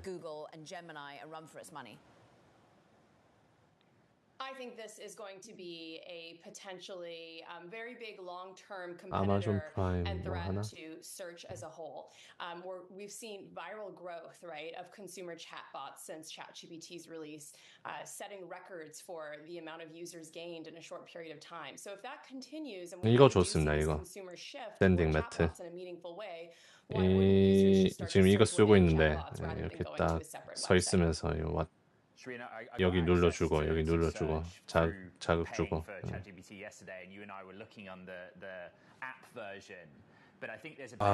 아재라고요? 아재인데 뭐 어쩌겠습니까? 얼마인가요? 한 100불 하려나? 모르겠습니다. 옛날에 사가지고. team user actually get access to this within one specific 아, model. 100불이네, 100불. 저번에는 한 70불에 샀던 것 같은데, 2020년도에. 아니네, 그때도 100불이었네. 야, 가격 동결하네, 얘네들. 2년, 4년이 지났는데 가격 그대로. 야. You know, little images of different restaurants that you could look at. You see a map. 할까 했는데. 아니 근데 가격 값합니다. 예, 가격값을 해요. Simple text, right? I point out, and we probably should point out, that when your story hit the Bloomberg, shares of Alphabet fell and to a session low. That's how serious everyone's taking this battle for search. Bloomberg Sharinga Farah. 대선 개표 2주 밀린다는 말이 있던데 변동성 큰 기간이 늘어날까요? 네, 만약에 개표를 바로 이게 계속 하고 있으면 변동성 자체는 커지죠. 누가 될 가능성이 더 높아졌다면 뭐 그쪽 섹터 움직이면서 지수 움직이고 그쪽 어디가 안 될 것 같다 하면 그래서 테슬라가 좀 영향이 꽤 있을 것 같습니다. 일론 머스크 뭐 순탄하게 가지 않으면 그것도 염두에 둬야 될 것 같아요. 테슬라. 인텔.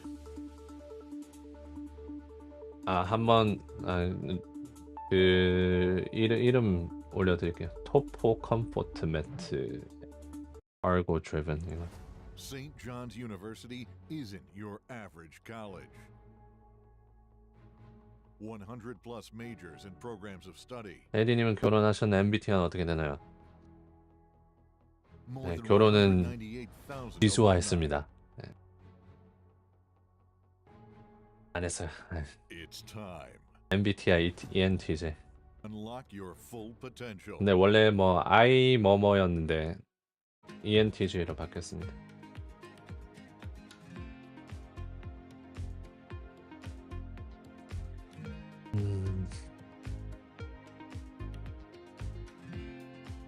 코인 거래도 하시나요? 주말에 좀 합니다.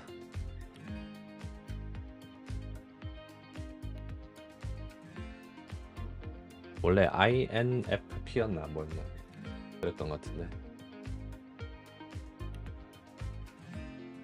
침대로 오는 사이에 무슨 일? 뭐 별일 없는 것 같은데. 뭐 보이십니까? 다우존스랑 S&P 좀 하방이고 나스닥은 490, 489 아직까지 지켜주고 있고.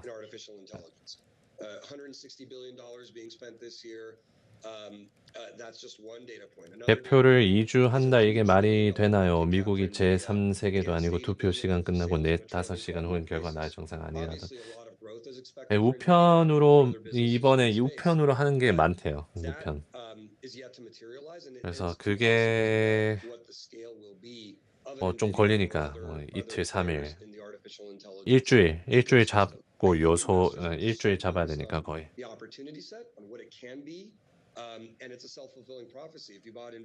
슈마컴 상패 확률이 있다고 보시나요? 상패할 확률이 있으니까 한 달 만에 50% 빠졌죠.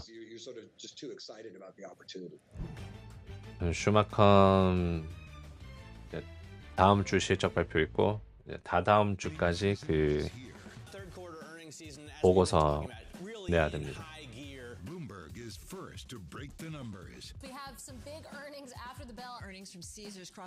레딧은 어떻게 보는 건가요? DJT 관련 검색해보고 싶은데 Reddit이나 그런 구글 번역으로 이용하다 보니 사이트 이용하기 어렵네요. DJT 관련 검색할 r-DJT 입력하시면 될 겁니다. 근데 DJT라는 그 서브섹터가 없을걸요? Reddit DJT Uncensored. 네, 이거 DJT 있네. DJT. 근데 막 활발하게 되고 있지는 않을 겁니다. 이것보다는 그냥 월스트리트 배츠 보는 게 더 좋아요. WSB 월스트리트 배츠라고 입력하시면 돼요. Deflationary pressures and questions about foreign investment linger. Bloomberg, the China Show, brings you the unmatched expertise you need to keep track of breaking news, in-depth market analysis, and the most influential newsmakers in and around China. Bloomberg, the China Show. Weekdays around the world, right here on Bloomberg. Context changes everything. 이런 광고 하죠. Lose weight by the holidays. Hims and hers. 근데 얘네들이 마케팅을 참 잘하는 것 같아요. Hims. 진짜 딱 깔끔하게 그냥 뭔지 몰라도 뭔가 한번 감성적으로 한번 사용해 볼 것 같은. 저는 안 할 겁니다. 네, 근데 Hims and hers. 그리고 여성들한테 hers가 이제 그런 측면에서 또 더 많고 Hims 이것도 남성 깔끔해 보이잖아요. Hims and hers. 네, 광고 요즘 많이 하더라고요. Yes, this is a downside disappointment, but the broader message is labor markets have been normalizing. On the whole, I think the data are consistent with an economy that's still robust. It's important for us to also acknowledge that labor market's going to be noisy. 독슬 5%. Economy that's still pretty good.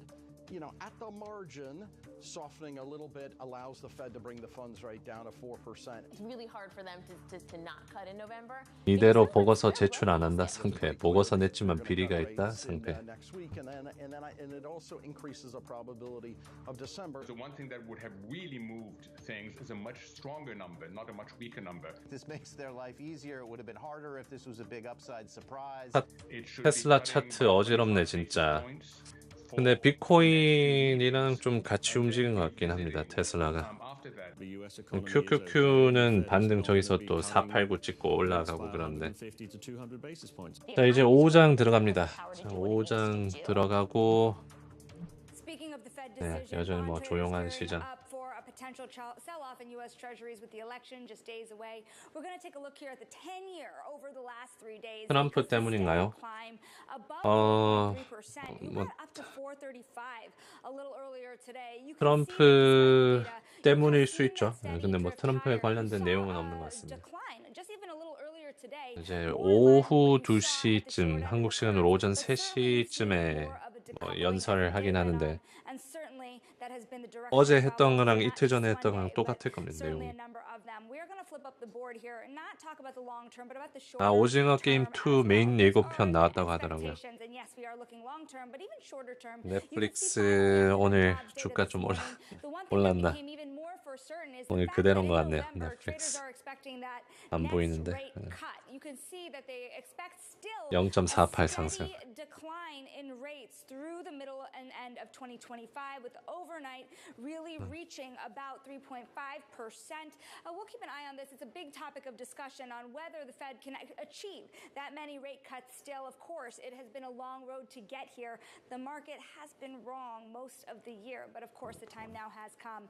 And with our election right around the corner, we spoke to Ed Yardeni earlier at Bloomberg saying that rising yields could signal the return of bond vigilantes.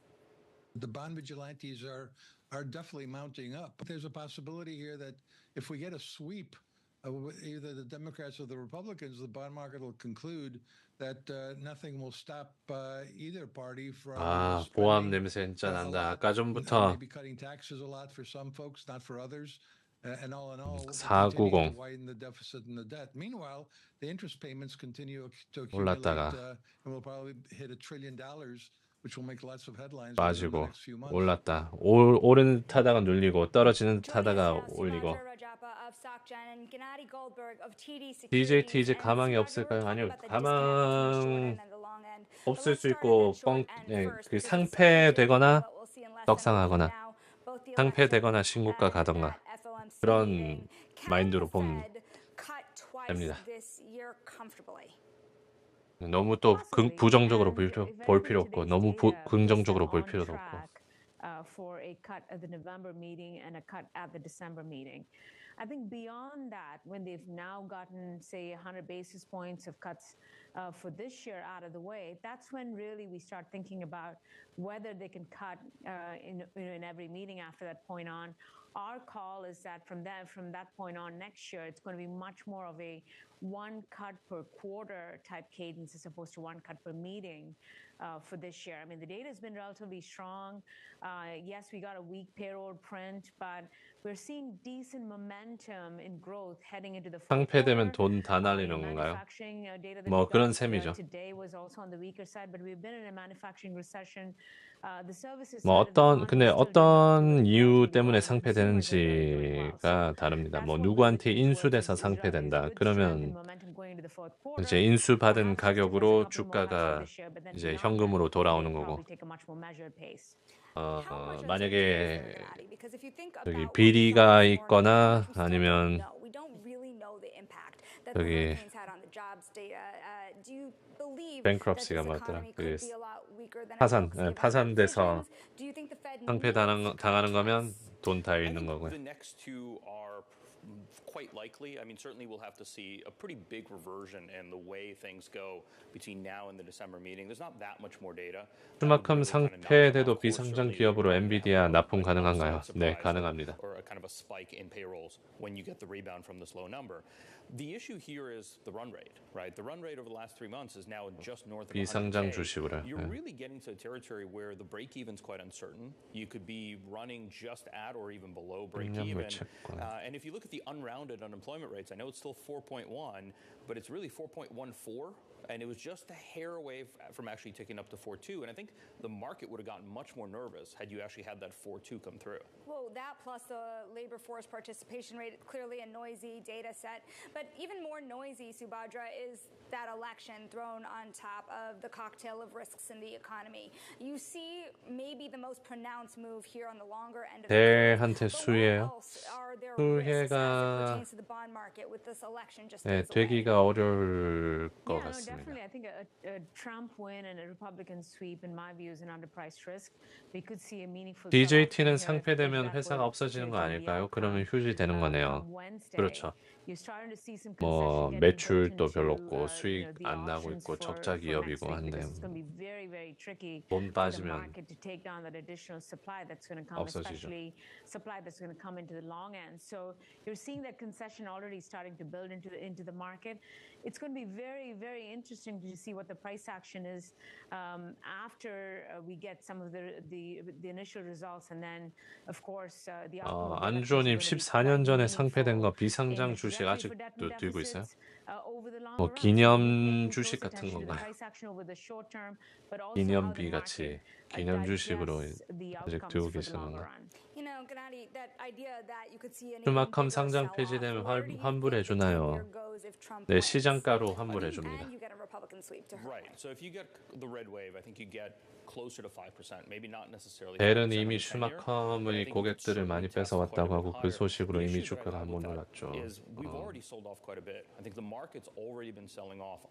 두당 30원에 거래가 되긴 돼요. 와우. So I think a lot of it's already in price. What I'm actually a little bit nervous about is, the betting markets are basically pricing in coal at about 60-65% odds. 아, 그 당시 전 재산이었다고요? 야. And there's an unexpected surprise the other way. 들고 있을 만하네. 그거 들고 있으면서 이제 다시는 그렇게 하면 안 되겠다. So I don't know if there's that much of an additional sell-off. 혹시 AMD 무슨 일 있나요? 주가가 갑자기 빠지네요. AMD요? 1% 안 움직이기만 해봐. 그대로잖아요. 그대로. 그대로구만. 난 갑자기 떨어지는 줄 알았네. 그대로입니다. 오늘 떨어진 이유는 실적 발표 때문에 그 떨어진 상태 유지하고 있습니다. 차트를 맞춰도. 저거 김잼리 역시 센스. To me, there's no reason why this type of yield curve is not something we may be looking at, which is a very scary outcome. With a 7% tenure. Why not? Subhadra, there is a huge range of predictions. 말이 잘못 왔어. Just how much the tenure can really start to take off in terms of where its yield can go. You know, where do you think it goes? If Gennady thinks 5% just on a Trump win Republican sweep, what is the direction of travel?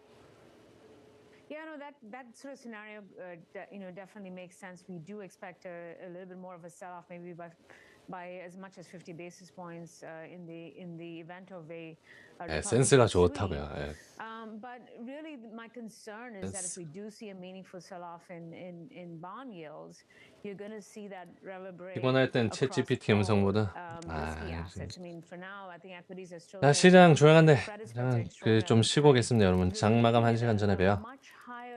수고하셨습니다, 여러분. 오늘 시장 뭐 속보 있으면 돌아올게요.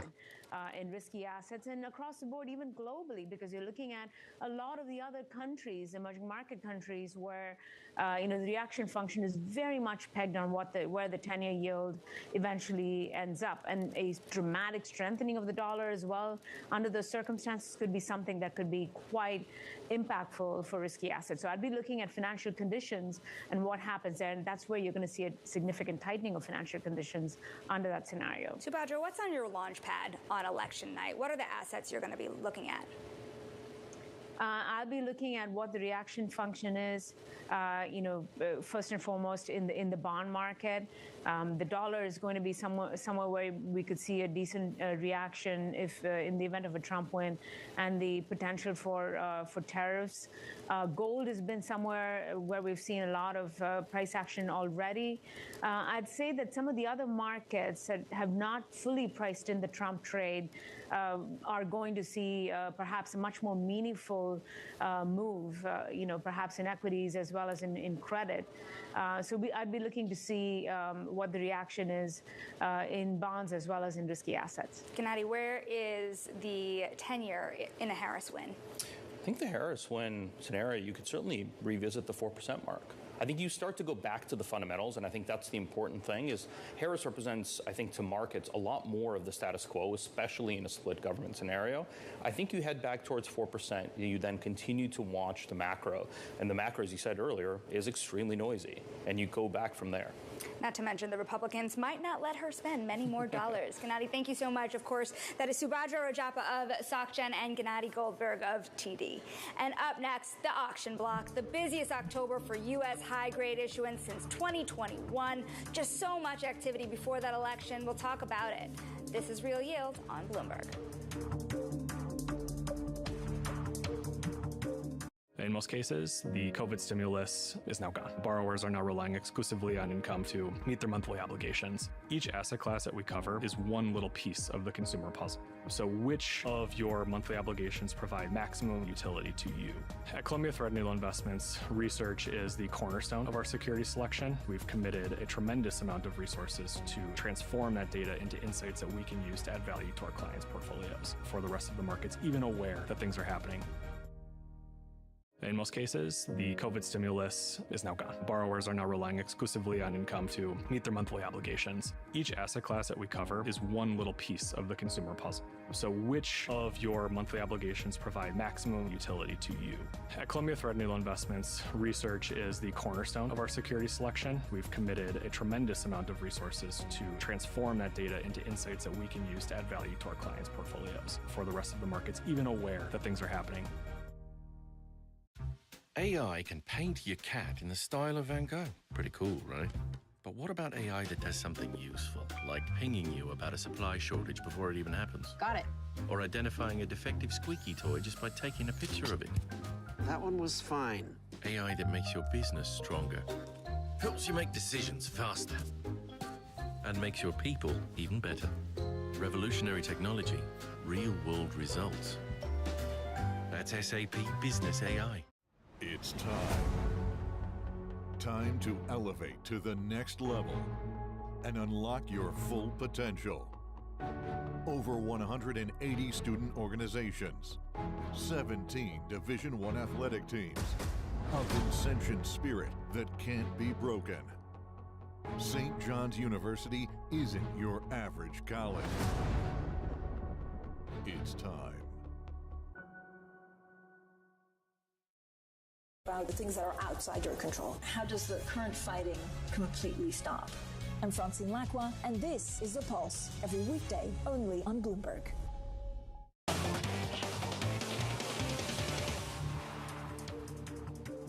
I'm Shonali Bassick. This is Bloomberg Real Yield, and it's time now for the auction block, where we're going to take a trip around the credit world. We saw no deals in Europe to close out the week as countries observed a bank holiday for All Saints holiday. The bond sales were mostly front-loaded, totaling 30 billion euros this week. Over in the U.S., the week's 27 billion worth of high-grade issuance made October to be the biggest in volume since 2021, despite ending the month without a single new deal. And in high yield, two issuers sold a combined $1 billion. The cycles were in the early days, 2010, 2011, 2012. I think ultimately people. Each asset class that we cover is one little piece of the puzzle. We have nearly 6 billion data points that give us almost a real-time view into how the consumer is performing. We're truly setting our clients up for success. we are down with the strategy table today.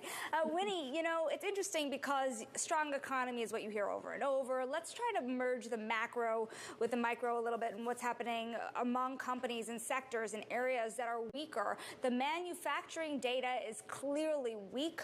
And what does that mean for corporations that are seeking to tap the capital markets? Well, you are exactly right.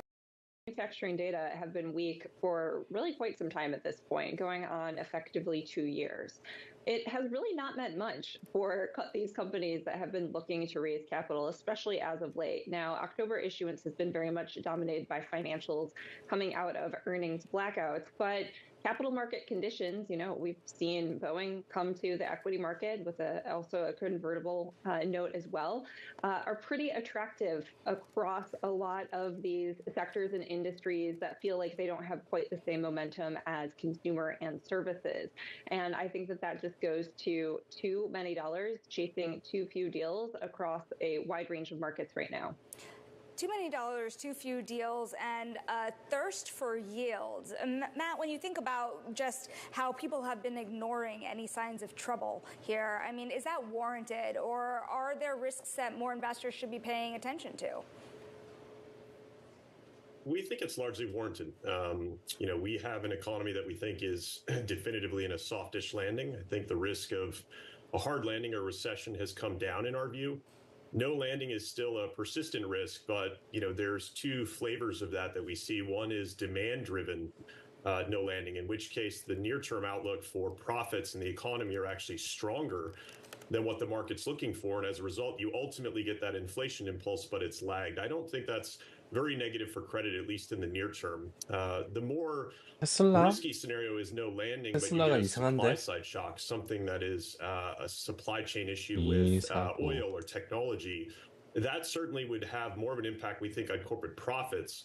But I think the overall outlook for credit is fairly sanguine. We have default rates plateauing or stabilizing. You know, we're coming into an election, which is touched on earlier.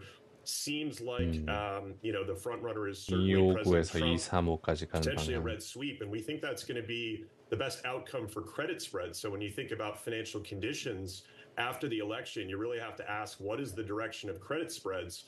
And if the offshore betting markets are right, we think the overall outlook for credit spreads is quite positive. Winnie, that sets the stage significantly for some risk appetite into 2025. But to Matt's point, there's election uncertainty baked into this too. How do two different outcomes in terms of two different presidents really change the course of travel next year for credit markets? IRS에서 401k 이제 얼마나 넣을 수 있냐 500불 한도가 상향됐습니다. 방금 나온 속보입니다. 2025년부터 직원들은 직장 연금에 23,500달러를 투자할 수 있으며 아니 500불밖에 900 많은 건가? 2024년은 23,000불만 투자할 수 있었는데 직장 연금에 500달러 추가로 투자할 수 있다고 합니다. 그리고 2024년 보고에 따르면 2023년 직원 중에서 14%만이 401k 플랜의 최대 금액을 연기했다. 별 영향 없을 것 같네요. 근데 지금 개별 종목들 중에서 테슬라가 좀 특이하게 빠졌습니다. 우선 뉴스가 있는 것 같지는 않는데 really use their balance sheets to continue to drive fairly aggressive earnings growth, which is probably just going to naturally slow down as we get into that more middling stage of the economic and business cycle. I'm interested a lot in that kind of M&A trade, this leveraged loan trade, because on one hand, you have a lot of investment bankers who say that either way, no matter who you have as president, you're still going to have a lot of that deal activity pick up. Matt, how much does this market need that supply at this juncture, and how much risk appetite is there to start to buy into LBOs, large LBOs even? Certainly, we think under a Trump administration, particularly if it's a red sweep, the two key drivers 비트랑 빠지면서 같이 빠졌다가 the second is potentially lower corporate tax rates. 혼자 어려워하고 있는데 지금 엔비디아도 살짝 particularly for some of the large public deals in sectors like tech has been a real overhang. think the other thing that I would just make maybe a contrast to some of the earlier speakers is, we're a little bit more sanguine on this view of a red sweep 테슬라 and what 실적 it means 발표 for 잘 나오고 10-year rates in the U.S. So my 그 뒤로 colleagues, very quick to point out that we're running a large deficit. That is going to continue whether or not you're in a red or a blue sweep. We think the tariff news is going to come out more gradually, similar to the way it did in the Trump first administration. And then also that a lot of this supply won't actually pick up until 2026 and 2027. So the bottom line is, I think we have a slightly more sanguine view that even in a red sweep, corporate bond yields are not rising. And so if you have that mix of deregulation, fairly stable yields, and a pro-market perceived administration, I think 테슬라 240으로 가는 길인가요? particularly some of the sponsor activity which makes its way 235요. 235. both in a leveraged loan but also the private credit markets. Winnie, it's not just M&A 여기 either. 갭이 You think about 있으면 just 갭이. this morning, for 여기 갭 example, 있고 여기 companies 갭 like 있고 여기 Chevron 갭 있고 looking at debt markets 여기 to 갭 help 있고 capital return plans really hit the market 248, at a significant 230, speed, if 뭐 you will. 250에서 What do you think 235. about that dynamic? Do you think that's just going to pick up as well? 뚫리면 이렇게. I think it's a little bit more nuanced there. In order for those types 테슬라 of 저런 건 initiatives to 너무 really pay off 익숙해졌어요. for management teams, you still need to have a relatively low 이거는 cost of debt. And we know 익숙해 that across the rating spectrum, the cost of debt has increased significantly, not just from the lows of the pandemic period, but also 졌지만 compared to where we were in say 익숙해지지가 않는 2014 or even 2019 at the beginning of that year. So I think that there is 240과의 some willingness for 250과의 management 이별. teams to look at their balance sheets and say, where can we use incremental leverage to drive equity returns? But I would be hard pressed to find that really well down the rating 익숙해도 spectrum, 항상 even into the 익숙해도 world of 항상 기분 BBs, 나쁜. where yields are much 지금 higher than they were AMD였구나. 쏘리. previously. 이게 엔비디아인 줄 borrowing 알았네요. with a 6.5% AMD가 coupon 살짝 versus a 이상하구나. 4% coupon. That 엔비디아는 really changes the dynamic and the 아직 뭐 math on some of 괜찮습니다. these shareholder return initiatives. A lot of 이게 math to AMD로 really break it down, 바꿔놨구나. especially as we actually get some more NVIDIA clarity, 여기 maybe in the 있습니다. coming days, hopefully in the coming weeks. Winnie Caesar of Credit Sites and Matt Mish of UBS. Looking forward to catching up with you in the coming weeks. And still ahead, we have the final spread. The week ahead, two key events and massive ones. The U.S. election and 3대 the Fed 지수 decision. We're going to 그대로고 talk about what to 뭐 expect. This is 테슬라가 revealed on Bloomberg. 방금 본 248 뭐 그 지점까지 가는지 보면 될 것 같습니다. 뭐 저가 매수 We think of structured 들어오면 products 오케이. as the backbone of the 다시 American consumer. Each 지수랑 asset 같이 class that 가는 we 거고요. cover is one little piece of the puzzle. 오케이, 뭐 We 또 have nearly 다른 6 소식 billion 있으면 data 돌아오겠습니다. points that give us 방금 almost 테슬라 a 갑자기 real-time 음전돼가지고 view into how the consumer is performing. We're truly setting our clients up for success. At Morgan Stanley, old school hard work meets bold new thinking. Partnering to unlock new ideas, to create new legacies, to transform a company, industry, economy, generation. Because grit and vision, working in lockstep, puts you on the path to your full potential. Old school grit, new world ideas. Morgan Stanley. AI can paint your cat in the style of Van Gogh. Pretty cool, right? But what about AI that does something useful, like pinging you about a supply shortage before it even happens? Got it. Or identifying a defective squeaky toy just by taking a picture of it? That one was fine. AI that makes your business stronger, helps you make decisions faster, and makes your people even better. Revolutionary technology, real-world results. That's SAP Business AI. Time to elevate to the next level. Over 180 student organizations. St. John's University isn't your average college. 100 plus acres just a few miles from Manhattan. It's time. And we've recognized that opportunity for a long time, but we wanted to make sure that anything we built was really grounded in people who play those mobile native games and the creators of them. And so being joined with a team that has real deep expertise in mobile was important to us. Join me each week on Wall Street Week for stories of capitalism from business, markets, economics, tech, and climate. More than what you need to know, it's what you need to think about.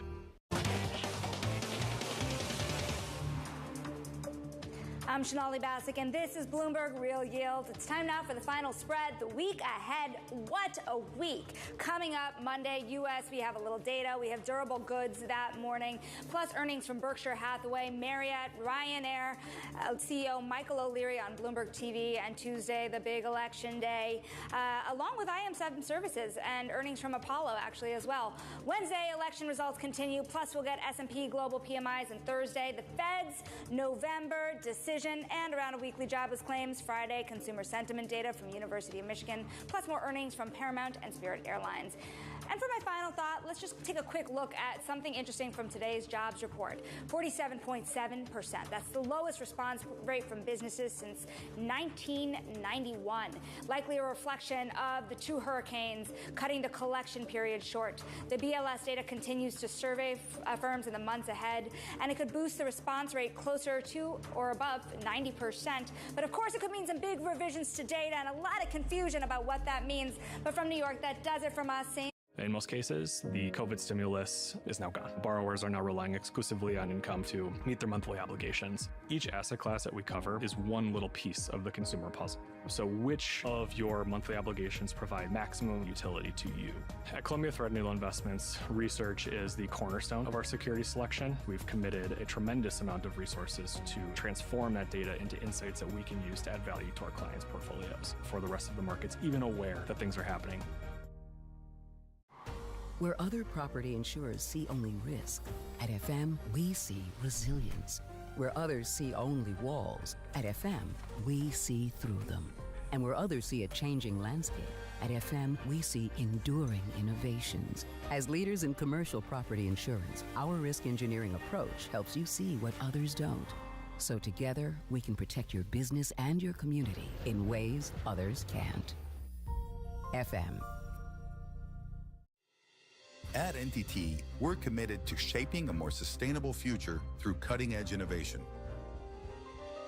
It starts with reducing our own footprint by building the renewable energy infrastructure that can power our sustainable growth. But today's technologies are just the start. From all-photonics networking to AI models that consume less energy, we are doing the research. NTT, innovating a more sustainable future. AI can paint your cat in the style of Van Gogh. Pretty cool, right? But what about AI that does something useful, like pinging you about a supply shortage before it even happens? Got it. Or identifying a defective squeaky toy just by taking a picture of it? That one was fine. AI that makes your business stronger, helps you make decisions faster, and makes your people even better. Revolutionary technology, real-world results. That's SAP Business AI. St. John's University isn't your average college. 100+ majors and programs of study. More than 198,000 alumni. It's time. Unlock your full potential. Unless something is really off.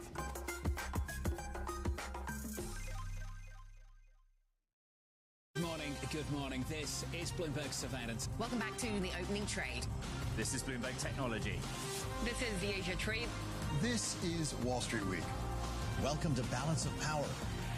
This is Bloomberg.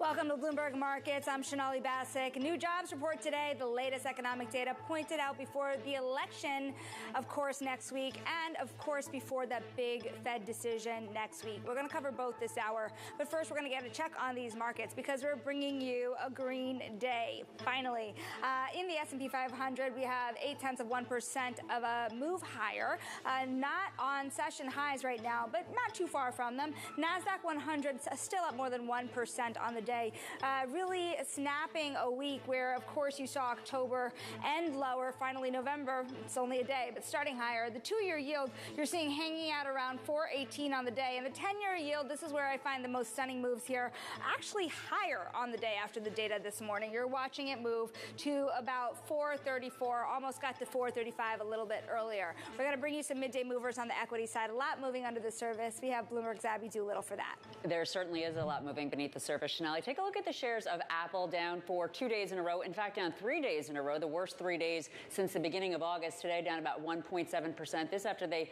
posted basically an inline September quarter, but folks disappointed about the guide for the December quarter. The street had been looking for 7% sales growth. It's coming in low to mid single digits on weak up iPhone 16 uptake, plus China weakness. Let's put this in connection with the Apple chart, the technicals, and see what investors are telling us there, because right now we are seeing a serious message of selling. This is Apple. This is a weekly chart to show more movement over a shorter period of time, or I should even say less movement to really show what's happening here. So you can see the uptrend, the buyer's very much in control, but this week, breaking that uptrend, the RSI is heading down. Again, this is a weekly chart, so it very much suggests that this drop is only beginning. If we were to put it in terms of the daily move, it would very much look like it might drop down to that 200-day moving average or closer to where it had been earlier this year at 200. The case could even be made that this entire rally, it could disappear. We don't know that, but that is a serious uptrend break, telling you, again,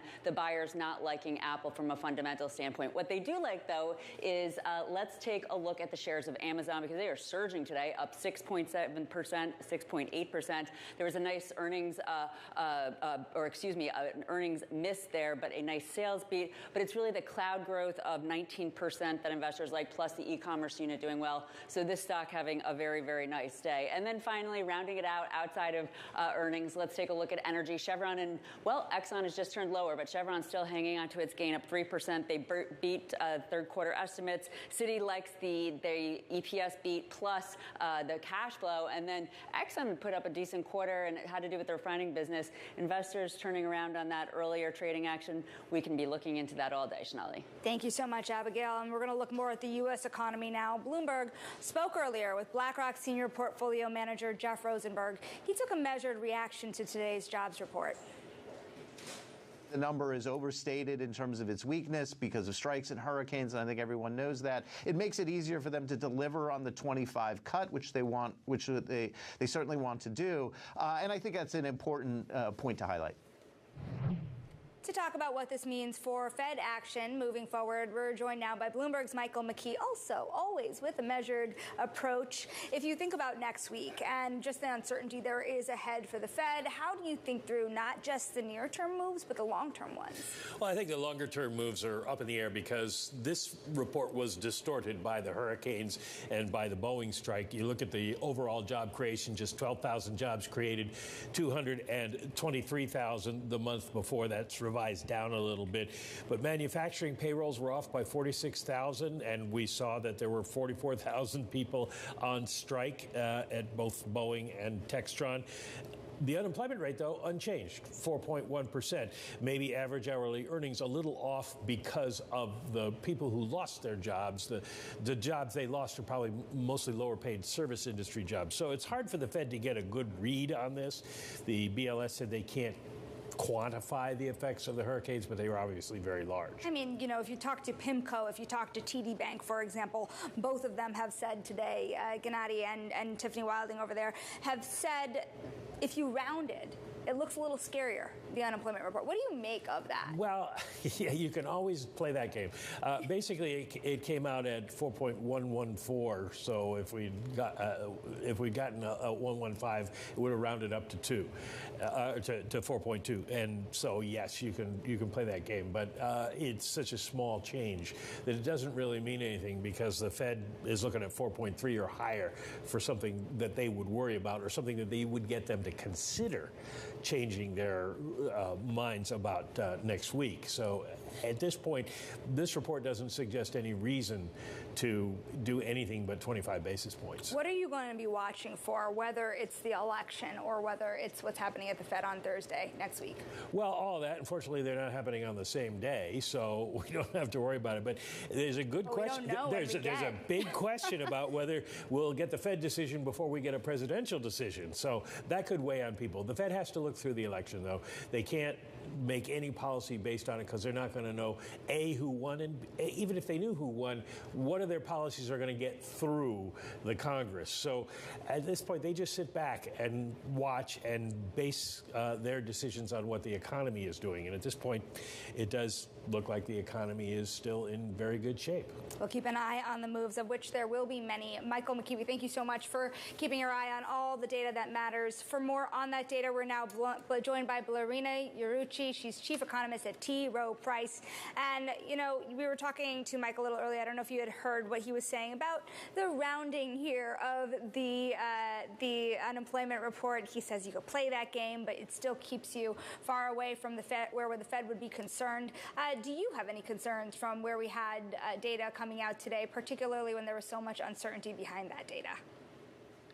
Exactly. I would echo this idea that it's hard. The information content in this report is not very large, even if you factor in the downward revisions to the prior months, because what happened with weather effects and the strike effect has affected the seasonal factors. And so it's not giving us a very clear picture of the fundamental strength of the U.S. labor market. And then you add to that the very low response rates in this report. I think it's hard to then say, okay, let's unround the unemployment rate to 3 decimals, and then the picture looks that much worse. So I would really focus on the fact that we didn't learn a lot from this payroll report, apart from the fact that the strikes and the hurricanes are affecting U.S. labor market data in October. How do you think about the overlay of the U.S. election here? That is something that is very directly already impacting markets in real time, and it's pretty impressive to see the 10-year float towards 435 on a day where you saw essentially a lot weaker data than people had expected. You saw that 2-year yield move lower and that 10-year just take off. So with this election, what we're really focusing on is the fact that it is a close election, no matter how you look at it. And whenever we have elections that are this close, and we're even debating whether we will know who the president of this country is going to be by the end of the week, next week, then I think that leads to increased uncertainty and increased volatility. So that's how we're analyzing the election risks. And we do think it has the potential to slow down growth. But then once that uncertainty is cleared and it's an orderly clearing of that uncertainty, that activity should come back. Labor market strength should continue. We see the U.S. economy as fundamentally quite resilient. There is a lot here to extend the business cycle. And so election is a period of uncertainty. With the resolution of that uncertainty, we should see employment growth improve by the end of the year. And where does that leave the Fed? They have to do monetary policy under uncertainty. But I think for the next couple of meetings, they stay the course, because even once we know the winner of the presidential vote, we need to wait for how they're going to govern versus how they campaigned. And so the Fed, being a more cautious policymaker, I don't think will set monetary policy in anticipation of what those candidates might announce, but rather wait until Q1 of next year. So when I'm thinking about monetary policy for this year, I think it's set in course that the Fed has enough information there to cut interest rates by 25 basis points at the November and December meeting. This report that we received today, I don't think it has fundamental weakness to drive the Fed to deliver a larger cut. To the extent that they were trying to play catch up and were behind the curve in terms of easing monetary policy, they achieved that with a larger interest rate cut at the September meeting. Blarina, you know, the other thing I'm very curious about is the fiscal component of this. There are many investors out there who see see a lot of the strength behind the U.S. consumer really attributed to how much money has been put into the economy by the U.S. government itself. Of course, that money would take borrowing to continue to achieve, and when you see borrowing costs potentially on the brink of rising, that becomes a question. So how big of a role is stimulus playing in the strength of the economy at the moment? I think there is enough support there, but this support from fiscal in terms of tax credit, in terms of support to the consumer, has been a known for the markets for some time. As we look forward, I think what stands out to me is how high the deficit is as a percent of GDP. At about 6-7%, we don't see these types of deficits outside of recession. So you could argue that fiscal remains supportive of the consumer and the U.S. economy, but not to expect another positive impulse on top of what is already priced in the market. And then whoever becomes president, I think at some point we need to discuss what do we do about this level of deficit, because it's not sustainable over the medium to long run. And so I think the market is going to sniff that out, and it will want the large deficits to be addressed. And if it's not addressed, the way it's going to show up in U.S. Treasury yields is through increased term premium, especially for the long end. Right. As an investor, with this amount of fiscal stimulus, you will demand a higher inflation premium and a higher fiscal premium to hold treasuries. Blarina, we thank you so very much for your time. That is Blarina Yarucci. She is T. Rowe Price's chief economist, of course, on a day with a lot of messy economic data. So thank you so very much for parsing that for us. Now coming up, Apple shares falling after the company issued a cautious outlook, and Intel investors seeing a new wave of optimism after earnings. We're going to dig into those next. This is Bloomberg.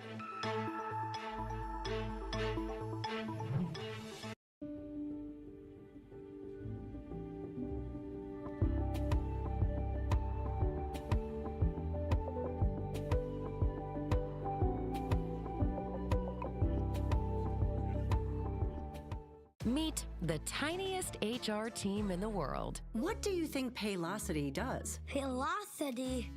I never heard that before. Ooh. I think they pay people. I don't know. Pay people money. What do you think Paylocity sounds like? That seems like a research of scientists. Vroom, vroom. Huh. Velocity and pay combined. Paylocity, Paylocity. Paylocity is the future of HCM simplified. Time to elevate to the next level. Over 180 student organizations. St. John's University isn't your average college.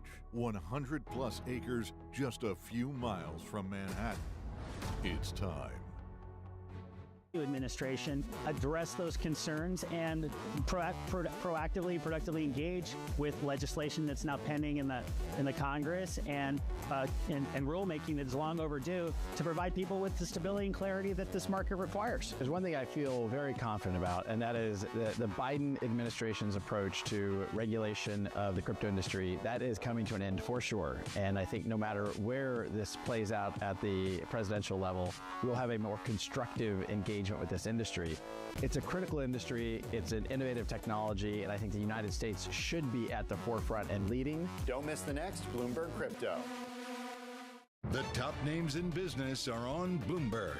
I've made so many mistakes in my investment career. One of them was I sold all my NVIDIA, probably in somewhere between 800 and 950.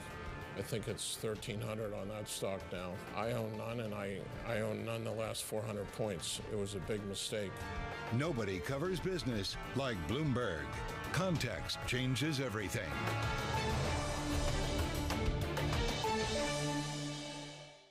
Earnings season is here. I know it's like your Super Bowl, right? I can't wait. It's like opening presents in the morning. All right, it will be exciting.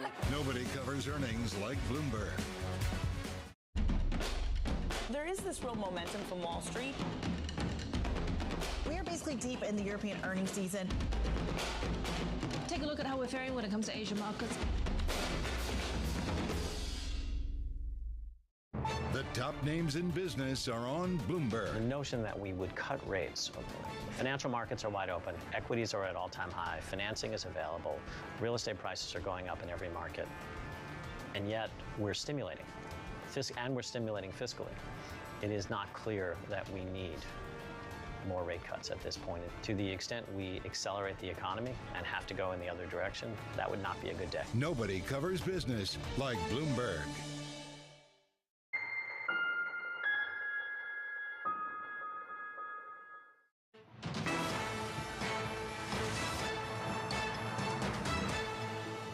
The upper executives in a company don't exactly own it. It's all the little shareholders like you and I and others and investors, and so they're watching every little report and everything and turning the stock up and down.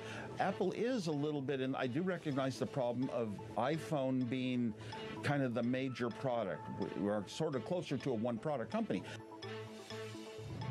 That was Apple co-founder Steve Wozniak talking to Bloomberg's The Close in an exclusive interview yesterday after earnings. And as we turn to the stock of the hour, we're watching how investors are reacting to that earnings report and Apple's outlook. For more on this, we're joined by Bloomberg technology anchor Ed Ludlow, who is the only person I really want to hear from today, honestly. And it has been a long week of Magnificent Seven earnings. And let's talk about Apple first here for a moment, because, of course, it's kind of where you're seeing a little sour tone in the market. There's a lot of things to know about what you can tell about their intelligence features moving forward. How do you soak all of it in? Yeah, it just wasn't a clean-cut print, right? You know, there was strength in the quarter gone. Apple basically grew in every geography around the world, apart from in Greater China. And as we know going into it, you know, there's a great focus on Apple's performance in China, because in terms of consumer electronics as an end market, it's so critical. iPhone grew, but we don't really know definitively if it did grow in China. And then you go straight to the outlook, as you do with any technology earnings, which is that Apple will continue to grow in the low single digits in the final 3 months of this year. So the question that's still being posed is future growth. Where's that coming from, particularly in the context of its services business missing the mark a bit in the print that we got last night? It's the worst performer in that Magnificent Seven. The best performer today, of course, is Amazon. And so up almost 7%, up more than 6.5% at the moment. What is the optimism here, and what does it say about its prospects moving into next year? Yeah, so Amazon is the leader in cloud computing, right? AWS, its cloud unit, posted 19% top-line growth. And so that was a number that the market was kind of relieved and happy about. And they gave us a forecast for the final 3 months of this year, both in terms of revenue and operating income, that showed a solid holiday quarter. The e-commerce part of the business is still important, even if cloud computing and everything that's happening with AI is the cash cow or cash-generating focus. And so, you know, we know what the story's been all earnings season long. CapEx numbers are very large. But if you show evidence that you're starting to make money from it, and they gave a lot of fighting talk about AI customers for cloud computing, you're rewarded, and that seems to be consistent in Amazon's case. Also want to talk a little bit more about Intel here as well, having a very good day, the best since the middle of September. You know, what do we know about their turnaround story here? It's interesting to see that kind of reaction in the stock when there's also been so much event-driven news around it. It's an interesting, probably relief-driven rally in the stock. The third quarter print was ugly because Intel took impairment charges related to headcount reduction and all the projects it's cancelled as it fights to kind of regain leadership in the categories of semiconductor where historically it's been strong. They gave guidance for the fourth quarter, the last 3 months of this year, that basically was enough to show the market they might be turning a corner. One negative, though, is that all we care about is these AI chips, right? GPUs, AI accelerators, where NVIDIA is 99% of the market, AMD's got some, and then Intel told us that they missed the mark. They're not going to hit their sales target, which was already modest, $500 million for Gaudi. And Pat Gelsinger gave me two explanations. One, they have a later generation of that chip coming, so customers are waiting for it. But contrary to that, he also said the software isn't really keeping up. So there's still a bit of a mess to unpick on how they're doing. And for now, investors are backing Gelsinger. Ed, we thank you so much. It was a great interview. I suggest everyone look for it online. Might be some good weekend viewing. That is Ed Ludlow of Bloomberg Technology. And coming up, as we've been talking about, markets are bracing for the U.S. election outcome, and you can see those trades all over the place. Our next guest, Christian Deary, shares his strategy from an investor's point of view. This is Bloomberg.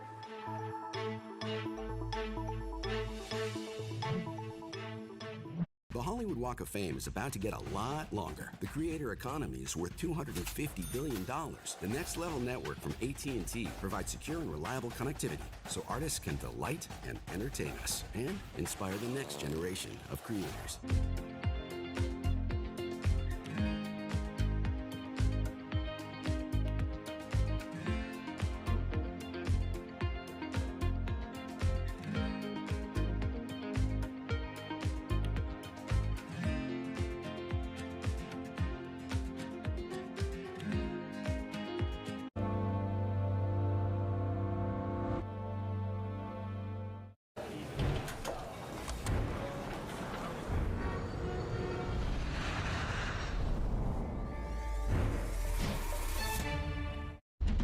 We spend some time here on the broader presidential race.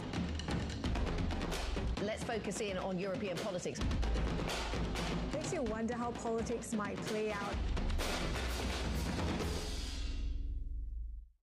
In case you missed it, on Bloomberg Technology.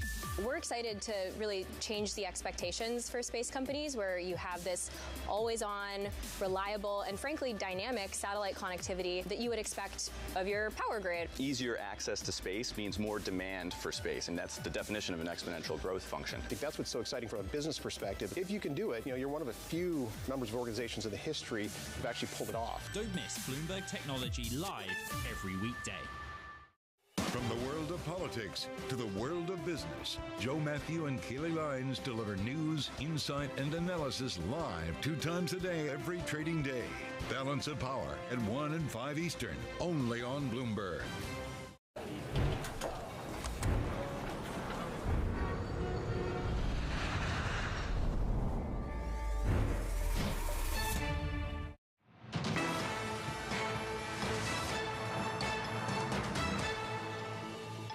This is Bloomberg Markets, and I'm Shonali Bassick. We are days away from the polls closing in the U.S. elections, and investors are going to be waiting those results. The economy is perhaps the biggest issue among voters. Consumer confidence has been wavering, but earnings expectations continue to rise.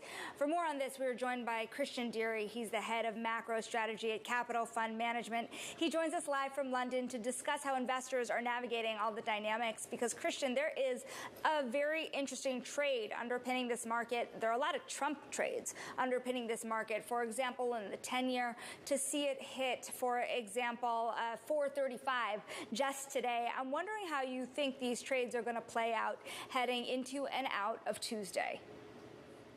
Yeah, thank you for having me on the show. Yeah, so really there's 2 forces at work here. Outside of the election, it's just been the strong U.S. data, which happens to have the same sign as the Republican sweep trade. And we've seen the odds increase of a Republican sweep. So the price action has been very similar to 2016 when Trump won with a sweep. So we see bonds selling off, the dollar rallying, we see the yield curve steepening, and we see certain sectors outperforming. So for example, if you look at financials for the month of October, they've done very well. So in the sense of discounting the chances of a Republican win, the market is essentially reacting to that and pricing it. So what happens if you don't see Trump win the election? What unwinds, and how drastically does it unwind if Kamala Harris does win? Well, there I think you really have to focus on the outcomes. So without a Democratic sweep, which is very unlikely, and part of the reason for that is just the Senate math. It's going to be very hard for the Democrats to hold the Senate because of the staggered voting. And there's only 12 seats that are actually in play. So they have to win 9 of those, then win the presidency, and use the vice president to cast the tie-breaking vote in the Senate. So most likely we get a split outcome in Congress, and that's really more of the same. So fiscal continues. And austerity is a forbidden word for both parties. You're not allowed to mention it. So just baseline under the Democratic platform, we have a fiscal deficit running at around 6%. And under the Republicans, say they swept, you're looking at fiscal deficits on the order to 8 to 10%. That's obviously very stimulative in the short run, and is part of the appeal for politicians. Well, so what is what is a surefire Sorry. trade either way? Is there anything that looks underpriced to you in the market that it might just perform well no matter what? Yeah, I think for the medium term, it's really the big macro issue this cycle is the fiscal backdrop, right? It's really an unprecedented level of spending, so that has implications and it's inflationary. So the front end of the curve is pricing too many cuts. Bonds will sell off. Those investments still have lots of potential to them. Is there and a really sector? the fiscal underpinning is important. Is there a sector you like best? Well, that will depend on the outcome. So one way to, we're a systematic manager, so we run a very diversified business. But for discretionary traders, one approach is just to wait for the outcome. So for example, if you get a red sweep, it's, the basket of investments that you're going to hold is quite obvious, very similar to 2016, and you can just wait. Because this isn't like a payroll where you get a reaction and it fades in 5 minutes. These trades will extend for long periods of time. But again, the fiscal backdrop is really a key driver here, particularly for fixed income markets in the dollar. Christian, we have to leave it there. I wish we had more time, but of course, the most sound of advice, just wait. Of course, there's a few days to be waiting. That is Christian Deary of CFM. Now I'm Shanali Basak. That does it for Bloomberg Markets on the day. Finally ending the week with some green, but a busy week ahead of us. Get some rest. This is Bloomberg.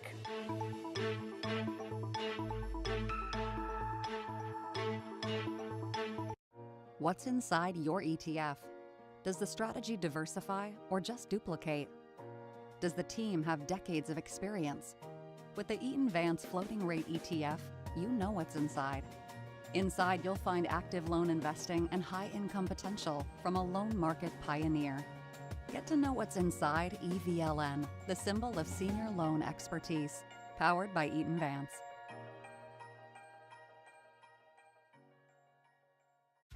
AI can paint your cat in the style of Van Gogh. Pretty cool, right? But what about AI that does something useful, like pinging you about a supply shortage before it even happens? Got it. Or identifying a defective squeaky toy just by taking a picture of it? That one was fine. AI that makes your business stronger, helps you make decisions faster, and makes your people even better. Revolutionary technology, real-world results. That's SAP Business AI. Time to elevate to the next level. Over 180 student organizations. St. John's University isn't your average college. 100 plus acres just a few miles from Manhattan. It's time. Caesars crossing the Bloomberg terminal. Mondelez is reporting Reddit, AMD, Snap. Let's keep the conversation going. With the smartest insights, The bar keeps getting higher. 20% growth rate. When your comps get tougher, how much can you beat and raise? continuing coverage on Bloomberg. Context changes everything. Bloomberg Surveillance covers the latest in global markets and the political events that influence your world. Join Jonathan Farrell, Lisa Abramowitz, and Anne-Marie Hordern only on Bloomberg. Context changes everything. It's the world's second largest economy with a growing influence in global affairs. But geopolitical uncertainties, deflationary pressures, and questions about foreign investment linger. Bloomberg, the China Show, brings you the unmatched expertise you need to keep track of breaking news, in-depth market analysis, and the most influential newsmakers in and around China. Bloomberg, the China Show. Weekdays around the world, right here on Bloomberg. Context changes everything.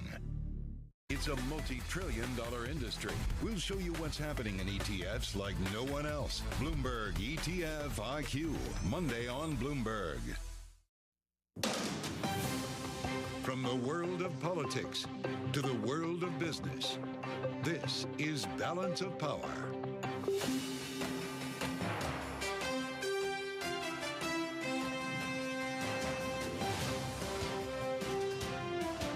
Live from Washington, D.C. Hurricanes hit the job market. Welcome to the fastest show in politics. As the monthly jobs report falls well short of expectations in terms of payroll growth because of the impact of the storms and strikes. And coming up, we're going to bring you directly to the source. Jared Bernstein, chair of the White House Council of Economic Advisors, will join us from the North Lawn in just a moment with insights from Bloomberg economic editor Molly Smith. And we'll go to school later this hour with Julie Pace at the Associated Press and how the agency will be calling races next week. We'll take you behind the scenes on the way these important decisions work with analysis from our signature panel, Rick Davis and Jeannie Shanzano, with us for the hour, and it's all after a look at Wall Street. For that, we turn to Amy Morris and her view on the markets. Amy? All right, thank you, Joe. Stocks staging a rebound. That continues. Traders still looking past the economic data we got this morning. They're focusing more on the strength of corporate America. We bring you the markets all day long here at Bloomberg. The S&P 500 up 42 points. NASDAQ up 196. The Dow up 385 points. The Russell 2000 index up 13. The 10-year Treasury yield at 4.34% and the 2-year yield at 4.17%. Now, this eco data we're talking about, hiring advanced, but at a very slow pace, the slowest since 2020, while the unemployment rate remained low. But remember, October was distorted by the strike at Boeing and the hurricanes, although the Bureau of Labor Statistics says they can't really quantify the net effect of those storms on payrolls. Apple shares right now down 1.5% after yesterday's earnings report. Apple said its December sales would be about a percentage higher in the low to middle digits, but analysts had projected a 7% increase. The company also posted a decline in China revenue last quarter. That fell short of estimates. Amazon, on the other hand, beat expectations on the strength of its cloud services, advertising, and e-commerce. Amazon shares right now more than 6% higher, right now 6.4% higher. For on-demand news 24 hours a day, you can subscribe to Bloomberg News now wherever you get your podcasts. I'm Amy Morris, and that's a Bloomberg Business Flash. Let's get back to Balance of Power with Joe Matthew and Kaylee Lyons.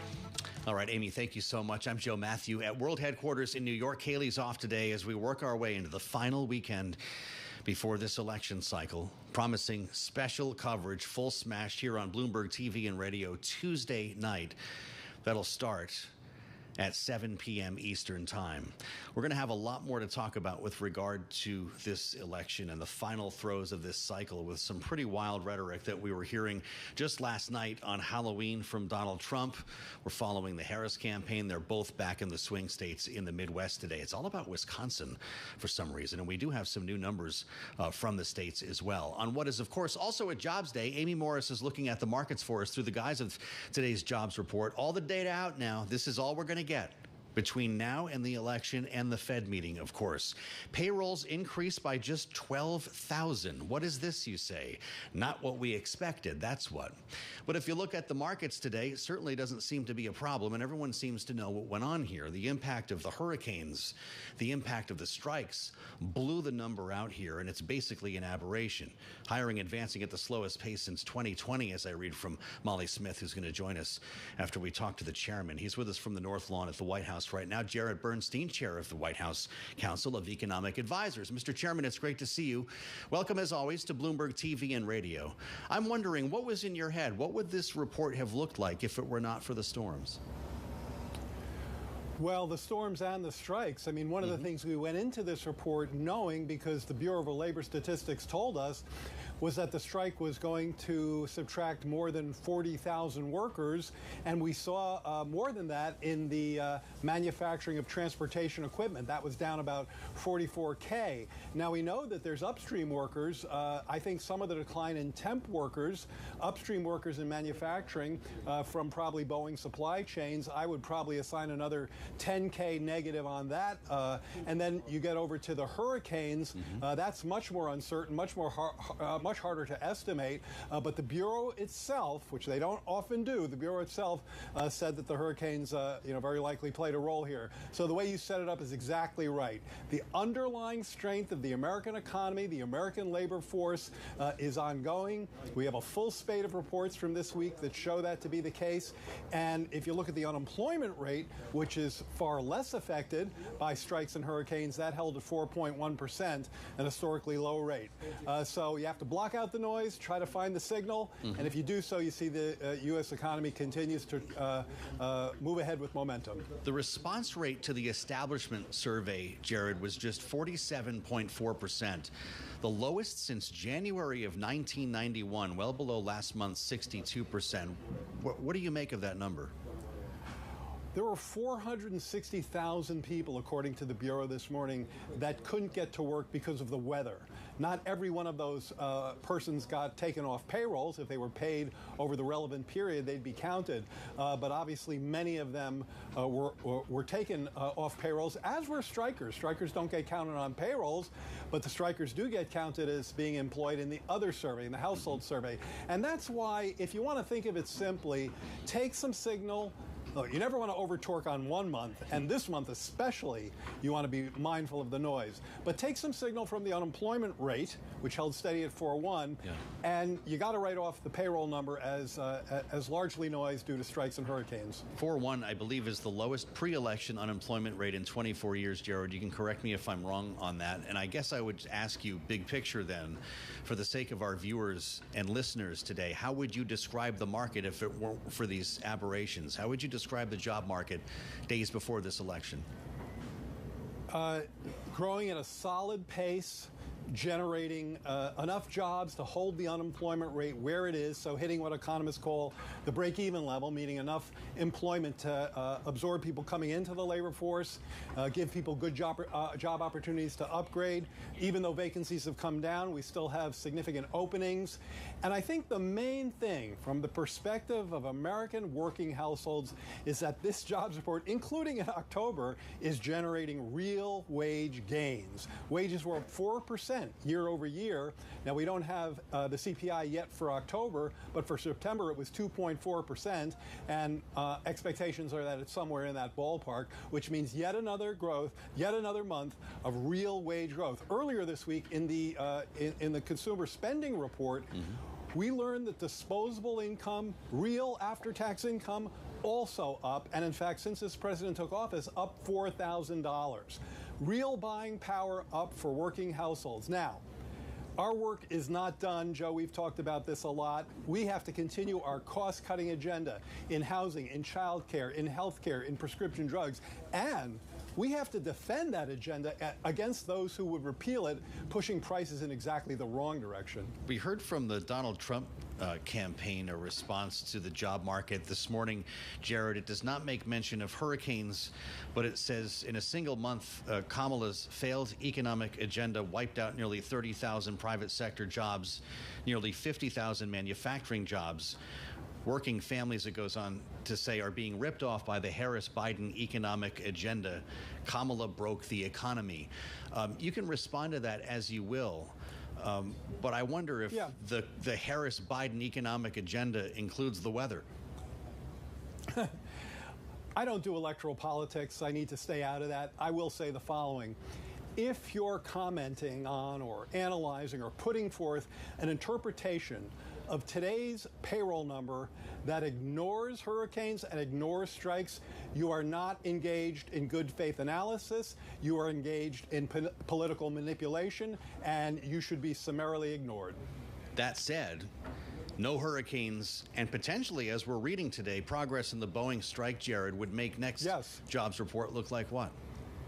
Yeah, it's a great point. So we know we have an agreement between the machinists and the machinists, I should say the union leadership and the management for a vote on Monday. It is, of course, up to the rank and file to decide whether they approve that new contract, but that is a good news of progress in that area. One of the things we showed today, you guys would love this, so you should go check it out on my Twitter feed, which is EconJared46, is if you look at the movement in unemployment claims, this is responsive to your question about what to expect next month. The unemployment claims really spiked, as they should, in the areas that were affected by hurricanes, devastated by hurricanes. As those areas rebuild and get back on track, and there's still a long way to go. They were devastated, and we're going to help them every step of the way. You see claims coming back down. That spike has really done a pretty significant round trip. And by the way, we contrast that to areas where there was no hurricane, and there you see claims were pretty flat. So if you look at claims response to the hurricane, they went up, they came down, and when they went up was the reference period for the payroll survey. It explains the noise in the payroll survey today. But yes, it looks like we should be getting back on track for next month's report. Okay. I'm not allowed to ask you about the Fed because I know you're going to talk to me about Fed independence, Mr. Chairman. I guess I'd ask you, with the data we've seen here, it was a big data week leading into this election, and this Fed meeting just happens to be one next week. You probably didn't hear about it, but I wonder if the data change your view when it comes to the trajectory of interest rates, if only in the bond market. Well, we've seen rates in the bond market be somewhat elevated. We've certainly seen the mortgage rate go up. And, you know, part of that has to do with the stronger economy. So, look, under President Biden, you know, we got the GDP report this week. Under President Biden, the annualized growth rate for GDP has been slightly north of 3%. That is a very strong, very much above trend growth rate. So strong growth, solid labor market, easing prices, real wage and income gains, certainly putting some upward pressure there. But I also think there's a policy element going on in that spread, in that interest rate. And I think it has to do with the idea that one of the candidates is talking about massive tariffs acting as a sales tax on the middle class, massive deportations, terrible idea for the labor market, and compromising Fed independence. That may also be putting some upward pressure on rates, and I think that's just a sign of some of those destructive ideas. Wow. Analysis from the chairman. What a treat. Jared Bernstein, great to see you, sir, chair of the White House Council of Economic Advisors from a sunny North Lawn. Appreciate the insights always. Have a great weekend, sir, as we dig down into this jobs report. And in the case of our conversation there with the chairman, even its political implications. If you read the story on the terminal, it was written by Molly Smith. She's got the byline on the jobs report and is with us now in the wake of our conversation with the chairman. Molly, it's great to see you at World Headquarters in New York. A treat to have you in person here. Really interesting. Have you in person well, here. Thank you so much. To talk about this with the White House, you're going to get a certain angle, of course, but we do have to acknowledge the truth here. This report's a mess because of all of these outside factors. No, I mean, honestly, listening to what Chair Bernstein had to say, I really do think like all of what he said is like really, for the most part, it's really true. I mean, that there is, of course, you cannot ignore the impact of the hurricanes and the strike in this jobs report. That was really so much of what dominated the story here. The one thing I will add to that, though, is that he didn't mention the downward revisions to the prior 2 months, and that's getting a lot more attention in terms of this is maybe pointing to some underlying cooling in the labor market that has been going on, and maybe has been going on more so than we previously thought. More than the Fed wants? Well, interestingly, you know, I thought that the downward revision was mostly going to come from September. If you remember last month's job report, that was a gain of initially reported 254,000. That was enormous. That one got marked down a little bit, but it was more of concentrated in August. And that was the last jobs report that the Fed saw going into that September meeting when they made that big rate cut. So I'm sure there are a lot of people out there today saying that the Fed made the right decision in going big at that meeting. And of course, the subsequent data now has supported a more gradual approach. We're going to get a massive revision one way or the other for this noisy month as well, right? Could we find that, you know, there were 100,000 jobs we didn't know about because people weren't reporting accurately? Yeah, it's certainly possible. And like to the point of that response rate being so low, that's where when the BLS then does its next two collections of the data over the coming months, that's where we can see revisions swing really big. So that response rate, as you said, you know, below 50% for the first collection rate. Usually you see those get up to around 90%, if not higher, by the third time. So there's definitely a good chance that this number of 12,000 payrolls is going to swing. Jared Bernstein loves it when I ask him about the Federal Reserve. He actually gave us a little bit of an answer there, and it's interesting to look at where interest rates are in the bond market. To his point, where are we at the 10-year here? Actually up over 1%, 4.3, 2 years stuck at 4.1%. What's your thought on this Fed meeting going into next week? It seems like the data today, again, the downward revisions really are what I think the Fed is mostly looking at, because it's that's 25. not exactly, those are the data points that are not hurricane distorted, and that's what's going to give you the clearer read of what you already know about the labor market going into this report, since so much of what happened in October, as we know, is just hard to parse between the hurricanes and the strikes. So looking at those downward revisions, it definitely supports a more gradual approach to go 25 for the cut at next week's meeting, and taking into account what Bernstein also had to say about the stronger data this week to show you that there isn't, there's really no support to go for another 50 basis point cut. It doesn't warrant that in the data. Well, good. Okay, got you. This is actually really fascinating. When you talk to the White House, too, the line always ends up being, there's more work to do, but we're not done yet. If you read, that's all of the statements look the same, and Jared just articulated that himself. They don't want to be caught taking a victory lap here. But as Joe Biden wrote in his own statement yesterday, we've got it down to 2.1%. We're aiming for 2. My God, at what point do you declare victory? No, it's true. I mean, but you got to think as well that there are a lot of swings in the data, and that was data for September. That's such old news by now. God only knows what happened in October. Or is it the fact that it's still a problem with grocery prices? This is what people keep talking about. And even if you're at 2.1%, you're still paying a heck of a lot more for bacon, eggs, as Donald Trump likes to say, for bacon, lettuce, and tomato. It's a BLT, Molly. It is. Than you were 4 years ago.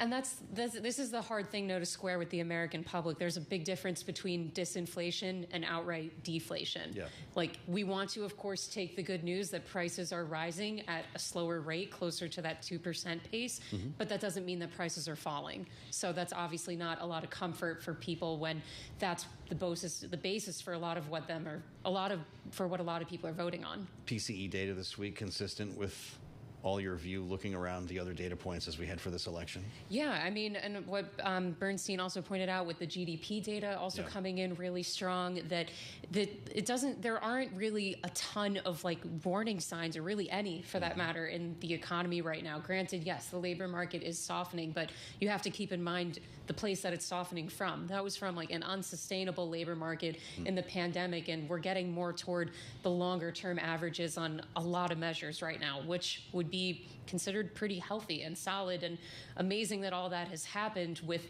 how much inflation has come down, that we haven't seen a recession. And that has defied many, many calls for the last 2 years for the economy to be in a recession by now. If rates keep falling, we've only got about a minute left, and the Fed manages to somehow unlock the job market, is that the economic story of 2025? Unlock the job market, meaning? I should say the housing market. Oh, sorry, the housing market. I'll come up with the right word. Yeah. I mean, the housing market is really Wouldn't the wealth effect from unlocking, actually getting some activity in the housing market, getting some young people in houses, create another wave of growth?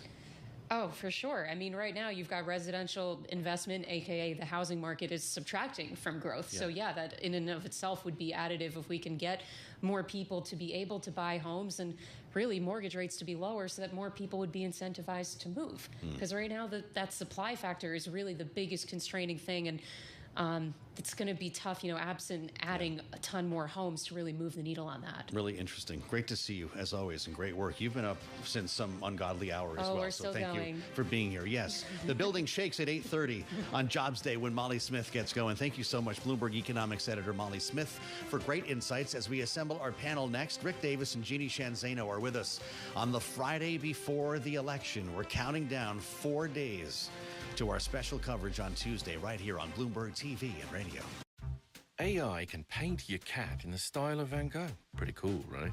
But what about AI that does something useful, like pinging you about a supply shortage before it even happens? Got it. Or identifying a defective squeaky toy just by taking a picture of it? That one was fine. AI that makes your business stronger, helps you make decisions faster, and makes your people even better. Revolutionary technology, real-world results. That's SAP Business AI. Time to elevate to the next level. Over 180 student organizations. St. John's University isn't your average college. 100 plus acres just a few miles from Manhattan. It's time. From the beating heart of global finance, economics, and politics, and wherever newsmakers are moving markets. Bloomberg brings you conversations that allow for deep discussions and important insights. What do you think the future is for inflation? Is this a new normal? Are markets too optimistic? How do you worry about the things that are outside your control? How does the current fighting completely stop? I'm Francine Lacroix, and this is The Pulse, every weekday only on Bloomberg. Morning from our world headquarters in New York. I'm Manus Krennic. And I'm Danny Berger. Let's set your agenda. Bloomberg Brief delivers the market news, data, and analysis you need live every weekday only on Bloomberg. Context changes everything. The top names in business are on Bloomberg. I've made so many mistakes in my investment career. One of them was I sold all my NVIDIA, probably in somewhere between 800 and 950. I think it's 1,300 on that stock now. I own none, and I own none the last 400 points. It was a big mistake. Nobody covers business like Bloomberg. Context changes everything.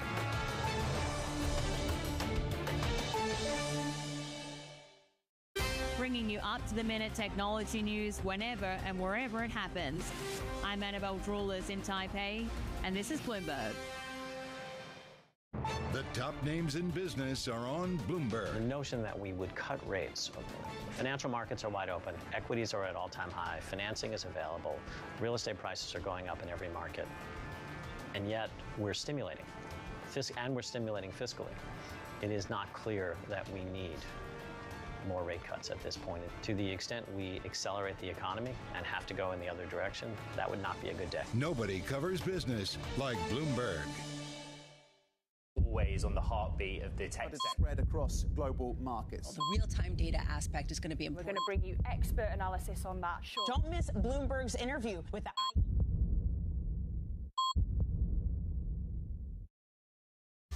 In case you missed it, on Bloomberg Technology.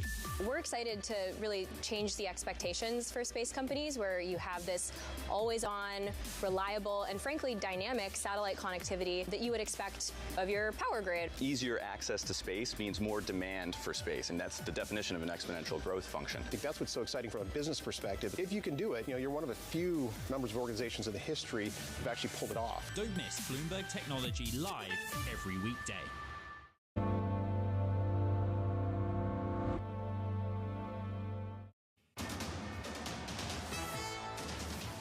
It's 1:21 on Wall Street. I'm Amy Morris. We have green on the screen. Traders really paying more attention to earnings than eco data for this month. We check markets for you all day long here at Bloomberg. S&P 500 up 46 points. NASDAQ up 205. The Dow up 423 points. And the Russell 2000 up 14. The 10-year Treasury yield at 4.34% and the 2-year at 4.18%.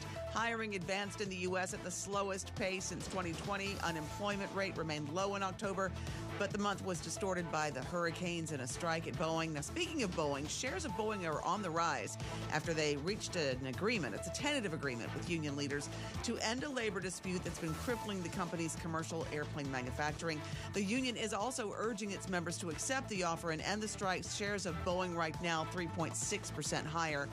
And for on-demand news 24 hours a day, you can subscribe to Bloomberg News Now wherever you get your podcasts. I'm Amy Morris, and that's a Bloomberg Business Flash.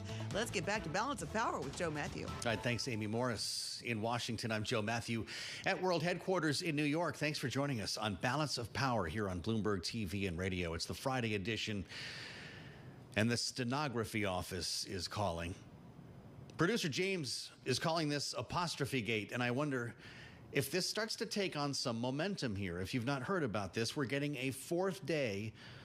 I mean, guess it's 5, actually. It's Friday. We've been doing this since Madison Square Garden. A 5th day of the garbage story, as the Associated Press reports that White House officials altered the official transcript of President Biden's garbage remark, despite some concern by the stenographers at the White House. They actually managed to obtain an internal email from, the White House stenography office, called the press office's intervention, quote, a breach of protocol and spoliation of transcript integrity between the stenography and press offices. This, of course, goes back to the whole garbage remark, right? President Biden was on this Voto Latino call when he responded to the joke at Madison Square Garden not very funny one that referred to Puerto Rico as an island of floating garbage. That, of course, was turned into a meme, a living meme by Donald Trump as he dressed up like a garbage man and got into a garbage truck. Got a third day out of that. Now we're up now to a fifth day here because of the stenography office. And it really just has to do with not only showing exactly on the record what the president said, but the integrity of the messaging coming out of the White House in this administration. That's where we start with our panel this hour. Rick Davis and Jeannie Shanzano are with us, Bloomberg Politics contributors. He is partner at Stone Court Capital, Republican strategist. She is a political science professor at Iona University and Democratic analyst. Jeannie, what's your thought on this? When the stenography office gets upset, it's not too often they show up in the headlines here. Do we have a problem? Yeah, I mean, I think it would be far bigger problem if Joe Biden was still at the top of the ticket. But this is serious. You know, these are nonpartisan civil servants. They take their duty very seriously, as do I, because this goes to the National Archives. These are records for historians 50, 100 years from now to know what had happened and what was said. It's an example of the cover-up being worse than the crime because Joe Biden made a mistake when he was speaking. The White House press office or whoever went and tried to strong-arm these stenographers should have left it that way. Instead, they tried to get involved and change, and I guess they did successfully change what had been said. And that is problematic. Do I think it's going to impact the election? No. But for all of us who care about a record of American history in our archives, this is unacceptable, and the White House should change it back to the way the professional, nonpartisan stenographers had it in the first place. I had a feeling as an academic that you might feel that way. Rick, the actual change here, literally, it's an apostrophe. Joe Biden said on the call, quote, "The only garbage I see floating out there is his supporters. His demonization of Latinos is unconscionable, and that's un-American," unquote. The transcript released by the press office, as I read in the pages of the Associated Press, rendered the quote with an apostrophe, reading supporters, possessive, rather than supporters, plural. Is this just silly splitting of hairs, or is this a problem, Rick? I think by now all the methane is out of this trash heap. I mean, really, do we have to talk about the garbage comments anymore? I mean, like 4 days into this thing, 5 days but into this is about thing. The White House. When the stenographer's office calls, I don't know. But my guess is nobody's been fighting over commas and apostrophes other than on politically sensitive remarks like these. And look, Joe Biden made a mistake. He should have never weighed in on this thing. And they ought to just let the stenographers in the White House do their job. I mean, nobody is going to think history has changed. If someone wants to look this up, they're going to see reams of reporting on this, that it's not about what he said, it's about how it was taken. I think all the damage that was done, if there was any damage, has already been done. This is not going to be an election weekend story. And I think apostrophe gate will go along with all the other gates that we've had, which is, you know, more smoke than fire. Rick Davis and Jeannie Shanzano on apostrophe gate as we bring you back to the Tucker Carlson live tour show in Glendale, Arizona. They occupied the Desert Diamond Arena for a big rally last night. Rick and Jeannie, Donald Trump sat down with Tucker Carlson and he said some things about Liz Cheney that are also driving headlines. Now, again, we haven't touched policy yet in this segment because no one's talking policy with the noise and the rhetoric coming out of, well, I guess everywhere at this point. Listen to what Donald Trump said about Liz Cheney and we'll get your reaction. She's a radical war hawk. Let's put her with a rifle standing there with 9 barrels shooting at her, okay? Let's see how she feels about it. You know, when the guns are trained on her face. You know, they're all war hawks when they're sitting in Washington in a nice building saying, oh, gee, let's send 10,000 troops right into the mouth of the enemy. Now, Jeannie, I don't know what he meant by that. People are interpreting this as a threat. Let's put her with a rifle, right? He's got her, put a rifle in her hand, standing there, 9 barrels shooting at her. I guess he's implying let's put her in a battlefield as someone who calls, as he says, for forever wars. He referred to her as a war hawk. Did he mean that, or was he implying something different?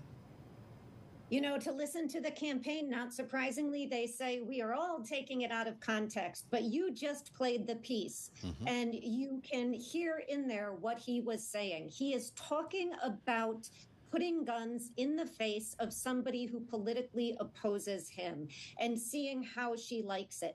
The imagery alone is unconscionable. And this is vintage Donald Trump. And Liz Cheney, when you look at her tweet and her response, she says, and I think rightly so, he is not fit from a character perspective to be president.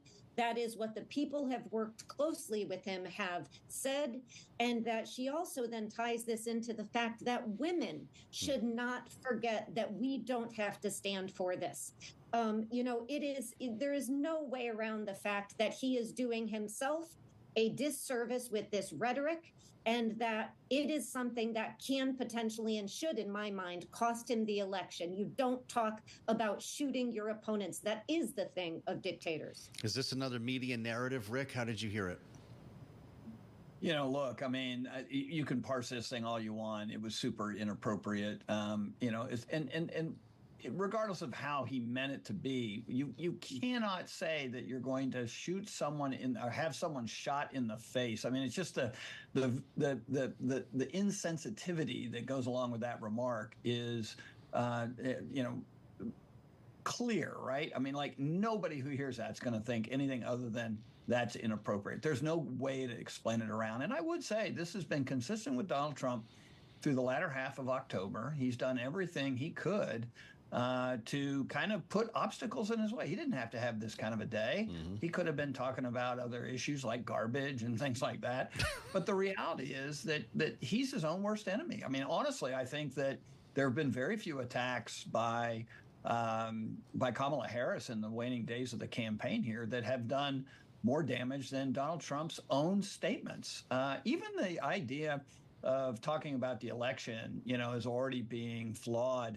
I mean, it just reminds voters, especially in places like Pennsylvania, that had to go through a lot of lawsuits last time post-election, that this is the kind of chaos that he brings to the table. It doesn't really matter whether he means it. It doesn't really matter. It's chaos. And I do think that is a factor. I mean, like, if voters who have yet to vote think that they're entering into another, you know, 4 years of chaotic name calling and inappropriate remarks, that might be enough for them to actually change their vote and vote for Harris. So I do think the campaign needs to worry about this, regardless of how they spin it. Well, that answers, I guess, part of my question, which is whether there's a strategy to this.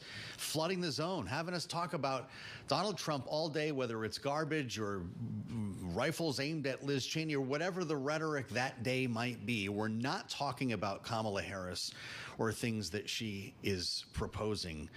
Jeannie, I wonder your thoughts on that, or is it in fact a danger when it comes to gathering new votes to sit down with Tucker Carlson on Halloween and let it rip? I think it is incredible danger for the campaign. You know, Donald Trump has always been of the sort of Andy Warhol view that any publicity is good publicity. Get out there, keep talking. The reality is, whoever this election ends up being a referendum on is likely to lose. And at this point, to Rick's point, we don't hear much from Kamala Harris. I mean, she's out there, she's talking, but not in this incendiary language that is catching fire. It is all about Donald Trump, all about garbage, all about shooting people in the face, all about reminding us of the chaos that was his administration. And that is the death knell for the campaign. Think about it from another perspective. He could get out there today and say, look at those job numbers, 12,000. That is horrible. I will create 12 million jobs, or whatever number he wants to give, and focus on the economy. That's what people are upset about, and they're upset about Joe Biden. Instead, he does everything but talk about the issues that will move those undecided voters to his lane. A big problem. Yeah, Andy Warhol's theory works if you are, you know, I don't know, a comedian or an actor. He is running for president of the United States. Yeah, ask Hinchcliffe about that. We did hear from Liz Cheney, Rick, quote, "This is how dictators destroy free nations." She actually retweeted the video. "They threaten," she writes, "those who speak against them with death," unquote. Is that pushing it a little far? Or should that in fact be the response? She's effectively a surrogate for the Kamala Harris campaign here. Yeah, I don't think you can really just judge it on one comment. I mean, the reality is there's a lot of reporting on a lot of Republicans who were threatened within his own administration, like General Milley, who was his chairman of the Joint Chiefs of Staff, the highest ranking military officer in the country, who served at the pleasure of the President of the United States. And he's had to, basically fortify his home and hire lawyers and be prepared for an onslaught of retribution from Donald Trump. Now, this is not an isolated example. If it were, we'd have a conversation about it and probably wouldn't affect much. But the reality is, Donald Trump has flooded the zone, but he's flooded the zone with this kind of sort of, retribution tour again. And it's what held him back in the summer before the convention. And he seems to be reintroducing that into the campaign, going after people, settling scores. This is not what his own voters want to hear. His own voters want to hear, changing the administration and fixing the problems that were incumbent in the Biden administration. It's pretty incredible to see the Harris campaign flood TikTok with the Access Hollywood tape all over again for young people who weren't there to witness it the first time around. You wonder what the cumulative effect will be. Didn't matter the first time. Rick Davis and Jeannie Shanzano, see you on the late edition of Balance of Power, 5 p.m. Eastern, right here on Bloomberg TV and radio. AI can paint your cat in the style of Van Gogh. Pretty cool, right? But what about AI that does something useful, like pinging you about a supply shortage before it even happens? Got it. Or identifying a defective squeaky toy just by taking a picture of it? That one was fine. AI that makes your business stronger, helps you make decisions faster, and makes your people even better. Revolutionary technology, real-world results. That's SAP Business AI. So Ireland has a great renewable resource. It's onshore wind, offshore wind, and solar power, which is becoming a bigger part of its mix. Towards the end of this decade, Ireland will have one of the highest proportions of green-generated electricity, make it a far more sustainable power system for all of the large energy users in the country. We have a vision of a growing, ambitious, future-orientated, fit-for-purpose economy that is taking on the challenges of the future. Behind the bright lights and adrenaline of pro sport is an equally exciting world of negotiations and deal making. That's what we cover each week on our podcast, The Deal. I'm Alex Rodriguez, former baseball player turned business executive. And I'm Jason Kelly, a journalist at Bloomberg. Over the next couple months, we'll hear from all-stars like Jay Williams. I want to be an owner one day. Billie Jean King. Learn the business. Paul Rabel. Don't chase trends. Get ahead of them. And so many more. So focused on the opportunity set, on what it can be, and it's a self-fulfilling prophecy. If you bought NVIDIA a year ago or 2 years ago, you're pretty excited about where it is today, and you think that it could go to the moon. As a result, you don't really focus on the risks. You're sort of just too excited about the opportunity.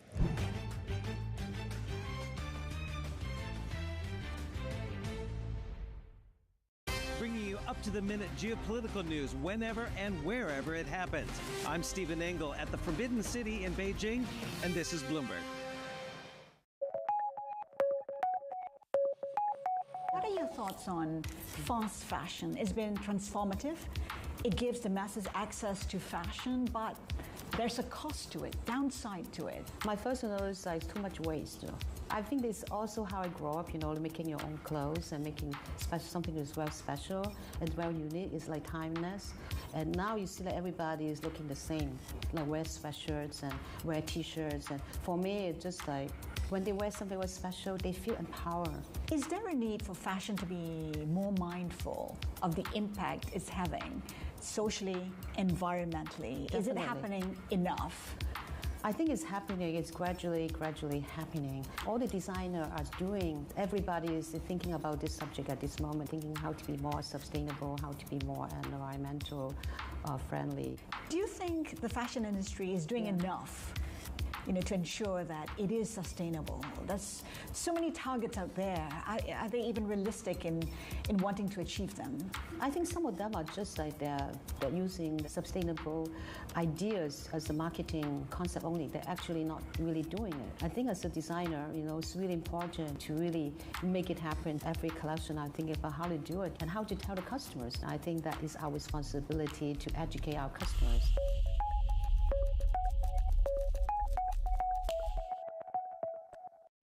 season is here. Third quarter earnings season, as we've been talking about, really in high gear. Bloomberg is first to break the numbers. We have some big earnings after the bell. Earnings from Caesars crossing the Bloomberg terminal. Mondelez is reporting Reddit, AMD, Snap. Let's keep the conversation going. With the smartest insights. The bar keeps getting higher. 20% growth rate. When your comps get tougher, how much can you beat and raise? Continuing coverage on Bloomberg. Context changes everything. Key investors, top executives, global innovators. Join me for in-depth conversations with the biggest newsmakers on the day's top stories. Insight with Haslinda Anand, only on Bloomberg. It's the world's second largest economy with a growing influence in global affairs. But geopolitical uncertainties, deflationary pressures, and questions about foreign investment linger. Bloomberg, the China Show, brings you the unmatched expertise you need to keep track of breaking news, in-depth market analysis, and the most influential newsmakers in and around China. Bloomberg, the China Show. Weekdays around the world, right here on Bloomberg. Context changes everything. Join me each week on Wall Street Week for stories of capitalism from business, markets, economics, tech, and climate. More than what you need to know, it's what you need to think about.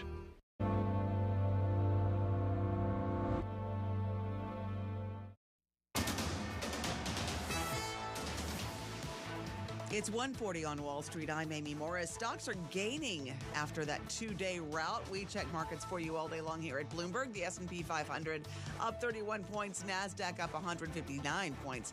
And the Dow is up 312 points. The Russell 2000 index up about 10 points. The 10-year Treasury yield at 4.35%. The 2-year yield at 4.19%. ExxonMobil beat analyst estimates as higher oil production from the Permian Basin helped cushion a drop in crude prices and tighten refining margins.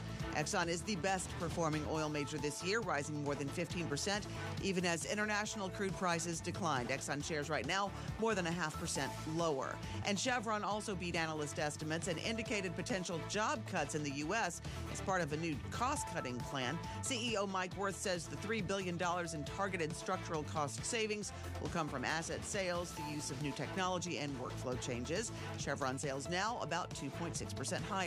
And oil did jump on a report that Iran may be preparing to attack Israel from Iraqi territory in the coming days. Axios reports the attacks would come through Iran's proxies using drones and ballistic missiles. That jolted the market's attention back to a potential flare-up in the Middle East. WTI right now is up 0.5%, now at $69.65 a barrel, and Brent crude up 0.6% at $73.26 a barrel. For on-demand news 24 hours a day, you can subscribe to Bloomberg News Now wherever you get your podcasts. I'm Amy Morris. That's a Bloomberg Business Flash.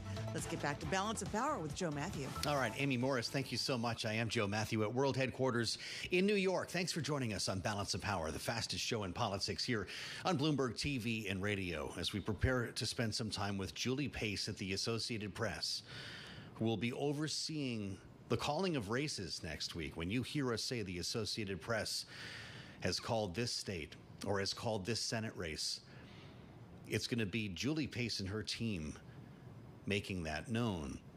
As we find the op-ed in the Associated Press today from Julie Pace, the headline for the U.S. election, the AP performs the world's single largest act of journalism. Consider, as she writes, the important work is being done against the backdrop of an electorate that has become increasingly skeptical of election results. An AP NORC poll from 2023 showed only 44% of Americans say they are highly confident the votes in this presidential election, 2024, will be counted accurately. Bloomberg Politics contributor, Republican strategist Rick Davis is with us, partner at Stone Court Capital, as we prepare to talk to Julie Pace. Rick, you've run campaigns. You know what it's like to be waiting to hear from the Associated Press. This has become a riskier journalistic endeavor compared to years past, isn't it? Yeah, there's so much information available and frankly, more and more skepticism on the part of voters. So, you want to get it right. I remember one night during the South Carolina primary in 2008, we lost the South Carolina primary in 2000. It ended the campaign, basically. So it was really important. I get a call. I'm with the McCains, and, it's AP saying, okay, 10 minutes, we're going to announce that you've won the South Carolina primary. Be ready. And of course, you've got one speech that says, concession, another victory. Yeah. Which one are you going to prep for, right? So we go into the bedroom, we're prepping for that victory speech. And I get a call back about 5 minutes later saying, hold off. We got to rerun the model. I mean, if something doesn't look right here. I'm like, what do you mean? You just said I won. Look, it's not a perfect science, but it has gotten so much better. And, they prepare months and months in advance with their models and their information that they have available that literally can predict an outcome based on early vote. That's been incredibly accurate, and I think voters can rely upon it. Mm-hmm. That's, of course, not to be confused with broadcast networks, other news outlets. Everyone's got a website now. I used to call them newspapers, but they're not anymore, Rick. They're all going to make their own calls. They have their own decision desks, and they all work independently of the Associated Press, even though they're members of that consortium. Can you explain that to our listeners and viewers who are going to hear multiple calls from different places at different times? That's right. Starting at about 6:30 East Coast time, data is flowing into these models. And you're right. Each network now has its own, quote, decision desk, right? And they like to make decisions on their own. They don't coordinate with others. They don't coordinate with the AP. And they have their own models. Every one of them has different polling data that will be instrumental in making a judgment call. And their own political instincts, right? In some cases, there's a gut check that's involved. And they have to delay an announcement unless they have really total confidence they know what the outcome's going to be. And so you could have competing outcomes. You could have competing calls where one network calls it for one candidate and another calls it for someone else, or withdraws the announcement that somebody has won based like on what happened in 2000 with Florida. So the reality is there is a good chance of confusion, but I must say, as a campaign professional, we never acted upon anything that didn't come from the AP. It's quite the setup for Julie Pace. Rick Davis, thank you, as always, for being with us on Balance of Power. She is executive editor of the Associated Press and joins us from Washington with a massive responsibility ahead next week. Julie, it's great to have you, and I appreciate your time. As you're right, the AP performs the world's single largest act of journalism. And I was looking at your website a little while ago. You talk about your decision team here, driven entirely by facts.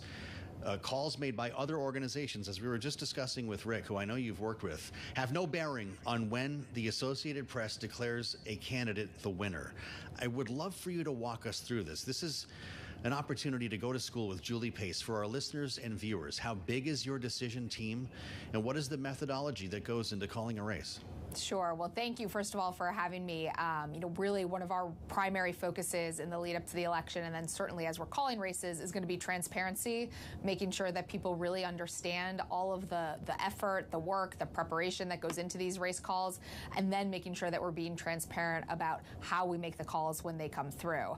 I think the biggest thing that I would emphasize is, we've been doing this at the AP for more than 175 years, and this is a full-time operation for us. This isn't just something that we stand up in an election year. So our teams are really spending, their full time understanding rule changes in states, methodology of voting in states, the rhythm of the counting and the vote tabulations in these states. And at the core of our effort is 4,000 vote count reporters who are going to be all across the country physically in counties, which is where elections in the United States are administered. And they are really our ultimate system of checks and balances, making sure that they are matching up the vote count numbers with the numbers that counties may be putting and states may be putting in their databases. And that's really where this whole operation starts. That data is fed up, through the models and into our race analysts and ultimately our decision desk. They have an exceptional accuracy rate, and we're really confident that we're going to be able to deliver on that accuracy, but also be able to transparently explain to the public what we're doing come Tuesday and beyond. Fascinating. How much human involvement is involved in the moment of making the call versus having criteria in advance that a computer could tell you when you reach that point when certain votes are cast in certain areas of a district, for instance? Are you in a room with your team looking at each other in the eye saying, are we going for this or not? Yeah, ultimately, the final decision makers on race calls are human journalists at the Associated Press. Our team is the one, humans are the one that make those final decisions. But obviously, we're aided by statistical analysis and modeling and the actual raw data that's coming in. The closer the race is in a particular state, the more you need actual vote count. The more the model is one of the tools in your toolkit, but you're really just looking at the actual vote, the raw vote count that's coming in here. But this is always going to be a situation where we've got a human who's an expert in their state or in their race potentially, depending on the way that we've divided things up that year, and they're the ones that are really helping us make that final call. How local do you need to get in congressional districts in certain states? You talked about the long history of the Associated Press here. That allows you to understand the nuances of each area that you're calling a race in. How different are they all? Yeah, so we are down to the county level because, again, I think one of the interesting and unique things about the American system of elections is that there is no federal elections office. There is no federal agency that administers elections, so you don't have a one-size-fits-all approach. And as a result, you actually have elections that are run within states in multiple different ways. And so that's why that team of 4,000 vote count reporters is absolutely essential, because they need to be focused on what's happening in the county that they're in. That's the only thing that they're focused on in that moment, is the way that the election is administered down at that local level. Yep. And we need that level of nuance because of the complexity of these elections. Coming off of what we saw in 2020 and the expectation for contested races, certainly on the presidential level this year, is there a lawyer involved in making these calls? Do you look at lawsuits, potential recounts in a district before you call it?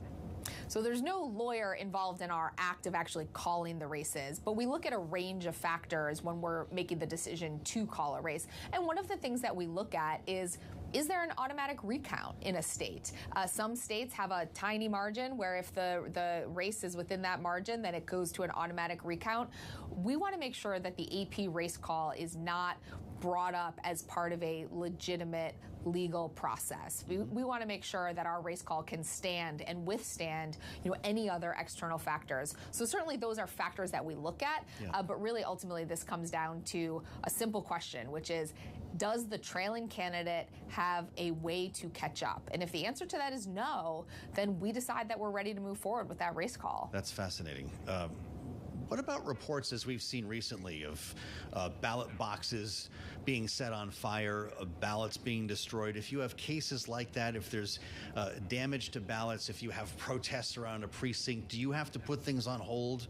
Or does that not impact your model because you're looking at a different sample of the electorate?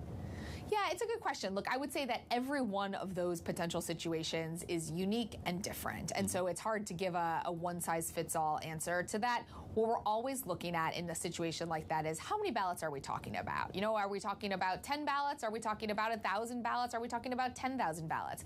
Historically, elections in the United States are, while quite complex, exceptionally well run.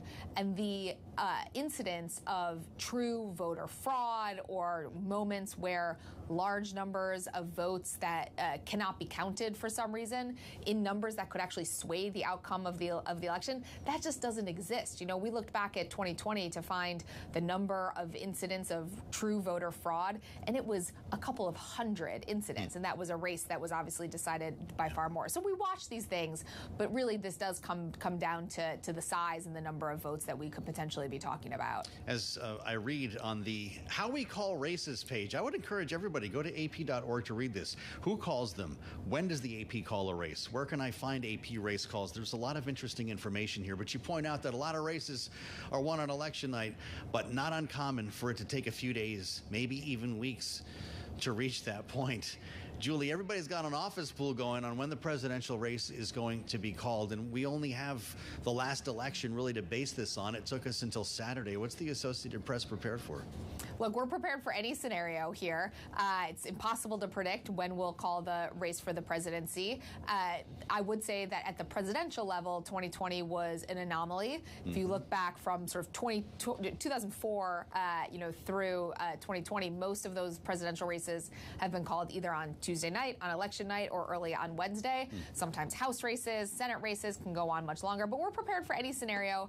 If there is a longer wait for a call, our real focus is going to be on being transparent, explaining why that's the case, and making sure that the public is informed about everything that we're looking at, so they know, what's accurate information that's out there about the race call and the process of getting to a winner. We just want to know when we're going to see our families again, Julie. If you have any reporting on that, that would be I wish valuable. I knew when I was going to see my family again, too. So if anybody has any information, let me know. I bet that's true. We've only got a minute or so left.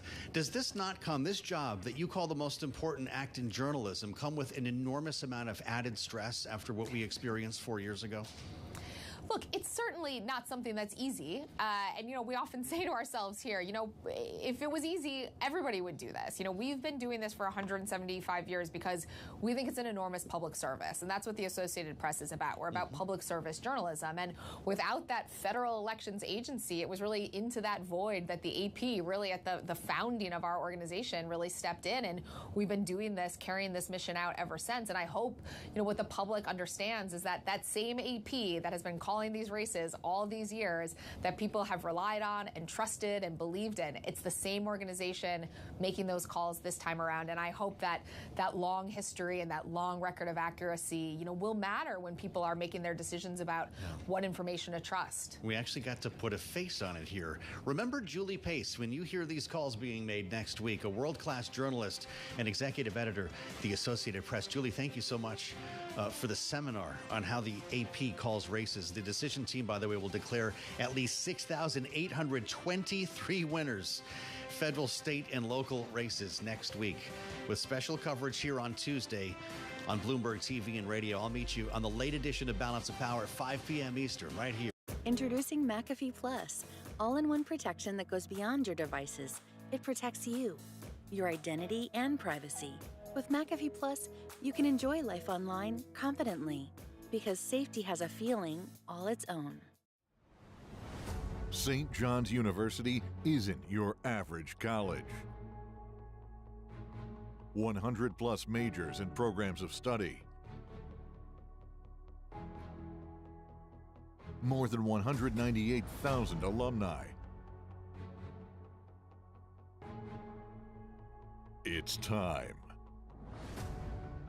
Unlock your full potential.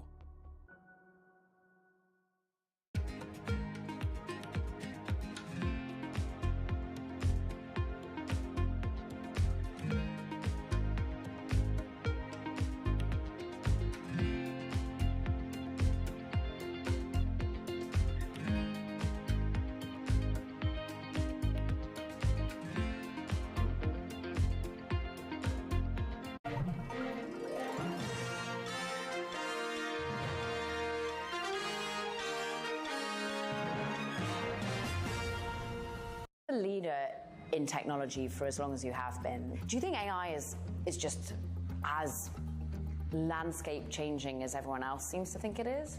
Sometimes things are overhyped. I don't think that AI is overhyped.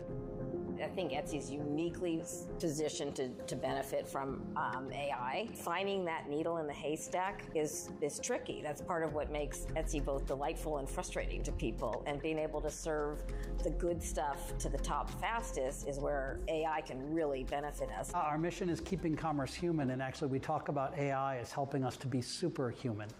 It's really the partnership between AI and humans that makes Etsy work. AI can help Etsy's customers personalize their searches and steer shoppers more directly to items they may want to buy. It's also helped the company improve reliability by predicting delivery times more precisely. But that doesn't solve a larger challenge, getting more consumers to think of Etsy more often and ultimately become repeat buyers. To this end, Etsy invented gift mode. Getting in the top of mind consideration when you're thinking, I have a gift, I'm going to go to Etsy, just getting that to be more habitual. Gift mode provides a perfect opportunity for that. We get to know the gifter, but we also get to know the recipient. So it's a way to, sort of a more viral way to bring in more, introduce more people to Etsy. From the beating heart of global finance, economics, and politics, and wherever newsmakers are moving markets. Bloomberg brings you conversations that allow for deep discussions and important insights. What do you think the future is for inflation? Is this a new normal? Are markets too optimistic? How do you worry about the things that are outside your control? How does the current fighting completely stop? I'm Francine Lacqua, and this is The Pulse, every weekday only on Bloomberg. Good morning. This is Bloomberg Surveillance. Welcome back to the opening trade. This is Bloomberg Technology. This is the Asia trade. This is Wall Street Week. Welcome to Balance of Power. This is Bloomberg. Earnings season is here. I know it's like your Super Bowl, right? I can't wait. It's like opening presents in the morning. All right, it will be exciting. Nobody covers earnings like Bloomberg. This is Bloomberg Business Week. Insight from the reporters and editors who bring you America's most trusted business magazine. Plus, global business, finance, and tech news as it happens. Bloomberg Business Week with Carol Masser and Tim Stenivek on Bloomberg Radio. A very good afternoon, everyone. Live on Bloomberg TV, radio, YouTube, and Bloomberg Originals. It is Bloomberg Business Week. I'm Tim Stenivek. Carol Masser is out today. I got Jess Menton from Bloomberg News in here holding down the fort. Jess, seeing a little bit of a rebound from equities from yesterday, but off our session highs. That's right. Today. So giving up some of those gains that we saw earlier this morning following that jobs report. Obviously, there were some issues that Mike McKee, as you mentioned, is going to get into about some of those hurricane-related issues as well as those strikes at Boeing. But of course, still on a weekly basis, the S&P 500 heading for its worst week in about 2 months, Tim. All right. We're going to have much more on the trade in just a minute. But as Jess mentioned, Michael McKee is standing by. He's going to give us all the details on the latest payrolls report, what it means for the Fed, what it means for the economy, and what it means, of course, ahead of Tuesday's election. And of course, looking ahead, as you said, jobs are all things on the payrolls print and what it means for the economy. And of course, when it comes to the election, we'll be hearing from David Gura. He's going to be stopping by fresh from a visit from Wisconsin, where he has been based here ahead of these battleground states and just ahead. And he will be in Pennsylvania too, Tim. Also, Apple shares under some pressure today. We got that tepid forecast, China weakness. That has investors concerned. We're going to hear from Mark Gurman in just a few minutes. All that and more coming up over the next hour on Bloomberg Business Week. First up, though, a check of the day's trade and top business stories. Here's Amy Morris in for Charlie Pellet.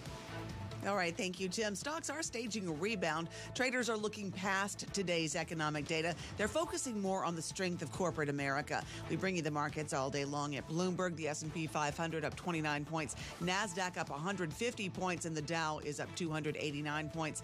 The 10-year Treasury yield at 4.35%. The 2-year yield at 4.18%. Intel still surging after its revenue forecast slightly above estimates, sparking optimism about reclaiming its lost market share. Shares of Intel now more than 7% higher. Apple shares more than 1.5% lower after yesterday's earnings report, when Apple said its December sales would rise, just not as much as analysts had projected. And Amazon, on the other hand, beat expectations on the strength of its cloud services, advertising, and e-commerce. Amazon shares now more than 6% higher. And U.S. hiring advanced at the slowest pace since 2020. While the unemployment rate remained low, it was distorted by a strike at Boeing and 2 hurricanes. And those hurricanes also impacted October's ISM Factory Index, which fell to the lowest since July of 2023. Factory output alone posted the largest drop in more than 3 years. For on-demand news 24 hours a day, you can subscribe to Bloomberg News Now wherever you get your podcasts. I'm Amy Morris. That's a Bloomberg Business Flash. Now back to Bloomberg Business Week with Tim Stenivek and Jess Menton. Thank you so much for that update, Amy. Do appreciate it. We do begin with that payrolls report that we just heard about from Amy. Hiring advancing at the slowest pace since 2020. In October, the unemployment rate did remain low. A lot of distortions, though. Severe hurricanes, that major strike at Boeing weighing on those figures. As far as numbers go, non-farm payrolls increasing at 12,000 last month. Hiring over the previous 2 months weaker than previously thought. The unemployment rate held steady at 4.1%. Hourly earnings ticked up. Acting Labor Secretary Julie Su commented on today's report earlier on Bloomberg TV. We don't have granular data about that, but I think it's a rational conclusion that the impacts of the hurricanes were devastating. I mean, they were devastating to human life. They were devastating to those communities in the Southeast, but they also are showing up in the jobs report. Having said that, the overall labor force participation rate also remains, steady. That was Acting Labor Secretary Julie Su earlier on Bloomberg TV. We got Michael McKee with us. He's Bloomberg News International Economics and Policy Correspondent. He joins us here in the Bloomberg Business Week studio. Mike, that headline number coming in way below estimates of 100,000. How much of this can we attribute to hurricanes and to the strike versus an actual slowdown in the economy? Well, as Julie Su said, it's really hard to tell because we don't have the granular data. We do know that we lost 46,000 manufacturing jobs, and there were 44,000 workers on strike in the manufacturing sector, both Boeing and a Textron factory during the month. So that's pretty accurate there. You can add those back in, at least some 38,000 of them for Boeing because they're in theory, going to go back to work if they approve the contract. The hurricanes is the hard part, and part of it is that we had a very low response rate from companies who might have been busy sweeping the water out of their factories rather than filling out the form for the Department of Labor. And so it's hard to know how accurate these numbers are. We do expect a big revision up once companies start sending in their accurate numbers, and so for the next 2 months we'll probably see the numbers revised up. So you kind of have to look through the headline number. Now, I know your question is going to be, what does the Fed think? Fed is going to think exactly that, but they're going to pay attention to the unemployment rate, which on a 2-decimal number was basically unrevised at 4.1%. So it doesn't look like the labor market's getting any worse. So especially when you have next week, of course, we have the U.S. election just a few days before the Fed decision. So how much does this number end up being political? And if it does, what do people need to keep in mind? It's going to be interesting to see if it has any political impact. It took about 10 seconds for the Trump campaign to send out their first negative comments on it, and they've been doing that all day. And we don't know how that's going to affect Americans. In part, it'll depend on how the media play this. If they play up the idea that we lost a lot of jobs, it plays into the Republican narrative. If they say hurricanes cost a lot of jobs, then it may not really resonate with people. Obviously, if they lead with the unemployment rate, it won't have much of an effect at all. But that's politics.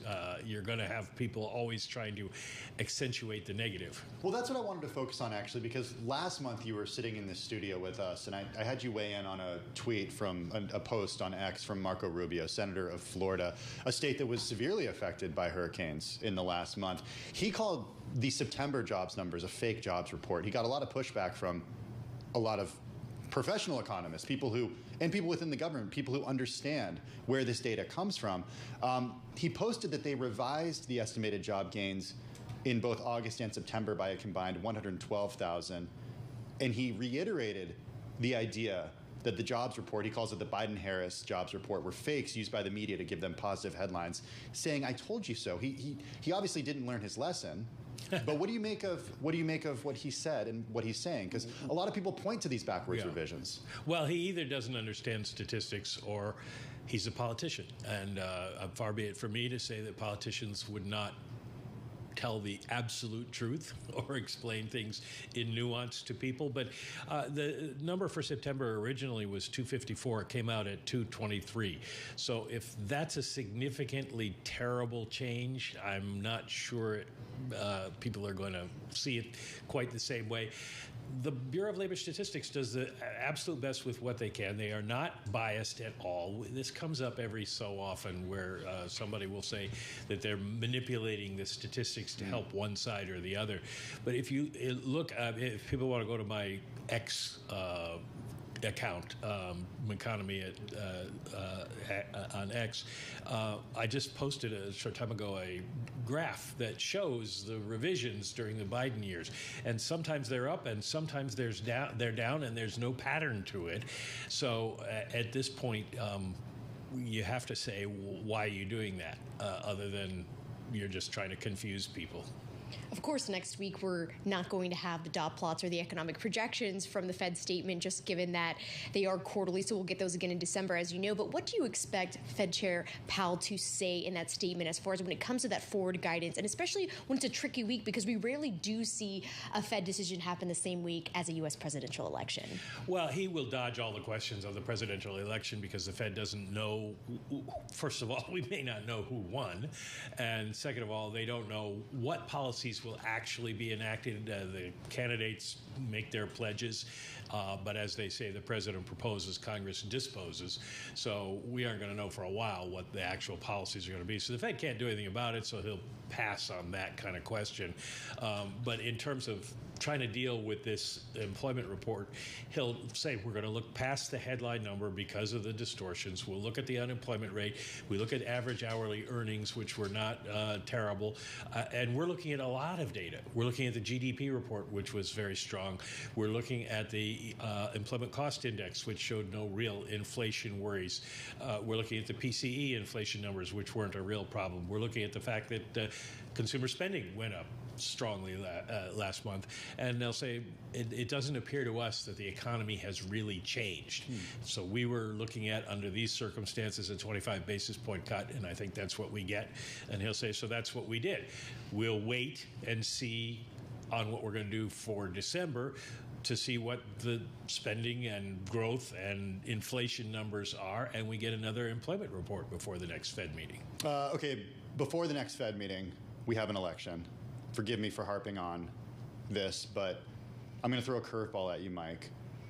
We've heard from Donald Trump and Elon Musk about the idea of cutting government programs, cutting spending in the government if Trump does win. One thing that I haven't heard a lot about, though, is how cutting several $1 trillion from the budget might affect employment, given that the federal government is such a big employer of Americans. Well, it depends on how they do it. That's what I was going to ask you. And much of what happens in Washington in terms of the budget is, sort of just moving pieces around. It doesn't really have an impact. Probably doesn't mean that much. I'll give you a caveat in just a second.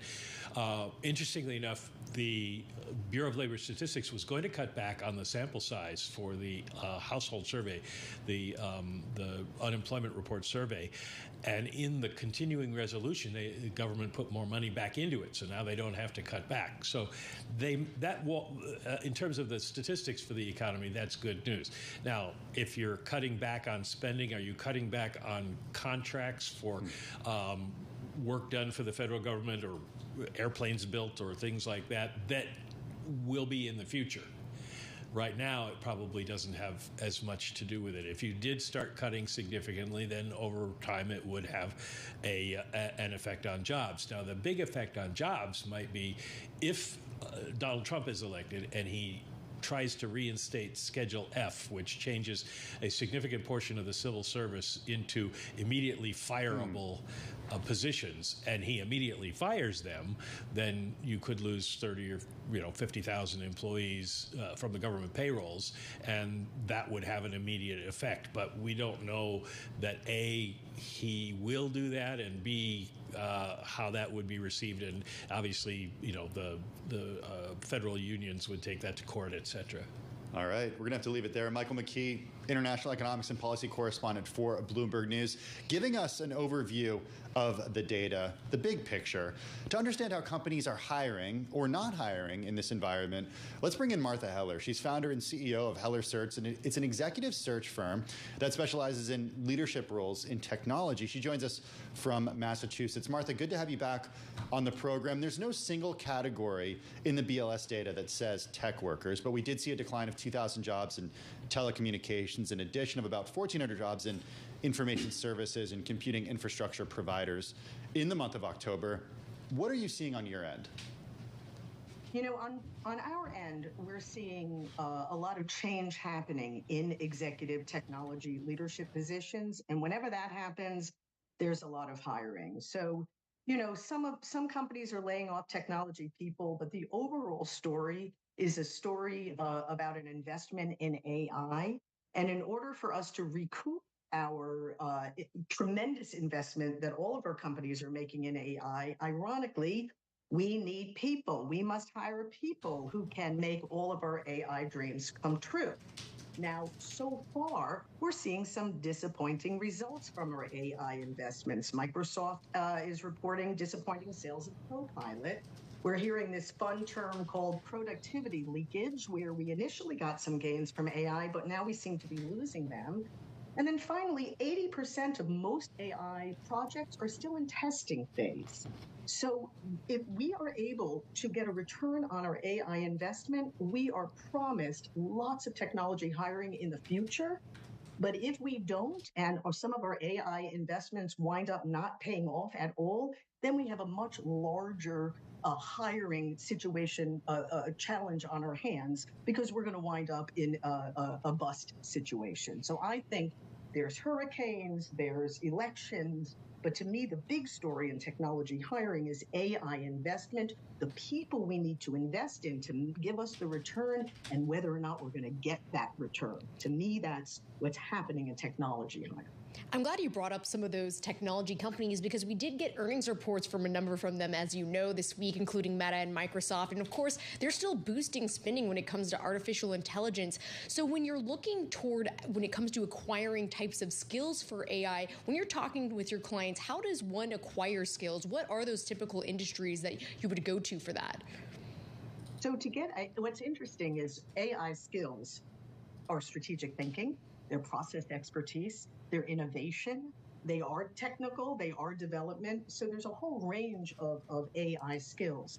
Or if you want to go work in high tech developing AI solutions, you are likely going to get most of your training on the job. What companies like Microsoft and Meta like to do is they like to hire the athletes. They're not necessarily worried about who's got the top PhD in computer science. What they want to hire are people who are innovative, they can think, they can collaborate, because AI is less about technology, ironically, than it is about capabilities and efficiencies and processes and people. So it depends on the skills. You can learn, development languages in computer science programs, but it's really more about how does your company work and how can you use AI to do that better. It's usually on-the-job training. Remind everyone, Martha, where in sort of the ecosystem the executives you find in place are, geographically, salary-wise, because we're not talking, you're going after the folks who are making a significant amount of money, and the positions they have are kind of few and far between. That's right. So the population that we focus on are technology executives across all industries. So insurance and retail and airlines. And what is happening in those companies, those technology executives are starting to run their businesses more like software companies, more like Microsoft, more like Meta, because in order to make use of AI, we need the culture, we need the technologies, we need the talent that we have in some of these high-tech companies. So the challenge is, how do you, a head of technology at an insurance company, find the AI skills that you need when you're competing with Microsoft? That is the real challenge. So our senior technology executives are really across every industry, but the talent that they need is actually not from their own industry, it's from the high-tech companies. And especially when you're thinking about moving ahead and looking at how, when you are acquiring the skills like you were talking about earlier, speaking to us more broadly, just quickly, because we only have about a minute left, when you're looking at the outlook as we head into 2025 when it comes to these positions. Sure. So the outlook is there is much more demand than there is supply. We are not training our people in AI skills. So I would say broadly, provided companies still invest in as heavily in AI as they've done in 2024, we're going to see a upward pressure on companies to hire these people. So broadly, I think we're going to have a supply-demand problem where we are going to need more tech skills than we currently have on the market. That's really going to be a CEO's challenge going forward. Martha, just 10 seconds left. What's the meat of the conversation we have with you a month from now if you join us? A meat of the conversation is now that the election is behind us and we know who our president is, the analysis paralysis that keeps companies from making real investment decisions, particularly in growth, will be behind us, and I predict that we are all going to be looking forward to a very busy first quarter with hiring. Okay, so not a repeat of 2000 when we didn't know for many weeks who the winner was of that election. Martha Heller, founder and CEO of Heller Search, the executive search firm that specializes in leadership roles in technology. Coming up next, Apple shares under pressure post earnings.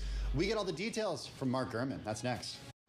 At Morgan Stanley, old school hard work meets bold new thinking to help you see untapped possibilities and relentlessly work with you to make them real. AI can paint your cat in the style of Van Gogh. Pretty cool, right? But what about AI that does something useful, like pinging you about a supply shortage before it even happens? Got it. Or identifying a defective squeaky toy just by taking a picture of it? That one was fine. AI that makes your business stronger, helps you make decisions faster, and makes your people even better. Revolutionary technology, real-world results. That's SAP Business AI. It's time. Time to elevate to the next level and unlock your full potential. Over 180 student organizations, 17 Division I athletic teams, a Vincentian spirit that can't be broken. St. John's University isn't your average college. It's time.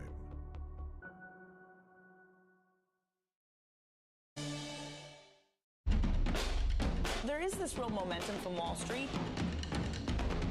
We are basically deep in the European earnings season. Take a look at how we're faring when it comes to Asian markets. The top names in business are on Bloomberg. The notion that we would cut rates. Financial markets are wide open. Equities are at all-time high. Financing is available. Real estate prices are going up in every market. And yet we're stimulating. And we're stimulating fiscally. It is not clear that we need more rate cuts at this point. To the extent we accelerate the economy and have to go in the other direction, that would not be a good day. Nobody covers business like Bloomberg.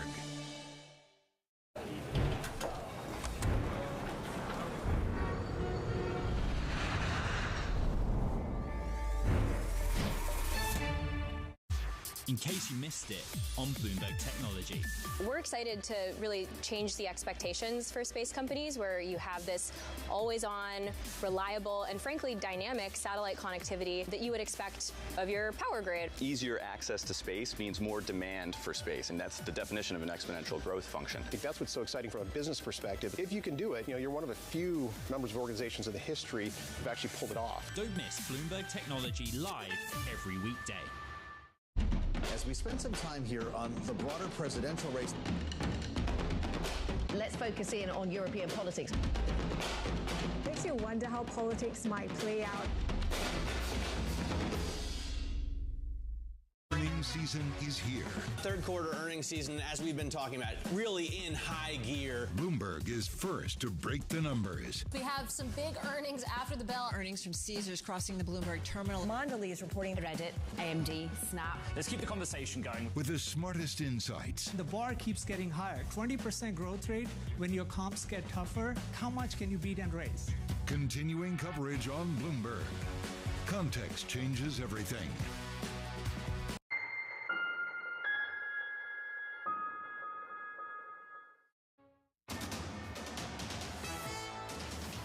It's 2:21 on Wall Street. I'm Amy Morris. We have green on the screen. Traders paying more attention to corporate earnings than that eco data we got earlier today. As we check markets for you all day long at Bloomberg, the S&P 500 up 27 points, NASDAQ up 136, and the Dow up 289 points. Hiring advanced at its slowest pace since 2020, while the unemployment rate remained low in October, a month distorted by severe hurricanes and a major strike at Boeing. Now, speaking of Boeing, shares rose rose after reaching a tentative agreement with union leaders to end a labor dispute that's crippling the company's commercial airplane manufacturing. The union is also urging its members to accept this offer and end the strike. Shares of Boeing now about 3% higher. For on-demand news 24 hours a day, subscribe to Bloomberg News Now wherever you get your podcasts. I'm Amy Morris. That's a Bloomberg Business Flash. Now let's get back to Bloomberg Business Week with Tim Stenovec and Jess Menton. Hey, Amy, do appreciate that. Thank you so much. As I mentioned, Apple shares down about 1.6%, not taking part in that relatively broad rally.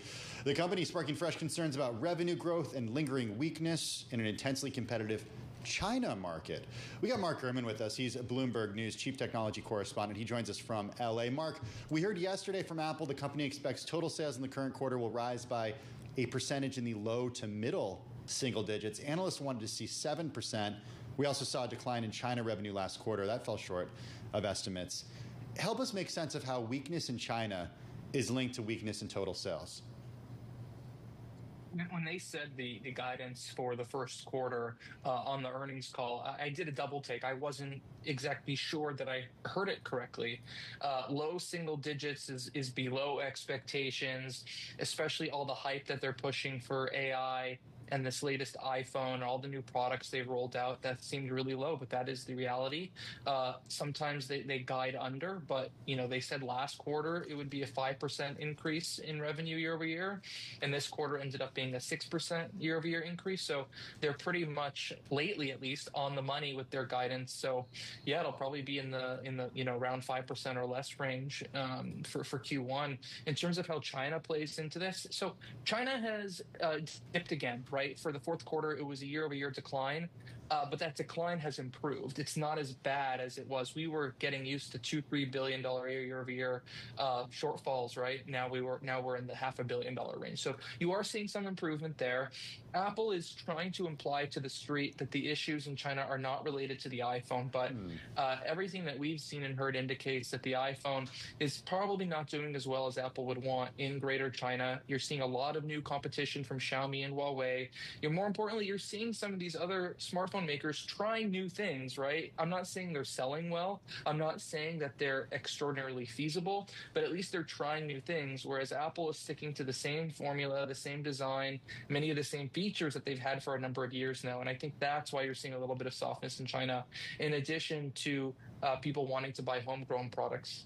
Mark, when it comes to other big tech companies, obviously Microsoft and Meta still facing sort of wary investors after reporting that rising in AI spending, but it seems like Apple's been a bit more cautious when it comes to spending, when it comes to AI. Where does it stand on this? Yeah, I'm not sure that they've been cautious on spending on AI because they are trying to be conservative. I think that's part of it. I think the other component is there's not a ton that they need to be spending on AI right now because they just don't have the feature set that requires the big spending. Microsoft, OpenAI, Google, Amazon, they're requiring a lot more spend than Apple on artificial intelligence because they have a lot more to offer, right? That's one part of it. The other part of it is, as opposed to all these other providers of AI technologies, Apple does a lot on device. Their large language model, for the most part, can do a lot on the phone itself. It doesn't require as much movement to the cloud as some of these other providers. So I think it's a mix of that, trying to be conservative, not having as much to offer, not as much as server-centric capabilities. And then the third thing, because they're actually able to do a lot on the phone itself, which is great from a privacy and actually a performance standpoint. So it's a mixture there. Hey, Mark, iPhone revenue coming in at $46.2 billion. It beat estimates of $45 billion. How do we know how well the iPhone 16 is selling, China notwithstanding? We wait until the end of January or early February when Apple announces its first quarter numbers. Don't forget, a large portion or the majority portion of that $46 billion is going to be non-iPhone 16s. The quarter is 3 months long, and you only had about a week and a half of sales of those latest iPhones, including pre-orders as well, from the prior week to that in the fourth quarter window. So I think we need to wait until the first quarter results are presented for us to really have a strong idea on how the iPhone 16 is doing. I don't think there's going to be a super cycle. What I'm seeing is that things are going to be about the same, if not a little bit better than the iPhone 15 Pro. And I don't really think a lot of that has to do with Apple Intelligence. I think consumers are seeing through the marketing engine that Apple is pushing right now for Apple Intelligence. I think a lot of it has to do with pent-up demand. There's a lot of folks still on an iPhone 10, iPhone 11 or 12 and earlier, and they need to get a new phone. It's not necessarily features driving phone sales at this point. It's that people need a new phone every few years because, let's just be frank, the battery stops working properly, apps lose compatibility, and just overall things just stop working. And I think there's a lot of pent-up demand, and a lot of an upgrade cycle for new iPhones are driven by the fact that people just need a new phone, not because they want one necessarily, but because they need one. There are also these just awesome installment plans that many of these companies are offering right now. All the carriers do it. Apple does it through retail. Apple does it through the Apple credit card with Goldman.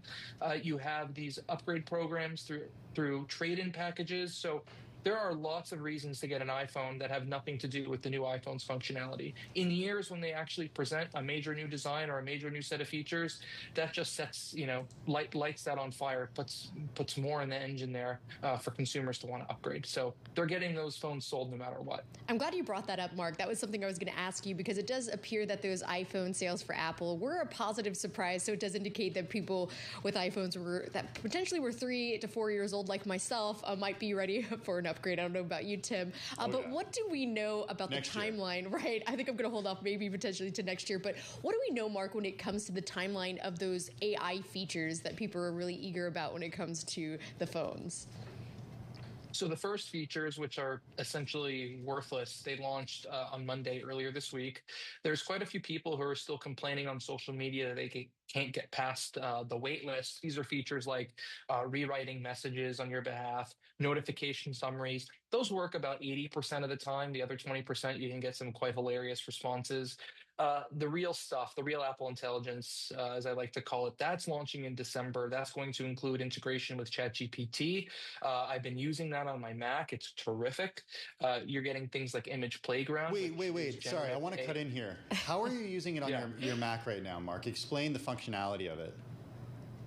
So Apple Intelligence is available on the iPhone, iPad, and Mac. And on the Mac, when you get Apple Intelligence, you have a new Siri button in the top right of your display, and you click it, and you can type in a Siri query. But if you type something that Siri doesn't know, which is probably going to be most of the time, you get routed to ChatGPT, and basically you get an endless array of potential responses and things you can do. ChatGPT, everyone listening to this has probably used it. It's awesome. And now it's integrated super deeply into the Apple ecosystem, or it will be in December when 18.2 launches on the iPad and the iPhone, and 15.2 launches for macOS Sequoia. So I think the ChatGPT integration is just terrific. And I think people are really going to like that. We talked yesterday with Ed Ludlow about the search functionality improving on ChatGPT as a hit to Google.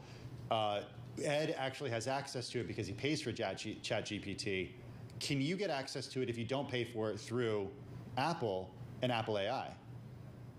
So you can integrate the paid ChatGPT into your account on your Apple account, or you can add your free account, or you cannot sign in with your OpenAI account, period. So it's totally anonymous what you're doing in terms of the queries you're putting into ChatGPT.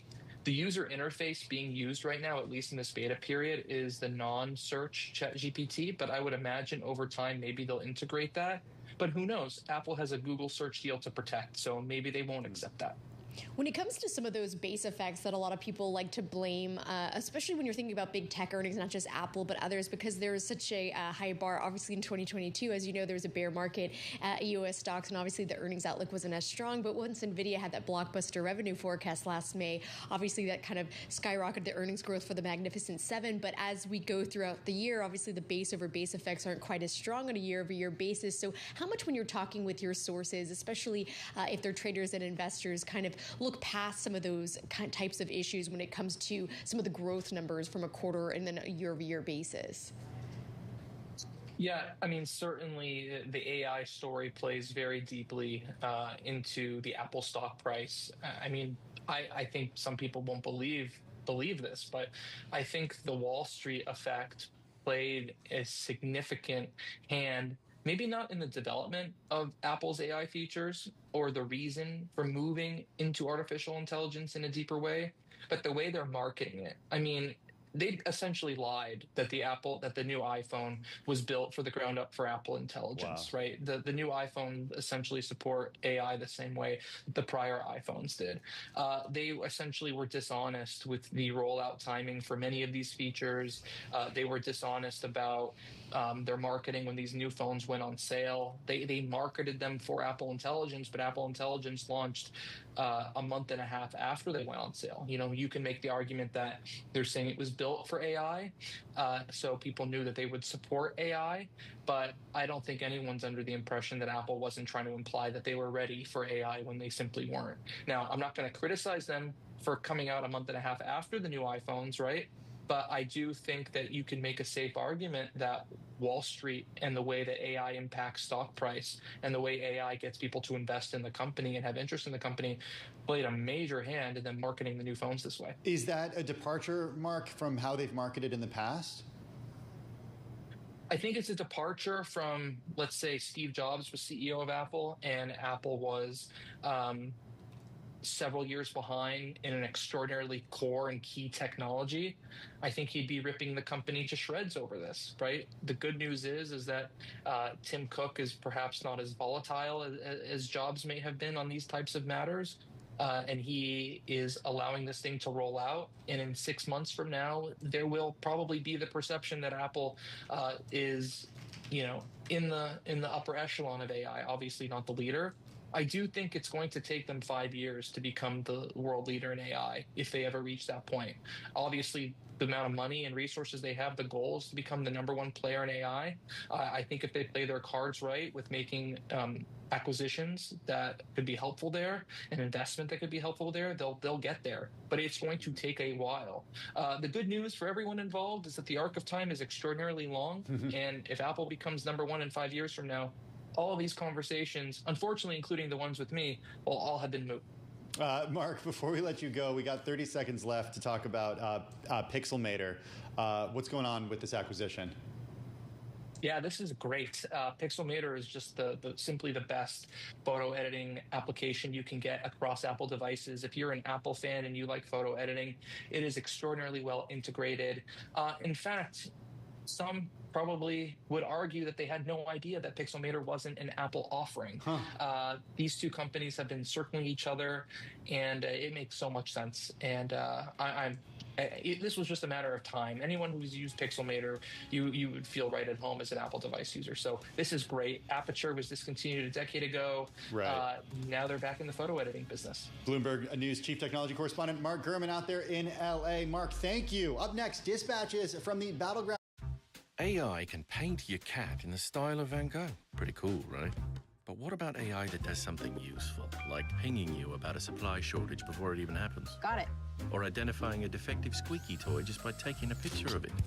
That one was fine. AI that makes your business stronger, helps you make decisions faster, and makes your people even better. Revolutionary technology, real-world results. That's SAP Business AI. St. John's University isn't your average college. 100+ majors and programs of study. More than 198,000 alumni. It's time. Unlock your full potential. Think scaling your AI pilots is hard? Think again. With Watson X, you can deploy AI across any environment, above the clouds and on lots of clouds. With your secured data on-prem, in real time on center court, and assisting bank tellers on the edge. Watson X helps you deploy AI wherever you need it, so you can take your business wherever it needs to go. IBM, let's create. Behind the bright lights and adrenaline of pro sport is an equally exciting world of negotiations and deal-making. That's what we cover each week on our podcast, The Deal. I'm Alex Rodriguez, former baseball player turned business executive. And I'm Jason Kelly, a journalist at Bloomberg. Over the next couple months, we'll hear from all-stars like Jay Williams. I want to be an owner one day. Billie Jean King. Learn the business. Paul Rabel. Don't chase trends. Get ahead of them. And so many more.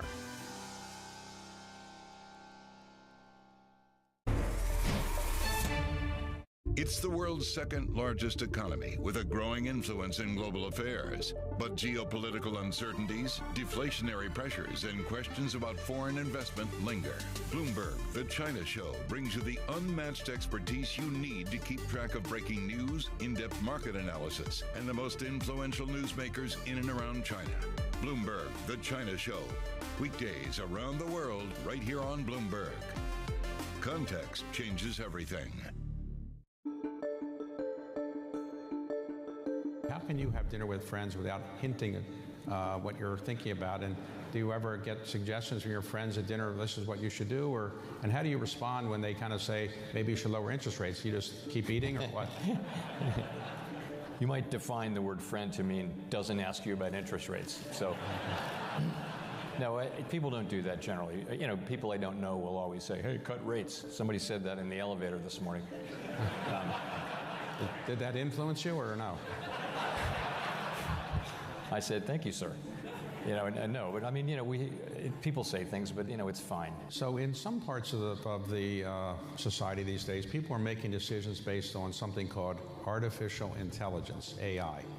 Have you thought about, you know, calling up ChatGPT and saying, you know, here's all the data we have. What do you think about would be a good idea? Have you ever thought about that, or they're not going to like you to do that?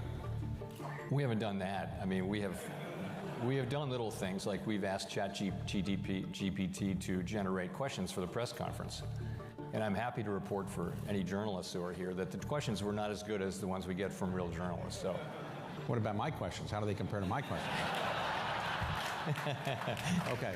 No comment. Right, so they weren't that great. Okay.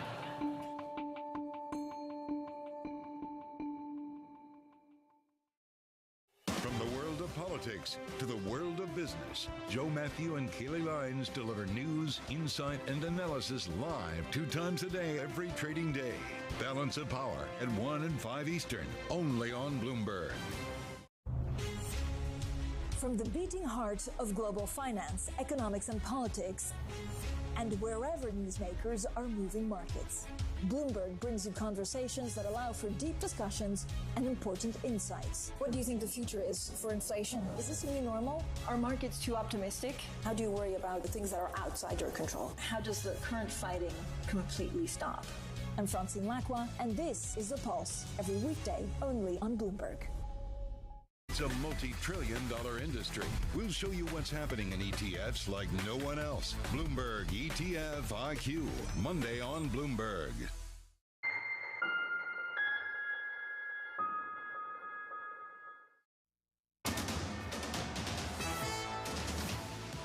It's 2:40 on Wall Street. I'm Amy Morris. Stocks are gaining after a 2-day rout, a wave of dip buying lifting stocks as we approach the weekend. We check markets for you all day long here at Bloomberg. The S&P 500 is up 32 points. NASDAQ up 153 points. The Dow up 344 points. Russell 2000 Index up 12 points. And the 10-year Treasury yield at 4.35%. The 2-year yield is at 4.18%. Oil also jumped on a report that Iran may be preparing to attack Israel from Iraqi territory in the coming days. This is a report out of Axios, which says the attacks could come through Iran's proxies using drones and ballistic missiles. That jolted the market's attention back to a potential flare-up of Middle East hostilities. And now we are looking at what it's done to oil. Brent crude oil now up 0.4%, now at $73.12 a barrel. And NYMEX crude oil up 0.3% at $69.51 a barrel. October's ISM factory index is down, falling to the lowest since July of 2023. Factory output alone posting the largest drop in more than 3 years. And the economy added about 12,000 jobs in October. That's the weakest since the pandemic. The government says it's likely hurricanes affected payroll growth growth. They just can't quantify that. Unemployment held steady at 4.1%. For on-demand news 24 hours a day, you can subscribe to Bloomberg News Now wherever you get your podcasts. I'm Amy Morris, and that's a Bloomberg Business Flash. Let's get back to Bloomberg Business Week with Tim Stenovec and Jess Menton. Amy, thanks so much. Do appreciate that. Continuing our coverage of the upcoming election day Tuesday, of course, Vice President Kamala Harris and former President Donald Trump headed into the last weekend before Election Day, virtually tied in 7 battleground states. In Arizona last night, Donald Trump suggested that one of his most vociferous critics, Liz Cheney, would be less of a, quote, war hawk if she experienced combat conditions herself. She's a radical war hawk. Let's put her with a rifle standing there with 9 barrels shooting at her, okay? Let's see how she feels about it. You know, when the guns are trained on her face. You know, they're all war hawks when they're sitting in Washington in a nice building saying, oh, gee, let's send 10,000 troops right into the mouth of the enemy. That was former President Donald Trump last night in Arizona speaking with Tucker Carlson. We got with us David Gura, Bloomberg News correspondent, host of the Big Tech podcast. He joins us here in the Bloomberg Business Week studio. David, this rhetoric from the former president coming just days before Election Day, his advisors, we know, do not love it. What about his base, though? Is he actually at risk? Well, I think that he feels like they do love it. And it's interesting, the campaign chairman came out with a memo yesterday kind of outlining the strategy going forward here. And something that he really played up was, we have a very simple message going into this election, and that is, Kamala broke it, Donald Trump can fix it. And I will say, as I've been driving around the country, in Wisconsin most recently, that signage is short and sweet, concise, and very effective and everywhere. So I think every time that this happens, and last night was an extreme example of him talking about Liz Cheney in the way in which he did, and John Bolton and others, it kind of distracts from that streamlined message I think his advisors really want him to have. But the point that you bring up, Tim, is a real good one, which is I think he feels in his gut it doesn't matter. And even the way that he brought up those comments yesterday was, I'm not supposed to talk about this, I'm not supposed to say this, but I'm going to say it anyways. And that's kind of the preamble that he's been giving to a lot of these more controversial comments. He did the same thing about immigration, so there were a lot of tough hombres in New Mexico where he was yesterday as well. So it's kind of like what we've seen over these last 9 years, which is advisors try to get him to commit to staying focused, and it's a very difficult thing for them to do. And David, you did interview Democratic Senator Tammy Baldwin of Wisconsin, of course, earlier this week, a key swing state, as we know. What was the mood like there? She's taking nothing for granted, and she's quite, I'd say, cautiously optimistic about how things are going. But every event that I went to that she was speaking at, she began by saying Wisconsin is the battleground state, and that she's in a 50-50 race. She said the race for the presidency in Wisconsin is the same, 50-50 race. So really acknowledging that things are really close in that state, other swing states as well. And just the kind of way that she talked about the election, the rhetoric she was using, really indicated that she's taking no vote for granted. I went to one event where she was talking to mostly union members who were about to canvass for her. She was kind of giving them unsolicited tips on how they should approach that, and that was begin by saying why you're doing what you're doing. And there were union members from both Wisconsin and states outside, so Minnesota and Illinois. People would come in to knock on doors. So give why are you here? What are the issues that are making you do this? And then seal the deal, as she put it. You can talk to somebody at their door for a while, but you want to walk away feeling like you've brokered some sort of agreement with them that they're going to then go and at least vote, hopefully vote for you, the candidate. So it's become this kind of real ground-focused game there. She was really frank about the fact that this could come down to just a few votes in each precinct. It could be really that narrow a margin. And you contrast that with how much money is pouring into that state and these other states, and that's just manifest in the signs, which are everywhere. Oh, yeah. Yard signs, billboards, and then the TV advertisements as well. I mean, it is a place like Pennsylvania and Georgia and Arizona where I think people are just inundated with campaign advertising all the time. Yeah, I drove to outside of Philadelphia a couple weekends ago, and as soon as we got outside of New Jersey, just the billboard nonstop hits you, Kamala Trump, Kamala Trump. I mean, nonstop. The money that's being spent in these swing states is absolutely remarkable. So help us push this forward to Saturday, Sunday, Monday, and then, of course, Tuesday. What is the main objective of the two campaigns here? Is it to actually get the undecided voters out there, or are they just focused on turnout right now? Yes and yes? Well, yes and yes, but I sense they're placing less emphasis on those undecided voters. I think that they are kind of phantom voters at this point in time, and we've joked over these last who's minutes, left? who are you? Who's the person who hasn't come up with your decision at this point? So I think now the focus is on getting people who have been reliable voters in the past from both parties to actually go to the polls on Election Day or to put their ballots in early. So I think that's who they're targeting, again, at that kind of micro, very granular level. All the while, you have these big events that both candidates are putting on. I think last time we spoke, there was going to be Mumford & Sons with Kamala Harris in Milwaukee, and lo and behold, they're back in Milwaukee today, and they did that by going through 3 other states to get there. They've taken the swing, both of them, through the Southwest. Now they're back in Milwaukee. Cardi B is introducing Kamala Harris in Milwaukee today. So they're going to have these big events, and the purpose there is just to kind of gin up excitement, sustain excitement, reach these kind of broader audiences, those who are tuning in, watching these on TV across the country. Try to emphasize what the broad themes of the candidacies and campaigns are. But again, it's that funny dynamic of going big, but at the same time really focusing on small issues as well. So for Donald Trump to win the election, he would have to flip Michigan, Wisconsin, and of course Pennsylvania, where I hear you are going to pretty soon, imminently this weekend. 3 key blue wall states from Harris, which previously had in that past election. So where do we stand now with the race so close? It is incredibly close, and so you look at what the Harris campaign is saying, for instance, in Pennsylvania, and that is we have all of these data on ballots that have been requested and turned in. They keep track of who broadly has requested them, Democrats, Republicans, men, women, and the Harris campaign is kind of taking a victory lap here and saying of those that have been requested and turned in, 55% or so of them come from women, and they take that as a very positive sign. They think that those votes are more likely than not to fall for them. But you bring up just the path to the White House here with the Electoral College, and the calculus has changed somewhat in these last few weeks. And I'm from North Carolina. It was largely seen ahead of the kind of implosion of the lieutenant governor running for governor in that state that could be a lock for Donald Trump. Now it's not.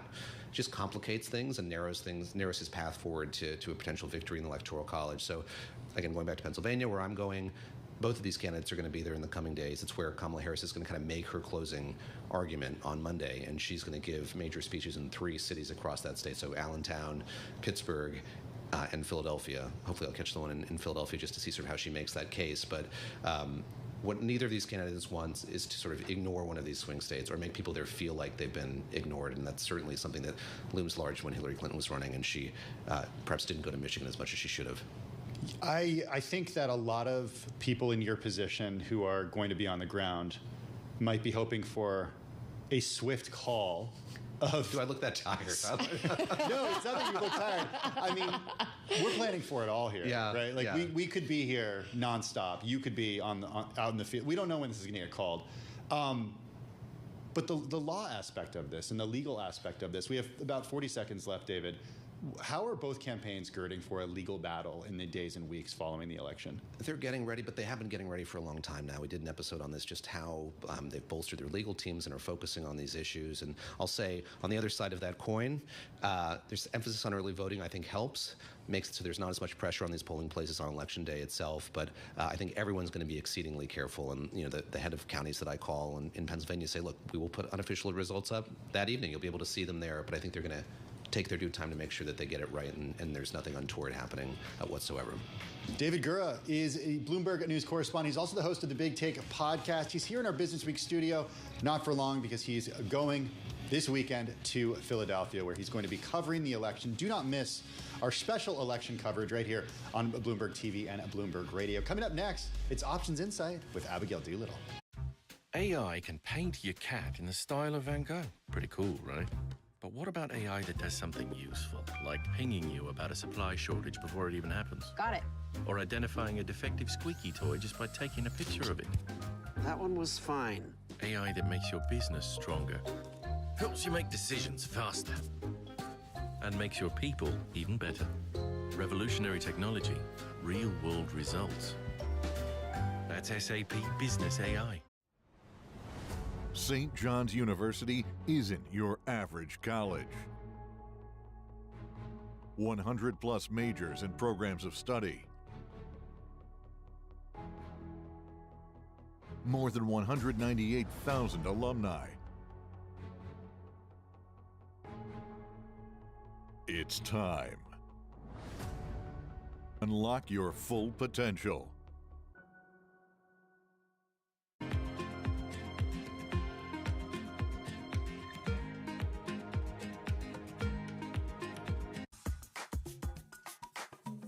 after each day, do you look at how they're doing each day, or do you look at them each week, and how much time do you give them before you say, you're not doing so well? I mean, we look all the time. So, I have screens on my desk that, I'm staring at all day long. But it's not exactly like that. I think one of the things people don't fully appreciate in this model is you're really building businesses.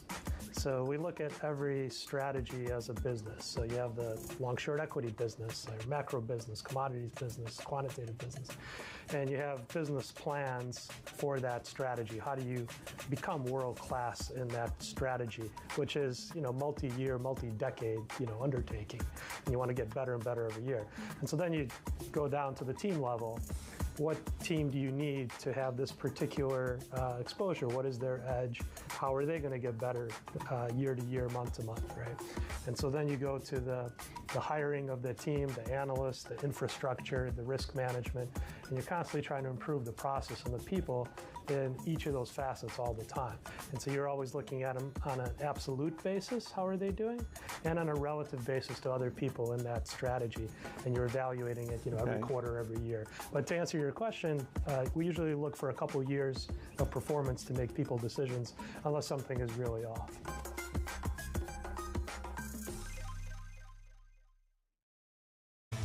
Bloomberg Surveillance covers the latest in global markets and the political events that influence your world.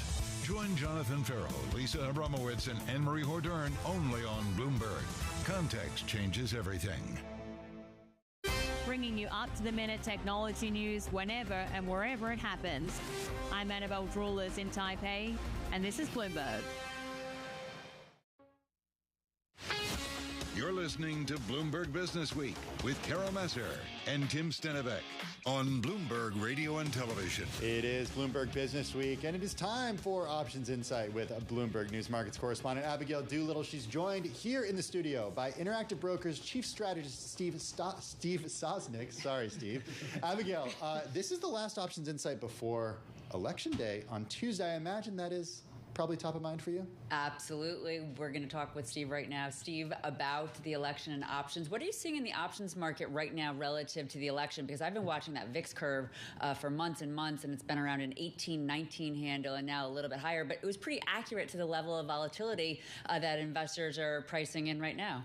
You said it. It predicted it pretty well. The curve has had this bump for a while. But what we're seeing actually in terms of trades is there's not a ton of activity. Yeah, there's some oddball butterflies in VIX and in SPX going up. Some out of the money butterflies printed today in size. But for the most part, my take is the market. We've seen a lot of early voting in the market. It's seen a lot of early voting in the world, but the markets haven't really voted, and it's not clear they're going to vote until after the election. And what does that mean exactly? Do you think that markets could vote in a big way by sending stocks sharply higher or lower? That S&P 500 right now, near that 50-day moving average, the SOX, the chip index below the 200-day moving average. There's some precarious technicals out there, in fact. There are, and we sort of saw it yesterday where the market reevaluated the whole idea about, is the AI trade, what point is the AI trade going to actually earn money for people other than the people who are providing AI? When is it going to make money for the users of AI? So you do get that sort of precariousness. Today's trading actually I think is fascinating. You do see VIX lower because we have the jobs number behind us. So it's typical to see, VIX and those indices come off a little bit because they're predicting the forward volatility, and that's now in the rearview mirror. But the fact that we didn't really sustain the rally, the fact that the bond market, basically had this huge intraday reversal, I think it's interesting that stocks are still holding up. But to an options point of view, you get on Friday, it's a little easier to have options kind of wag the markets, the tail wagging the dog, because on any given day, you only have a handful of zero DTE options.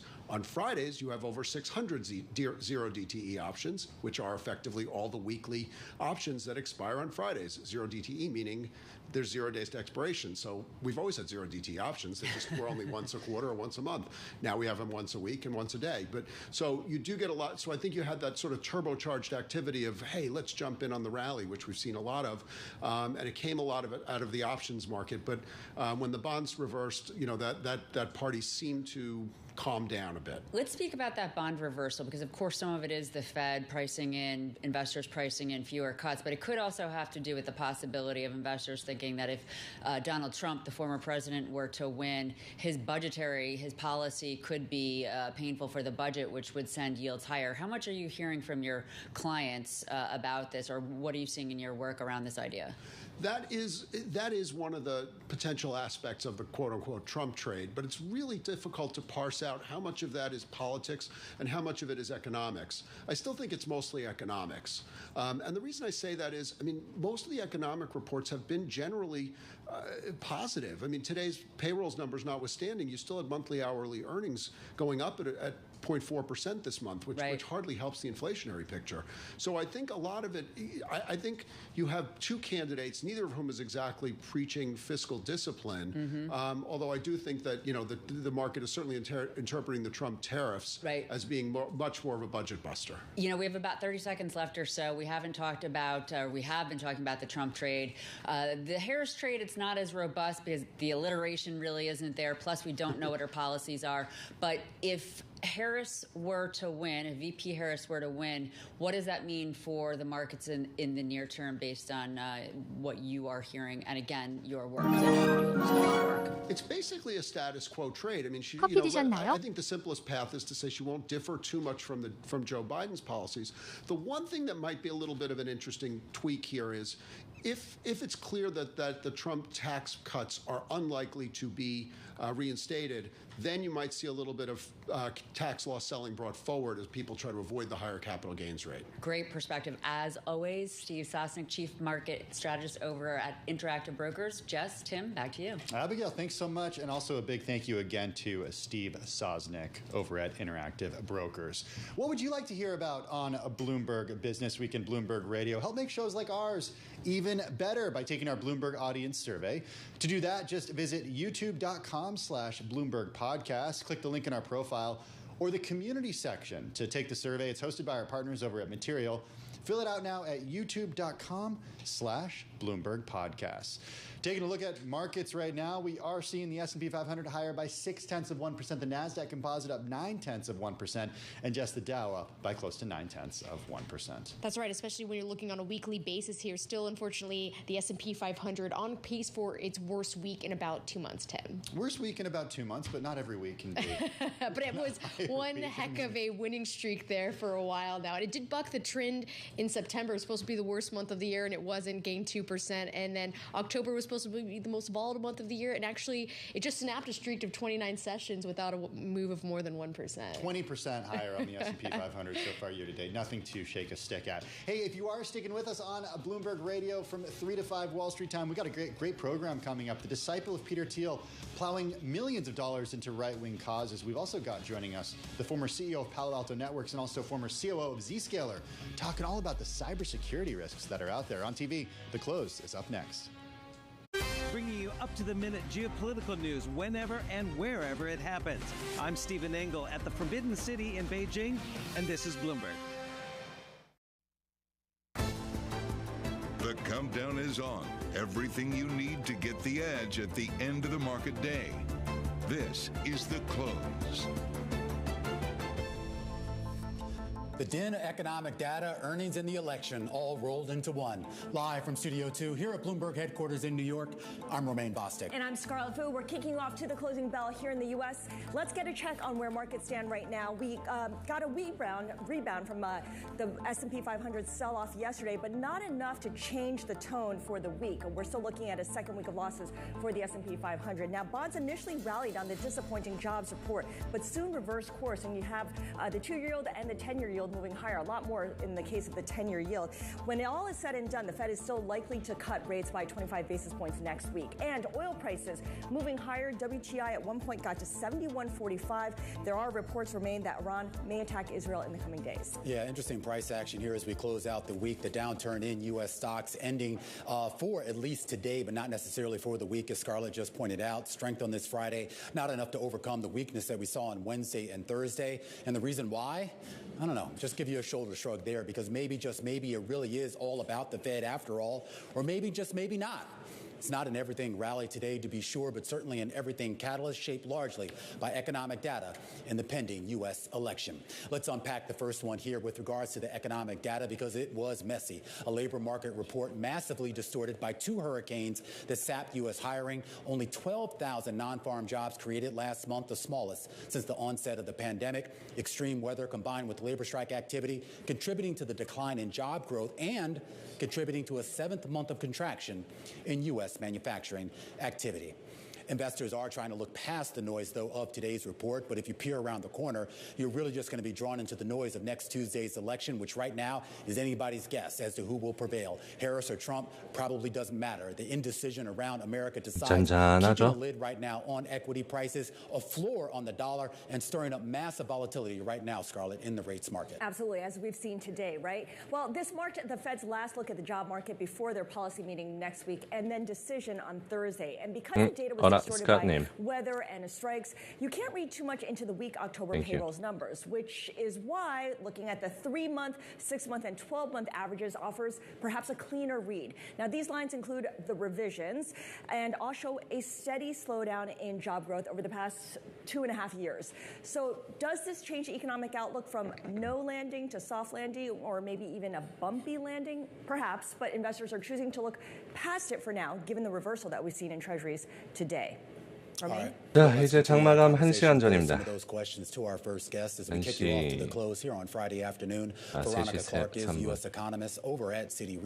43분. 다음 주부터 11시 반에 열리네요. 미상.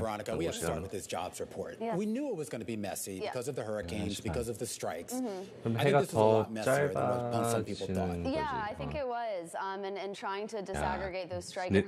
다음 주부터 해 진짜 짧아지겠다. 지금 6시 미동부 한 6시쯤에 해가 지거든요. 1시간 이제 당겨버리면 1시간 늘리는 건가? 1시간 늘리면 1시간 더 자는 거네. Well, that's what I'm curious about too. I mean, if you listen to Julie Su, the acting labor secretary, she's sort of taking a look at 3-month rolling averages 항상 헷갈려 이게. and saying, look, the labor market's still strong. 이런 건 챗GPT야.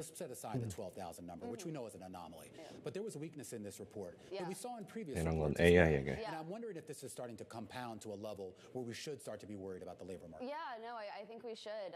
We had some pretty big downward revisions to payrolls the last couple months also.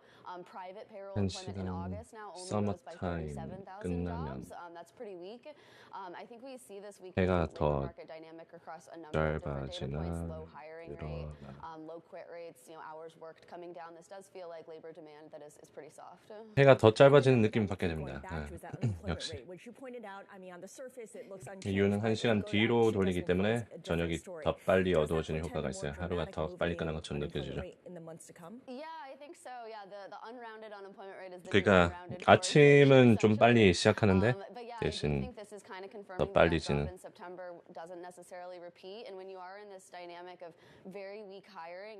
Layoffs that are still low, yes, but when you have such weak hiring, you would be inclined to think people will just stay unemployed for longer, and there's that upward pressure on the unemployment rate still. So what does this mean for how the Fed proceeds? I mean, we're talking about 25 basis points pretty much baked in for November, but how does this shift the odds for December? Yeah, 25 basis points next week, but we do think this is a genuine weakening trend in the labor market, and maybe it's that November employment report, of course, that could confirm some of this weakness. I think people are kind of looking through this October data for now, but we'll get that November employment report before the December FOMC meeting. We think the Fed is cutting 50 then. 50? Really? Yes. Well, gets to the idea though too, because a lot of people, I mean, I don't know if you've been watching this program and you watched it last week, you would believe the Fed was done cutting rates. But I mean, this gets to the seesaw that the Fed is having to deal with, looking at these data points and try to make sense of it here. As we get into next week's meeting, which of course is just a couple of days after the election, and then the December meeting, do you think that the argument behind closed doors amongst the Fed members will be more tilted towards a 50 basis point cut? I don't mean what Jay Powell wants, but I mean what the other members are willing to live with. Or do you think there's going to be a lot more talk about a pause, a prolonged pause? Yeah, I think the discussions at this meeting will probably be pretty neutral. We did maybe have some stronger inflation data with September core inflation this week, stronger at least than July and August had been. But I think most Fed officials will see the increase in the unemployment rate and know that rates are very restrictive and be pretty worried about that increase. Yeah. When rates are as restrictive as they are, you want to pretty quickly get back to neutral in a weakening labor market. 일론 머스크, FSD is almost entirely AI. 전부 다 AI. FSD가 2022년 all human code could be replaced by AI.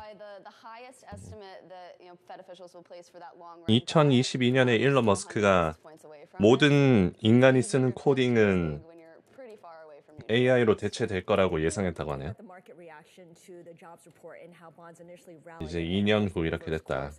이런 포스트 올려놨네. 지금 어디지? 아마존인가?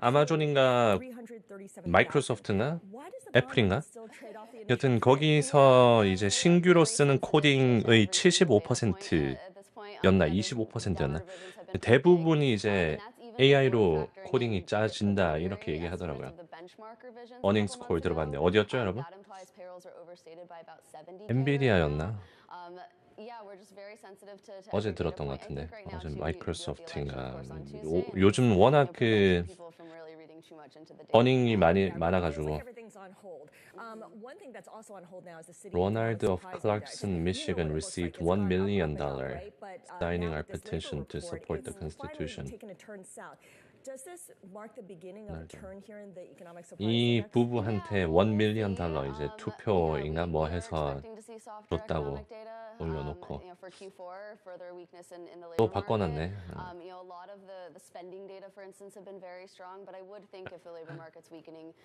약간 다크나이트처럼 그런 식으로 마케팅하네요. 일론 머스크. 이제 4일 남았네요. 4일. 일론 머스크 deported for immigration violation. I know it's kind of hard to divine how these policy proposals will translate into actual policy because we know election promises tend to get forgotten pretty quickly. Yeah, sure. But what are you going to really be looking for? I'm not asking for a prediction on who wins, but what are the most important things you really want to learn out of that night? 속보, 레거시 미디어가 일론 머스크에 대한 새로운 선전을 시작했습니다. 일론 머스크는 합법적으로 미국에서 일할 수 있었습니다. 그는 J1 비자 소지했고 나중에 H1B로 전환됐습니다. 일론 머스크가 이미그레이션 법 못 지켜서 미국에서 추방당할 수 있냐 뭐 이런 뉴스위크 올려놓고 언론들끼리도 싸우네요 요즘. She's JP Morgan's head of global research. She's going to be joining us to discuss the potential market risks ahead of U.S. election day. Plus, AI pioneer and founder of deep learning AI, 일론 머스크가 리트윗했네. the future of the fast-moving technology and where he sees the biggest opportunity for budding AI startups. And a refocus on the election with just 4 days to go until decision day. 자, 큐큐큐 다시 489로 돌아오고 있고 요쯤에서 끝나지 않을까 싶긴 한데 여기서. 장마감 1시간 남고 마지막 물량 들어오네요. 조용하다가 마이크로소프트는 개발자 전용 AI 만들었음. GitHub 코파일럿이라고. 신입 개발자랑 똑같음? 와. 아니 근데 요즘 막 그 테크 리드 뭐 해외 미국 유튜버 그 테크 리드랑 뭐 조마 뭐 등등 그 대형 예전에 막 구글이랑 구글이랑 페이스북에서 일해가지고 거기서 막 유튜브 하고 그랬던 다 접었더라고요. 막 이제 코딩 뭐 개발자들의 시대는 끝났다 그러면서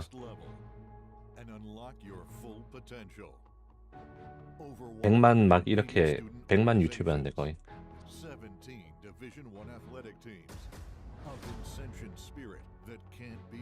이제 빅텍에 대한 옛날의 그 굉장히 빅테크라고 하면 엄청 좋은 그런 프레스티지가 있었는데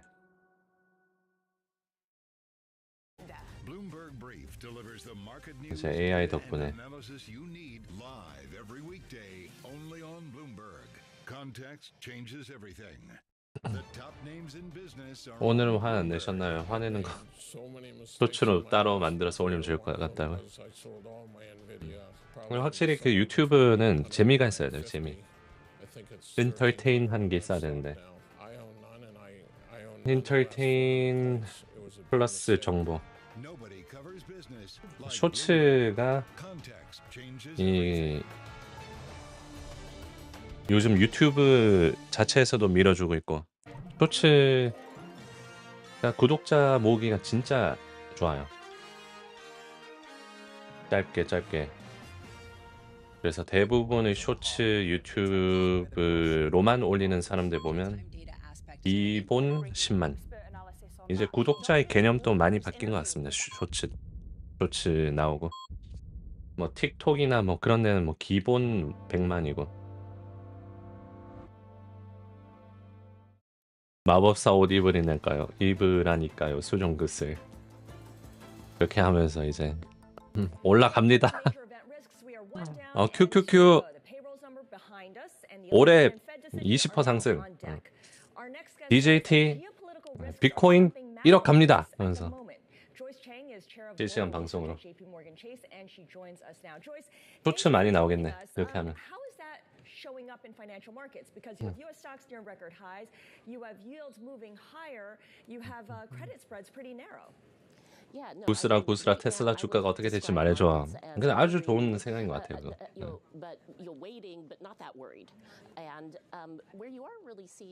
재미는 있을 것 같아.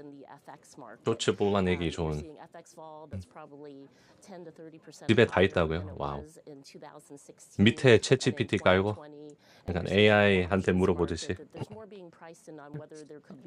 그 부스를 AI에 집어넣어가지고 이제 AI랑 구슬이랑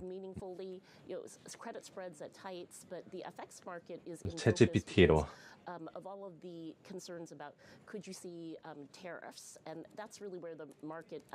룰루 뉴스 못 찾겠는데 오늘 꽤 오르네요. 룰루 뉴스가 룰루레몬. 이건 왜 오른지 모르겠습니다. 이거 오늘 계속 오르고 있네. 10월 30일 먹고 이거는 뉴스 없이 그냥 오르는 것 같습니다. 의상 쪽이 오르는 게 있나? 아메리칸 이글, 브랜드 에버크롬비, 웰링턴, 또 어디서 갭, 폴라커, 게스. 오늘 아메리칸 이글 보합이고 딱히 오르는 게 없는데 그냥 오르는 것 같습니다. 룰루레몬.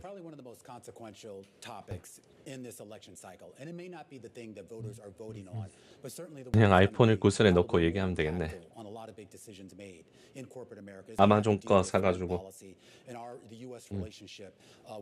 both its allies and its adversaries. I'm sure this had to be a big topic of conversation a week ago or so at the IMF World Bank meetings. And I am curious if there is anticipation among non-U.S. leaders that maybe their relationship 마소 마이크로 스트래티지 지지선 어딘지 알려줄 수 있나요? 마이크로 스트래티지는 지금 신고가 근처 좀 떨어졌네요. 250에서 오늘 좀 떨어졌네. 220의 지지선 있어요. 220. 그 밑은 182. The tariffs took about 0.4% off of GDP growth, added about 0.3% to inflation, and you're talking about universal. 이제부터 네 이름은 나스닥이야. AI한테. That's why you see a lot of nervousness, particularly from some of the emerging markets. 이제 네 이름은 나스닥이야. 기억해. But also from allies in Europe as well, countries where the U.S. is running a trade deficit. Could they be in focus if you were to have higher tariffs put into place? So that dominated a lot of the discussions with policymakers who were in D.C. last week. So I'm curious, then, what are the conversations that you're 신라가 having 그거 상관없습니다. 신라감이고 재미고 한 번 없어지면 뭐 무조건 막 없어지는 게 아니니까. 큐 떨어졌고. Well, look, I think that there's no one who's willing to 근데 bet against U.S. exceptionalism at this point in time. And I think the one thing that 전부 다 이제 추세 유튜브가 뜨는 것들 추세를 보면 일단 다 예능이 있어요. 그래야 사람들이 컨텐츠를 소모하고 그러지. 정보 가지고만으로는 확실히 한계가 있습니다. 이 점점 2, 3년 이렇게 하다 보니까 점점 깨닫는 것 같아요. It's also on the outcome for Congress. And we heard from a lot of the speakers that, you may not hear on some of the House races for a couple of weeks, before they can decide. And the margins are so close. So there's, I think, just concerns on. 안녕하세요. 주식 마법사 에디입니다. Come across really four policy risks. First on trade, second on immigration, third on the fiscal side, and then fourth on regulation. Are you going to see some shifts here? Let's go back to trade for a moment here, because one thing you've noted is that if we get Trump 2.0, the impact from a tariff war will be much higher this time around than in Trump 1.0. Can you walk us through what you mean by that? I mean, do we have different foes and different friends? Yeah, so our economics team has done the analysis just to do the exercise of looking at a 10% universal tariff and then looking at a 60% tariff on China that would go across 보자. 지금 imports, not just on the targeted imports now. 오늘 진짜 you could take about as much as 1.8% 아침부터 그럴 것 based on 같더니 those, numbers. You also then add in 조용하게. inflation. Could you have inflation go up 1 to 1.5%? And also 오늘 여러분 뭐 하셨어요? 주식에서 주식장에서 뭐 할 게 없다 오늘. 도파민이 이 절여진 도파민에서 고통받는 느낌이야.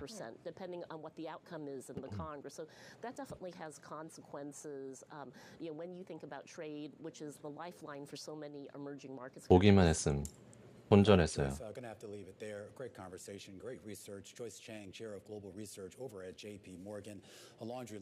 서 있냐고요? 네, 서 있어요.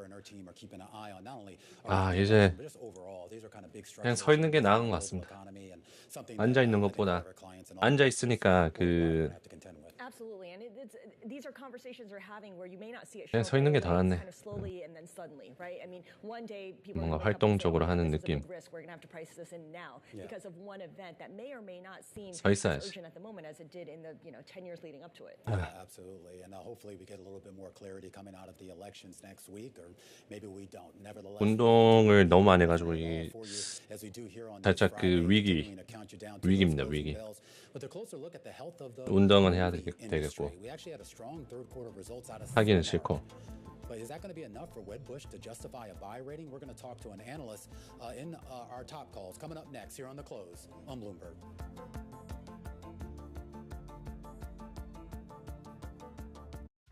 AI can paint your cat in the style of Van Gogh. Pretty cool, right? But what about AI that does something useful, like pinging you about a supply shortage? 요즘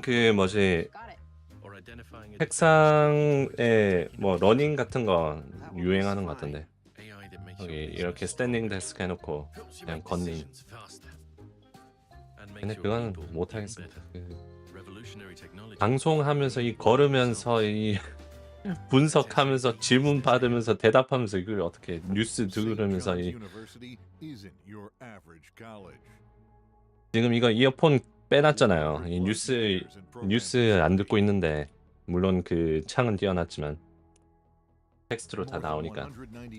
근데 뉴스 들으면서 이 뉴스를 그냥 머리에 딱 꽂으면서 하니까 정신분리증 오는 것 같아요.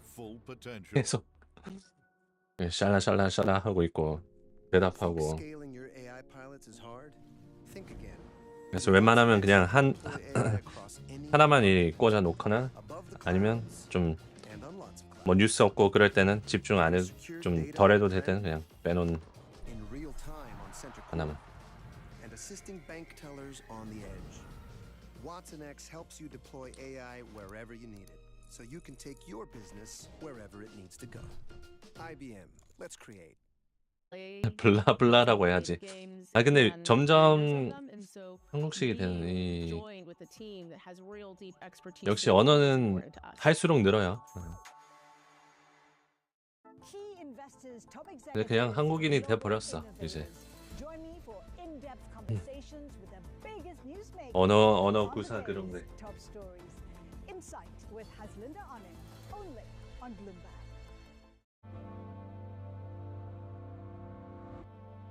역시 언어는 해야 는다. 안 하면 잊어버린다. All right, let's get a view from the sell side. Time now for our top calls. The big movers from on the back of analyst recommendations. And we start off today with Atlassian team, an upgrade to overweight over at KeyBank, which says the enterprise software developer cleared a high bar for its earnings. The beat on cloud growth, most impressive, says the analyst, who also sees several catalysts that can accelerate growth beyond 2025, and that includes higher than typical. 컨스텔레이션 에너지에 대해 좀 알려주세요. 좀 알고 싶으시군요. 아까 전에 오후장에 얘기했던 그게 좀 달콤한 것처럼 들리죠. 이제 좀 그 원자력 쪽으로. 그런데 저도 잘 모릅니다. 컨스텔레이션 에너지라는 회사 자체는 일단 S&P에 들어가고 제일 큰 원자력 회사들 쪽에선 제일 큰 회사인데 이게 원자리가 어떻게 돌아가고 뭐 그런 건 잘 몰라요. 저도 최근에 그 비교적 최근에 본 거라서. 그리고 원자력 쪽이 이제 막 한 6개월에서 1년 전부터 좀 대두가 되긴 했지만 주가 보면 점점 올라가고 있죠. 이 2024년부터 AI랑 같이. 근데 이게 뭐 엔비디아보다 더 올라가는 것 같아요. 추세로 보면. 보자. 지금 여기서 2024년부터 140% 올랐고 100%까지 올랐다가 반 정도 날아가고 220불에서 140, 160까지 떨어지고 이제 실적 발표가 곧 나와요, 얘가. 그래서 실적 발표 나오고 보는 게 나을 것 같습니다. 그때 뭐 정보들 많이 들어오고 새로운 정보도 싹 다 올라오고 하니까 그때 정보 찾아보고 하는 게 더 효율적이에요. 지금 막 묻혀 있는 것 꺼내오고 뭐 그렇게 하는 것보다 그냥 다음 주 화요일에 봅시다.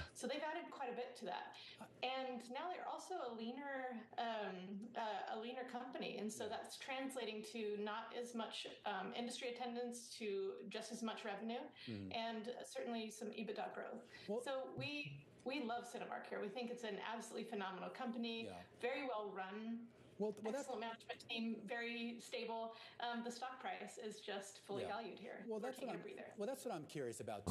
예. About the way the business is run. What are they doing differently than some of the other 경고. theater chains? Because if you go through the numbers, I mean, we know this is kind of a bad year for box offices overall, but for some reason, Cinemark seems to be creating more revenue, creating. 컨스텔레이션 에너지도 있고 또 그 SMR.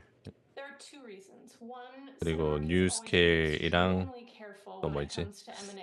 오클로. 이 세 개가 지금 제일 얘기가 많이 나오고 있습니다. 유시우 2만 원 익절 잘 가. 아유, 스카님. 두 번째. 아유, 감사합니다. UCO?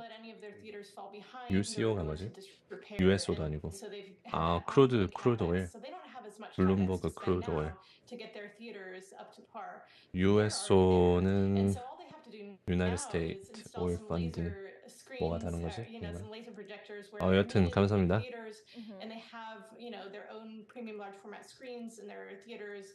They're just really well positioned to, gain on this rebounding market. 패권 왜 이래요? 패권은 아마 대선 때문에 그런 것 같습니다. 대선 되고 이제 돈 많이 뿌릴 것 같아가지고 패권이. 패권 금리가 계속 상승. I think they'll probably announce that in February. I don't expect the dividend to be quite as high as it was before the pandemic, but they'll probably couple that with share repurchases to make investors happy. But, there's certainly going to be some M&A opportunities out there, and I think 움직이는 거요? well positioned. They will be picky. 근데 서 있으면 자주 움직여줘야 돼요, 이게. 많이 서 있으면 다리 아픕니다. 다리 아프고 이게 안 통하고. 집에서 홈트하는 아주머니 생각나네.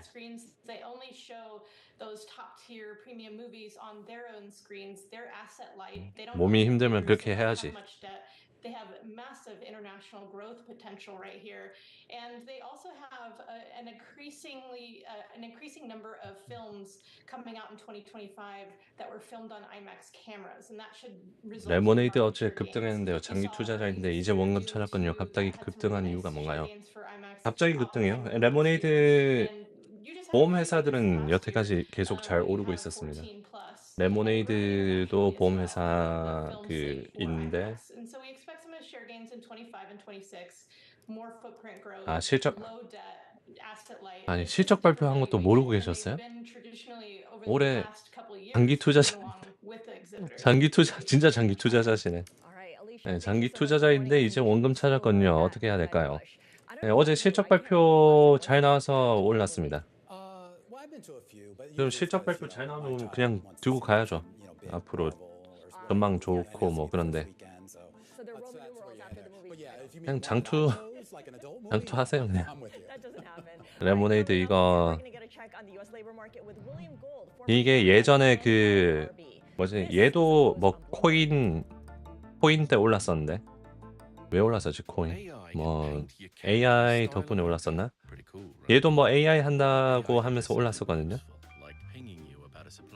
이제 보험 회사 중에서 AI를 도입시켜서 대박 날 거다 뭐 이런 식으로 마케팅 했었는데 그거 덕분에 2021년도에 엄청 많이 올랐었습니다. 250불.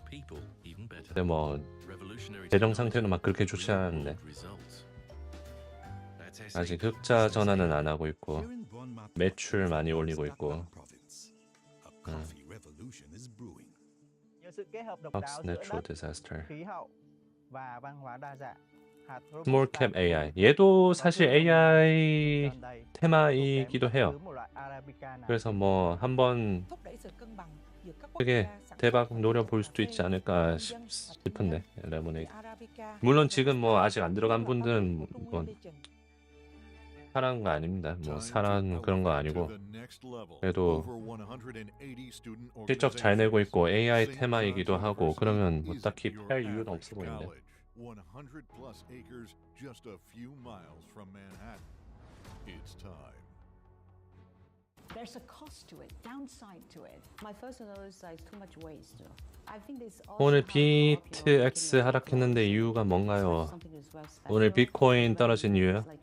그냥 위험 자산들 그냥 너무 많이 올라서 떨어진 겁니다.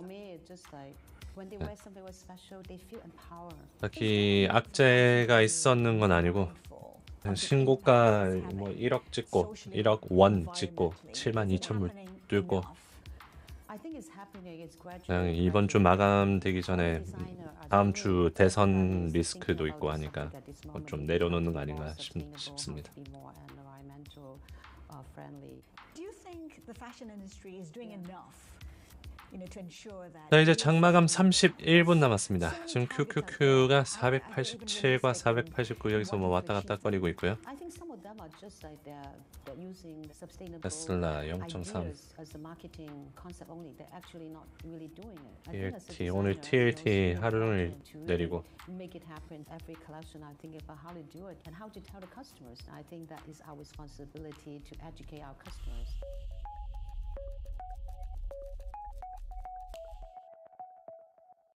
The top names in business are on Bloomberg. The notion that we would cut rates. 이번 지뢰찾기는 메타 마소인가요? 이번에 지뢰 실적 발표 중에서 지뢰였던 거는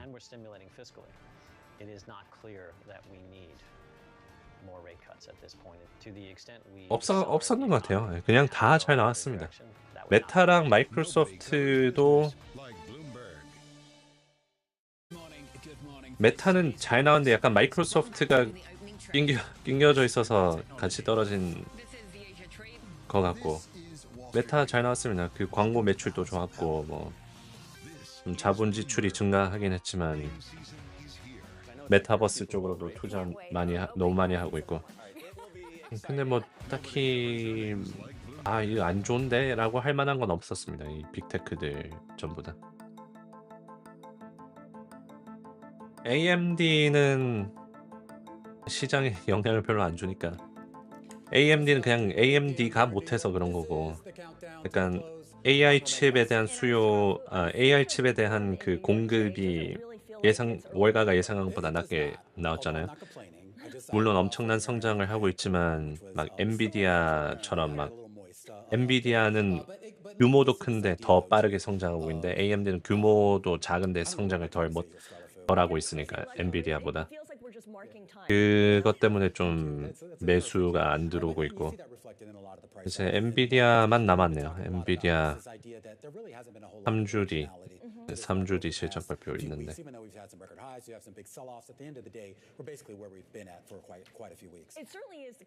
마이크로소프트 내용이 뭐였다? 아, 이번 주 복귀 좀 해야 될 것 같아요. 이 실적 발표가 워낙 많이 나와가지고 But when it comes to the markets, you're right, Romain. We're looking at modest gains, even though we had a pretty disappointing jobs report. Abigail Doolittle is here with us to talk a little bit more. And Abigail, maybe it's earnings that are really capturing our attention because we had a big week of 마이크로소프트를 안 올려놨네. Yeah, we have had a big week of Mag 7 earnings, both to the upside and the downside. Earlier this week, Meta and Microsoft to the downside, some cloud disappointment, cost spending, that sort of thing. Today, we have Amazon up more than 6%, a really nice quarter there, even though they missed earnings.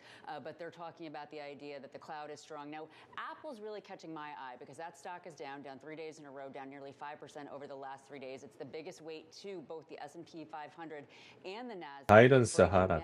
가이던스 하회. So it suggests that investors are not pleased with the guidance around the December quarter. The 이번에 애플도 가이던스가 좀 내려왔었고 마이크로소프트도 가이던스 하회했고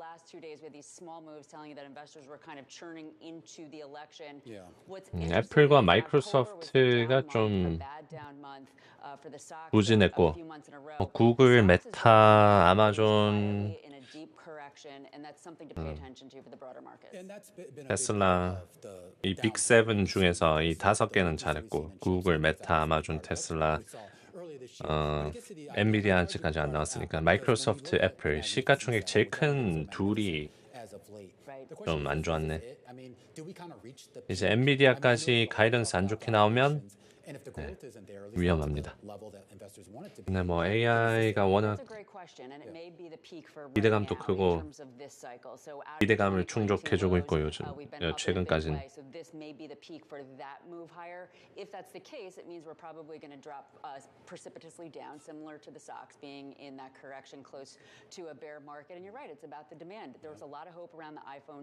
마이크로 스트래티지 왜 빠지나요?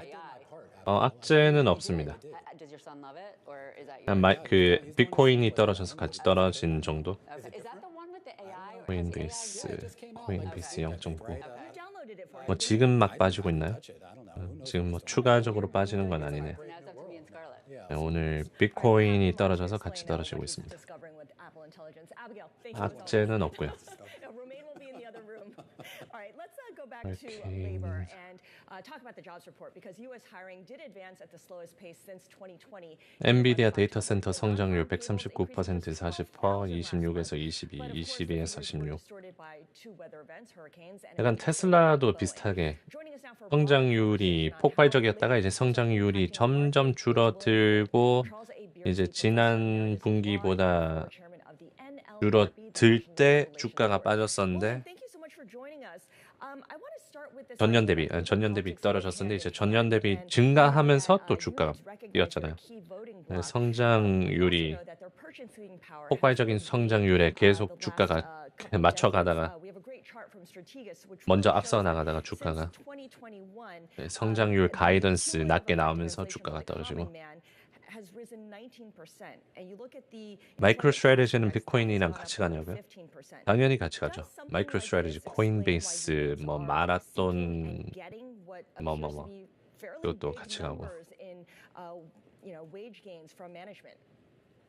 Well, I think it does. We've seen over the past year or so a much more aggressive approach by unions like the United Auto Workers in automobile, in Hollywood, strikes taking place on a number of economic issues, and now, of course, we see this very substantial strike going on at Boeing on the part of the workers represented by the machinists. So yes, they are trying to catch up for lost ground, and their 환율 걱정이요. unions are really trying to 네, 달러는 sharp decline that they've been in 강세 유지할 가능성이 높죠. these past few years. 달러가 떨어질 이유가 별로 미국 경제가 먼저 망하지 않는 이상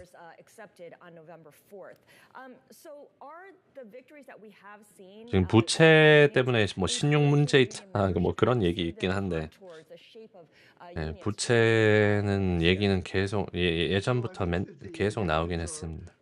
별 영향은 없어요. Of this election, which is going to take place next week, the unions have enjoyed. 대선 기간에 DJT 차트 같이 보시죠. 네, DJT 켜놔야죠. 대선 기간에. 그리고 베팅 사이트들도 뭐 어디 어느 섹션 만들어가지고 어느 섹션 만들어가지고 놔두고. The union position and strikes that have taken place and that I've mentioned in automobile, Amazon, the strike that took place in the 화요일이네, 화요일. 한국 시간으로 수요일. in the Deep South and Amazon and in a wide variety of legislation that the Biden administration has promoted. I think that will likely go away or be severely diminished or change course. 바트도 미국 대선 영향을 받나요? 몰라요. 바트 대선 에디션 한 번 만들어 보는 것도 네, 좋은 생각입니다. 대선 바트 에디션. 대선이랑 관련된 종목들 이렇게 싹 모아놓고 수익 비교해 보기. Well, those efforts will continue. Those efforts are attributable to the fact that Trump was able to appoint a number of, let's face it, to speak frankly, anti-labor judges, both at the Supreme Court level and at the 10년물 15bp 올라갔네요. 오늘 고용지표도 좀 약하게 나왔고 비농업고용 약하게 나왔고 ISM 제조업도 약하게 나왔고 요즘 지표들이 다 좀 약하게 나오는데 금리는 계속 올라갑니다. 아마 대선 때 돈 푸는 것 때문에 그런 것 같아요. 좀 아주 높은 확률로 이제 대선 그거 걱정 때문에 금리가 계속 올라가는 걸 겁니다. 올라갈 이유가 그것밖에는 그거 말고는 원래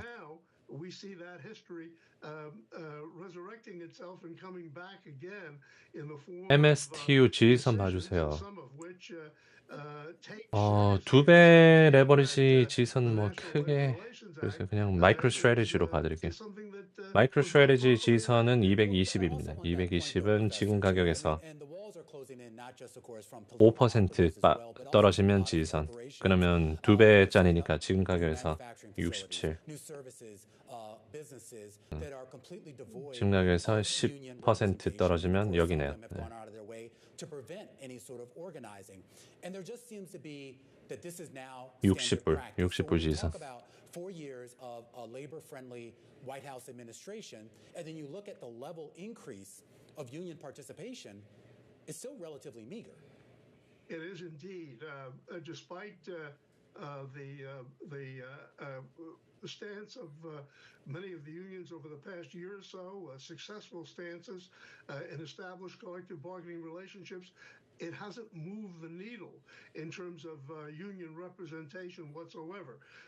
Union representation. 이제 채권 맞아요. 채권이 올라가면서 그러니까 시장 금리가 4.3%인데 10년물 이게 쭉쭉쭉쭉쭉 떨어지면서 주식도 떨어지면 이것도 경기 침체다라고 얘기가 나올 가능성도 아주 높습니다.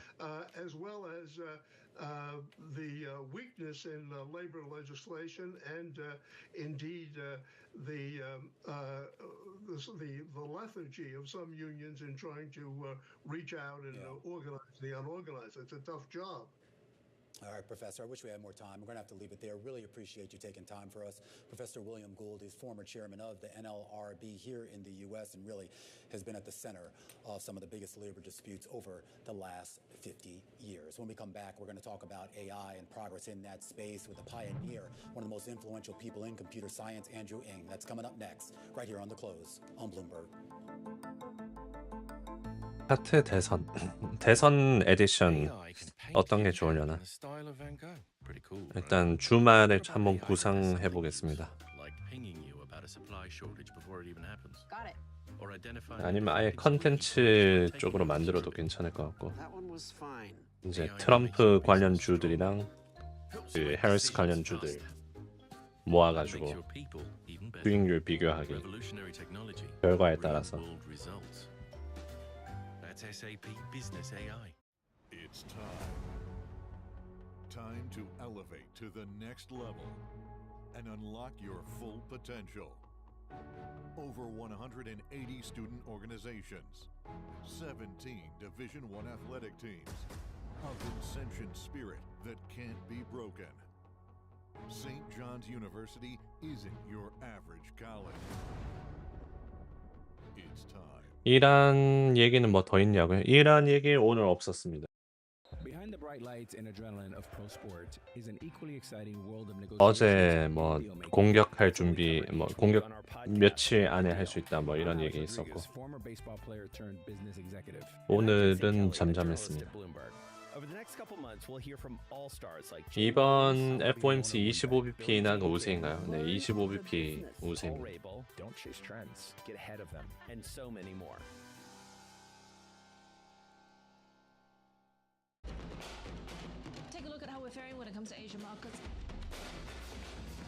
해리스 수혜 섹터 ETF, 트럼프 수혜 섹터 ETF.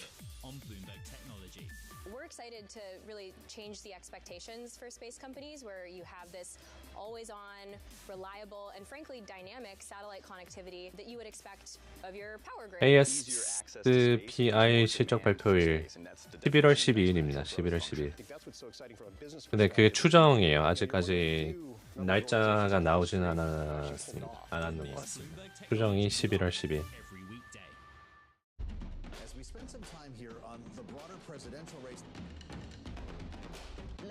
다들 대선 이후에 지수 다 빠진다고 겁주는데 어떻게 생각하나요? 네, 변동성 때문에 그래요. 네, 변동성.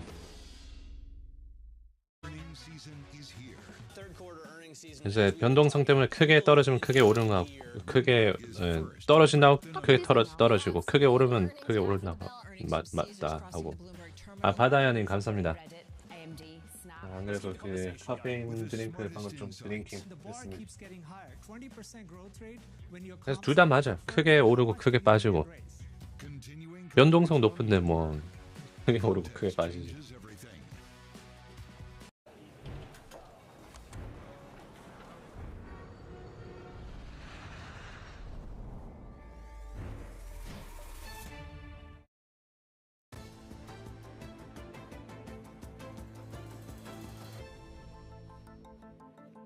Welcome back to The Close. 16 minutes until the bell with a closer look today on big tech, specifically the Magnificent Seven and specifically what's 네, 아직 인버스 막 들어갈 장세는 아니에요. 인버스 쳤다가 요즘 장세에서 인버스 쳤다가 큰일 납니다. 아, 제이스님 온세미에서 나왔어요. 겁나 힘든 나이 먹고 라인 들어가는. 온세미 온세미 뭐 주식 말하시는 거예요? 실제 회사 얘기하시는 거예요?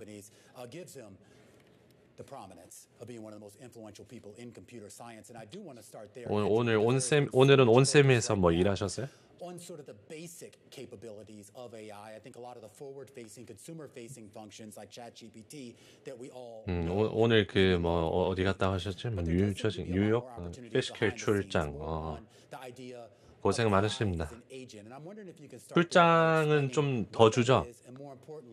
뭐 혜택 같은 거 없나? 출장인데 페이가 조금 더 크다던가. Here's the idea. If you use ChatGPT or another application like that, you write a prompt and ask it to write a response. And that's about 출장 젊을 때는 좋은데 나이 좀 가족 있고 하면 버겁죠. 더 줘야지. 10년물이 4.38, 4.4 가려고 함. 결국 이번 주 고점을 찍어 놓고 10년물. 결국 이번 주 고점 찍었네요. 맞아, 일주일로 봤을 때 이번 주 고점. 여기 한참 넘었네. 4.33이 고점이었는데 4.378. 대선 전에 계속해서 오르는 금리 괜찮을 것인가? 네, 다음 주에 그 FOMC 있고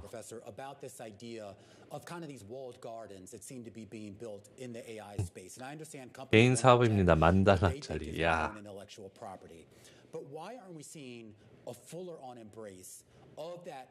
Open AI model, if you will, meaning open source, which seems to be less open source than what it started out as. 역시 출장하면 그 정도는 받아줘. $10,000,000도 model movement is making important progress. So this is the AI stack as I see it. There's a semiconductor layer, cloud on top of that, then the foundation models trained by OpenAI, Claude, Anthropic. 슈마컴 상패했나요? 아니요.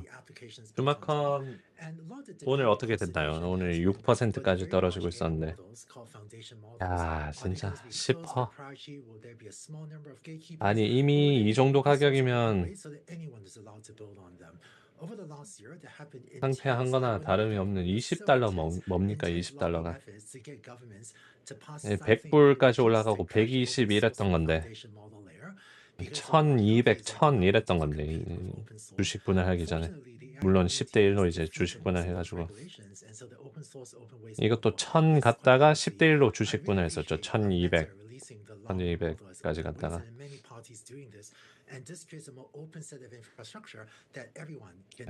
이게 핵에 그것만 안 했으면 그래도 이 정도까지는 아니었을 텐데.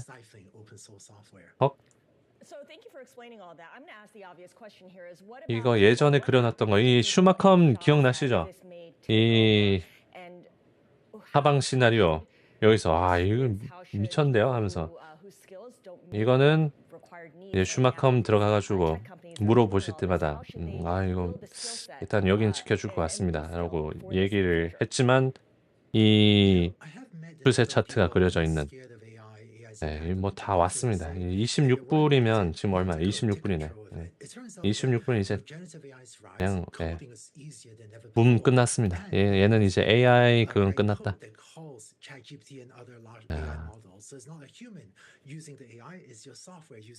여기서 이제 뚫리면 이제 숨이 막히는 거죠. 이제 여기서 뚫리면 이제 숨 참아야지.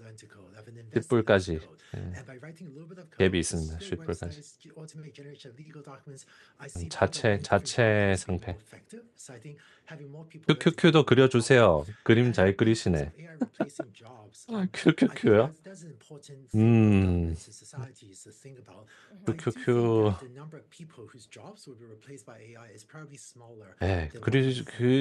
딱 그림이 나오긴 하죠. 근데 2021년 그때는 월봉으로 봤을 때 RSI가 81이었으니까 아직은 맥디 아직 약간 벌리고 있고 이건 아직 좀 더 갔다가 이제 500불 뚫고 여기 420불 여기 일단 지지해주고 이거는 아니겠죠. 이건 경기 침체 오면 이렇게 될 것 같긴 한데 뭐 지금 경기 침체 경자도 안 보이니까 From where you sit, is that a reasonable demand? What is the best way for companies to show that to investors? 자, 장마감 이제 10분 남았습니다. 장마감 10분 전. 독슬. 자, 모합 가자. 잘못하면 485에서 끝나고 지켜주면 487에서 끝나고 어딜까요? 이제 10분 남았는데. 자, 아차하면 이제 485 가는 거고. 아, 보자. 다우존스가 다우존스 좀 더 내릴 만하고. S&P 570 아침까지 돌아왔고. 엔비디아 135 마이크로소프트 저는 지켜줄 것 같습니다. 저는 개인적으로 지켜줄 것 같습니다. 485 아차하면 485 가긴 가는데 그렇게 되면 어제의 애프터장으로 돌아가는 48 뚫리는 척하면서 다시 올라가는 487쯤에서 끝나지 않을까 저는 개인적으로 생각합니다. 왜냐? 지금 지지선에 온 것들이 많아요. 이 S&P도 지금 프리장까지 왔고 독슬 왔고 이제 8분 동안 8분 남아있는 8분 동안 이 매도세가 나오기에는 쉽지 않을 것 같습니다. 오늘 채권 금리가 쭉 올라서 이번 주 고점까지 올라왔고 대선 전에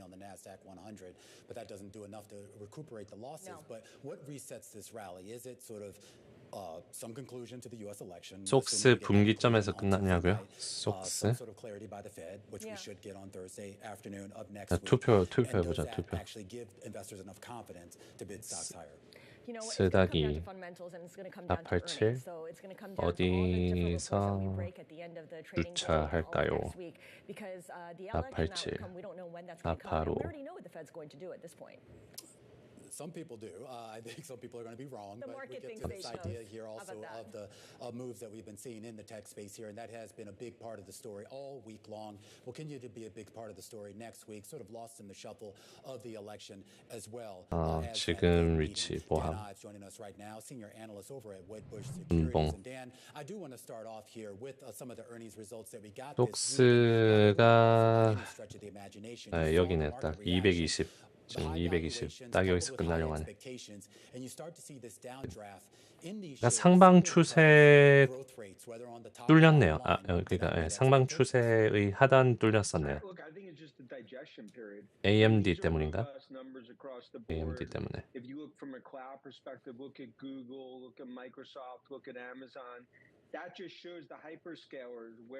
오케이. 그래서 속슬이 20불 때까지 어제 봤었고 20불 때.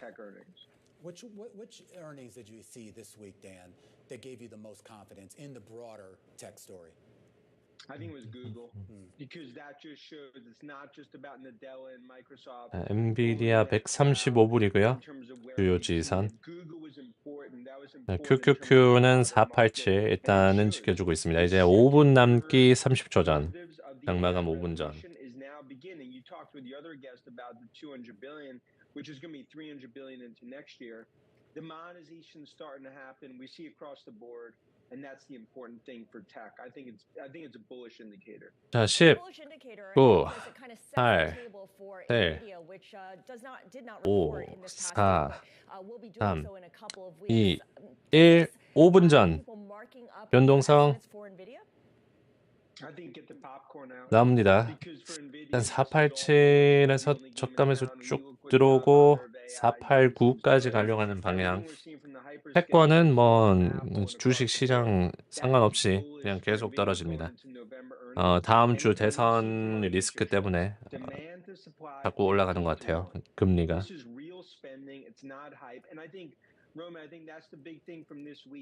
It shows validation for the AI revolution and even validation for Apple, where many, 엔비디아 135선 지켜주고 Yeah, well, but investors were not too happy with the China story, but that's a separate thing. So, Dan, I know that 점점 올라가는 487 투표. 실시간으로 올라가는 487 투표. 역시 시장이다. 아까는 반만이었는데. 아까는 반만이었는데 점점 올라가는. 지금 62대 38. 지금 시장이 보는 투표가 그 퍼센티지가 트럼프 63%, 해리스 36% 이렇게 보고 있습니다. 지금 그 웬만한 베팅 사이트들에서는 지금 딱 이게 트럼프 대 해리스. 네, 이틀 화요일이니까 4일 남았습니다. 4일. 대선 누가 될 것인가? 오픈 테스트 모임. 자, 또 487로 내려가면서 음봉 투표 또 늘어나나요? 아마 대선 때도 이럴 듯 그 실시간 트럼프랑 해리스 베팅 차이 실시간으로 변하는.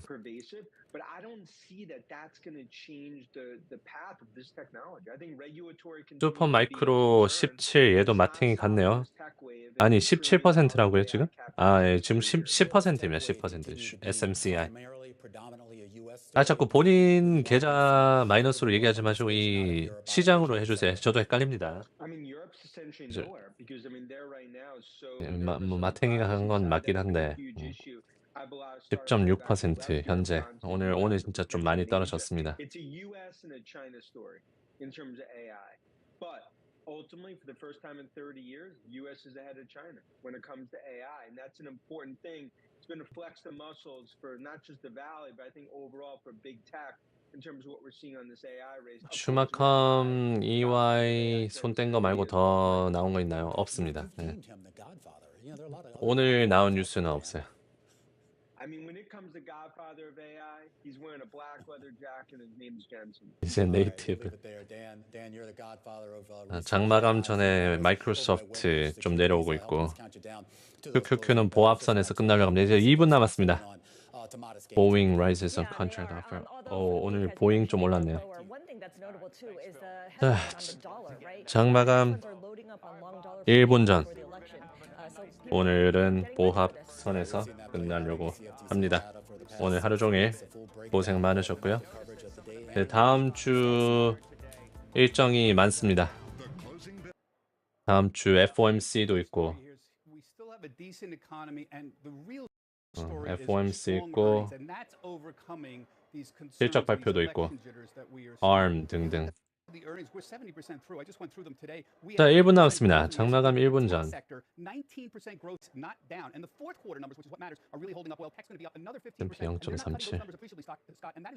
S&P 0.37.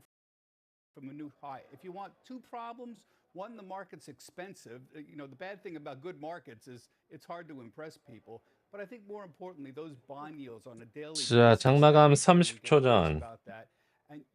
네, 보합으로 끝납니다. S&P 오늘 0.5, 다우존스 0.7. 프리장 가격이랑 비슷하게 마감을 하려고 하고 있고요.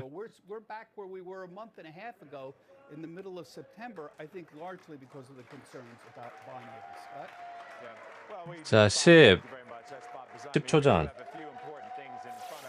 오늘 비트코인이 좀 내려왔고 QQQ는 올라왔고. 자, 장마감입니다. 장마감했습니다. 수고 많으셨습니다. 자, 수고 많으셨습니다, 여러분.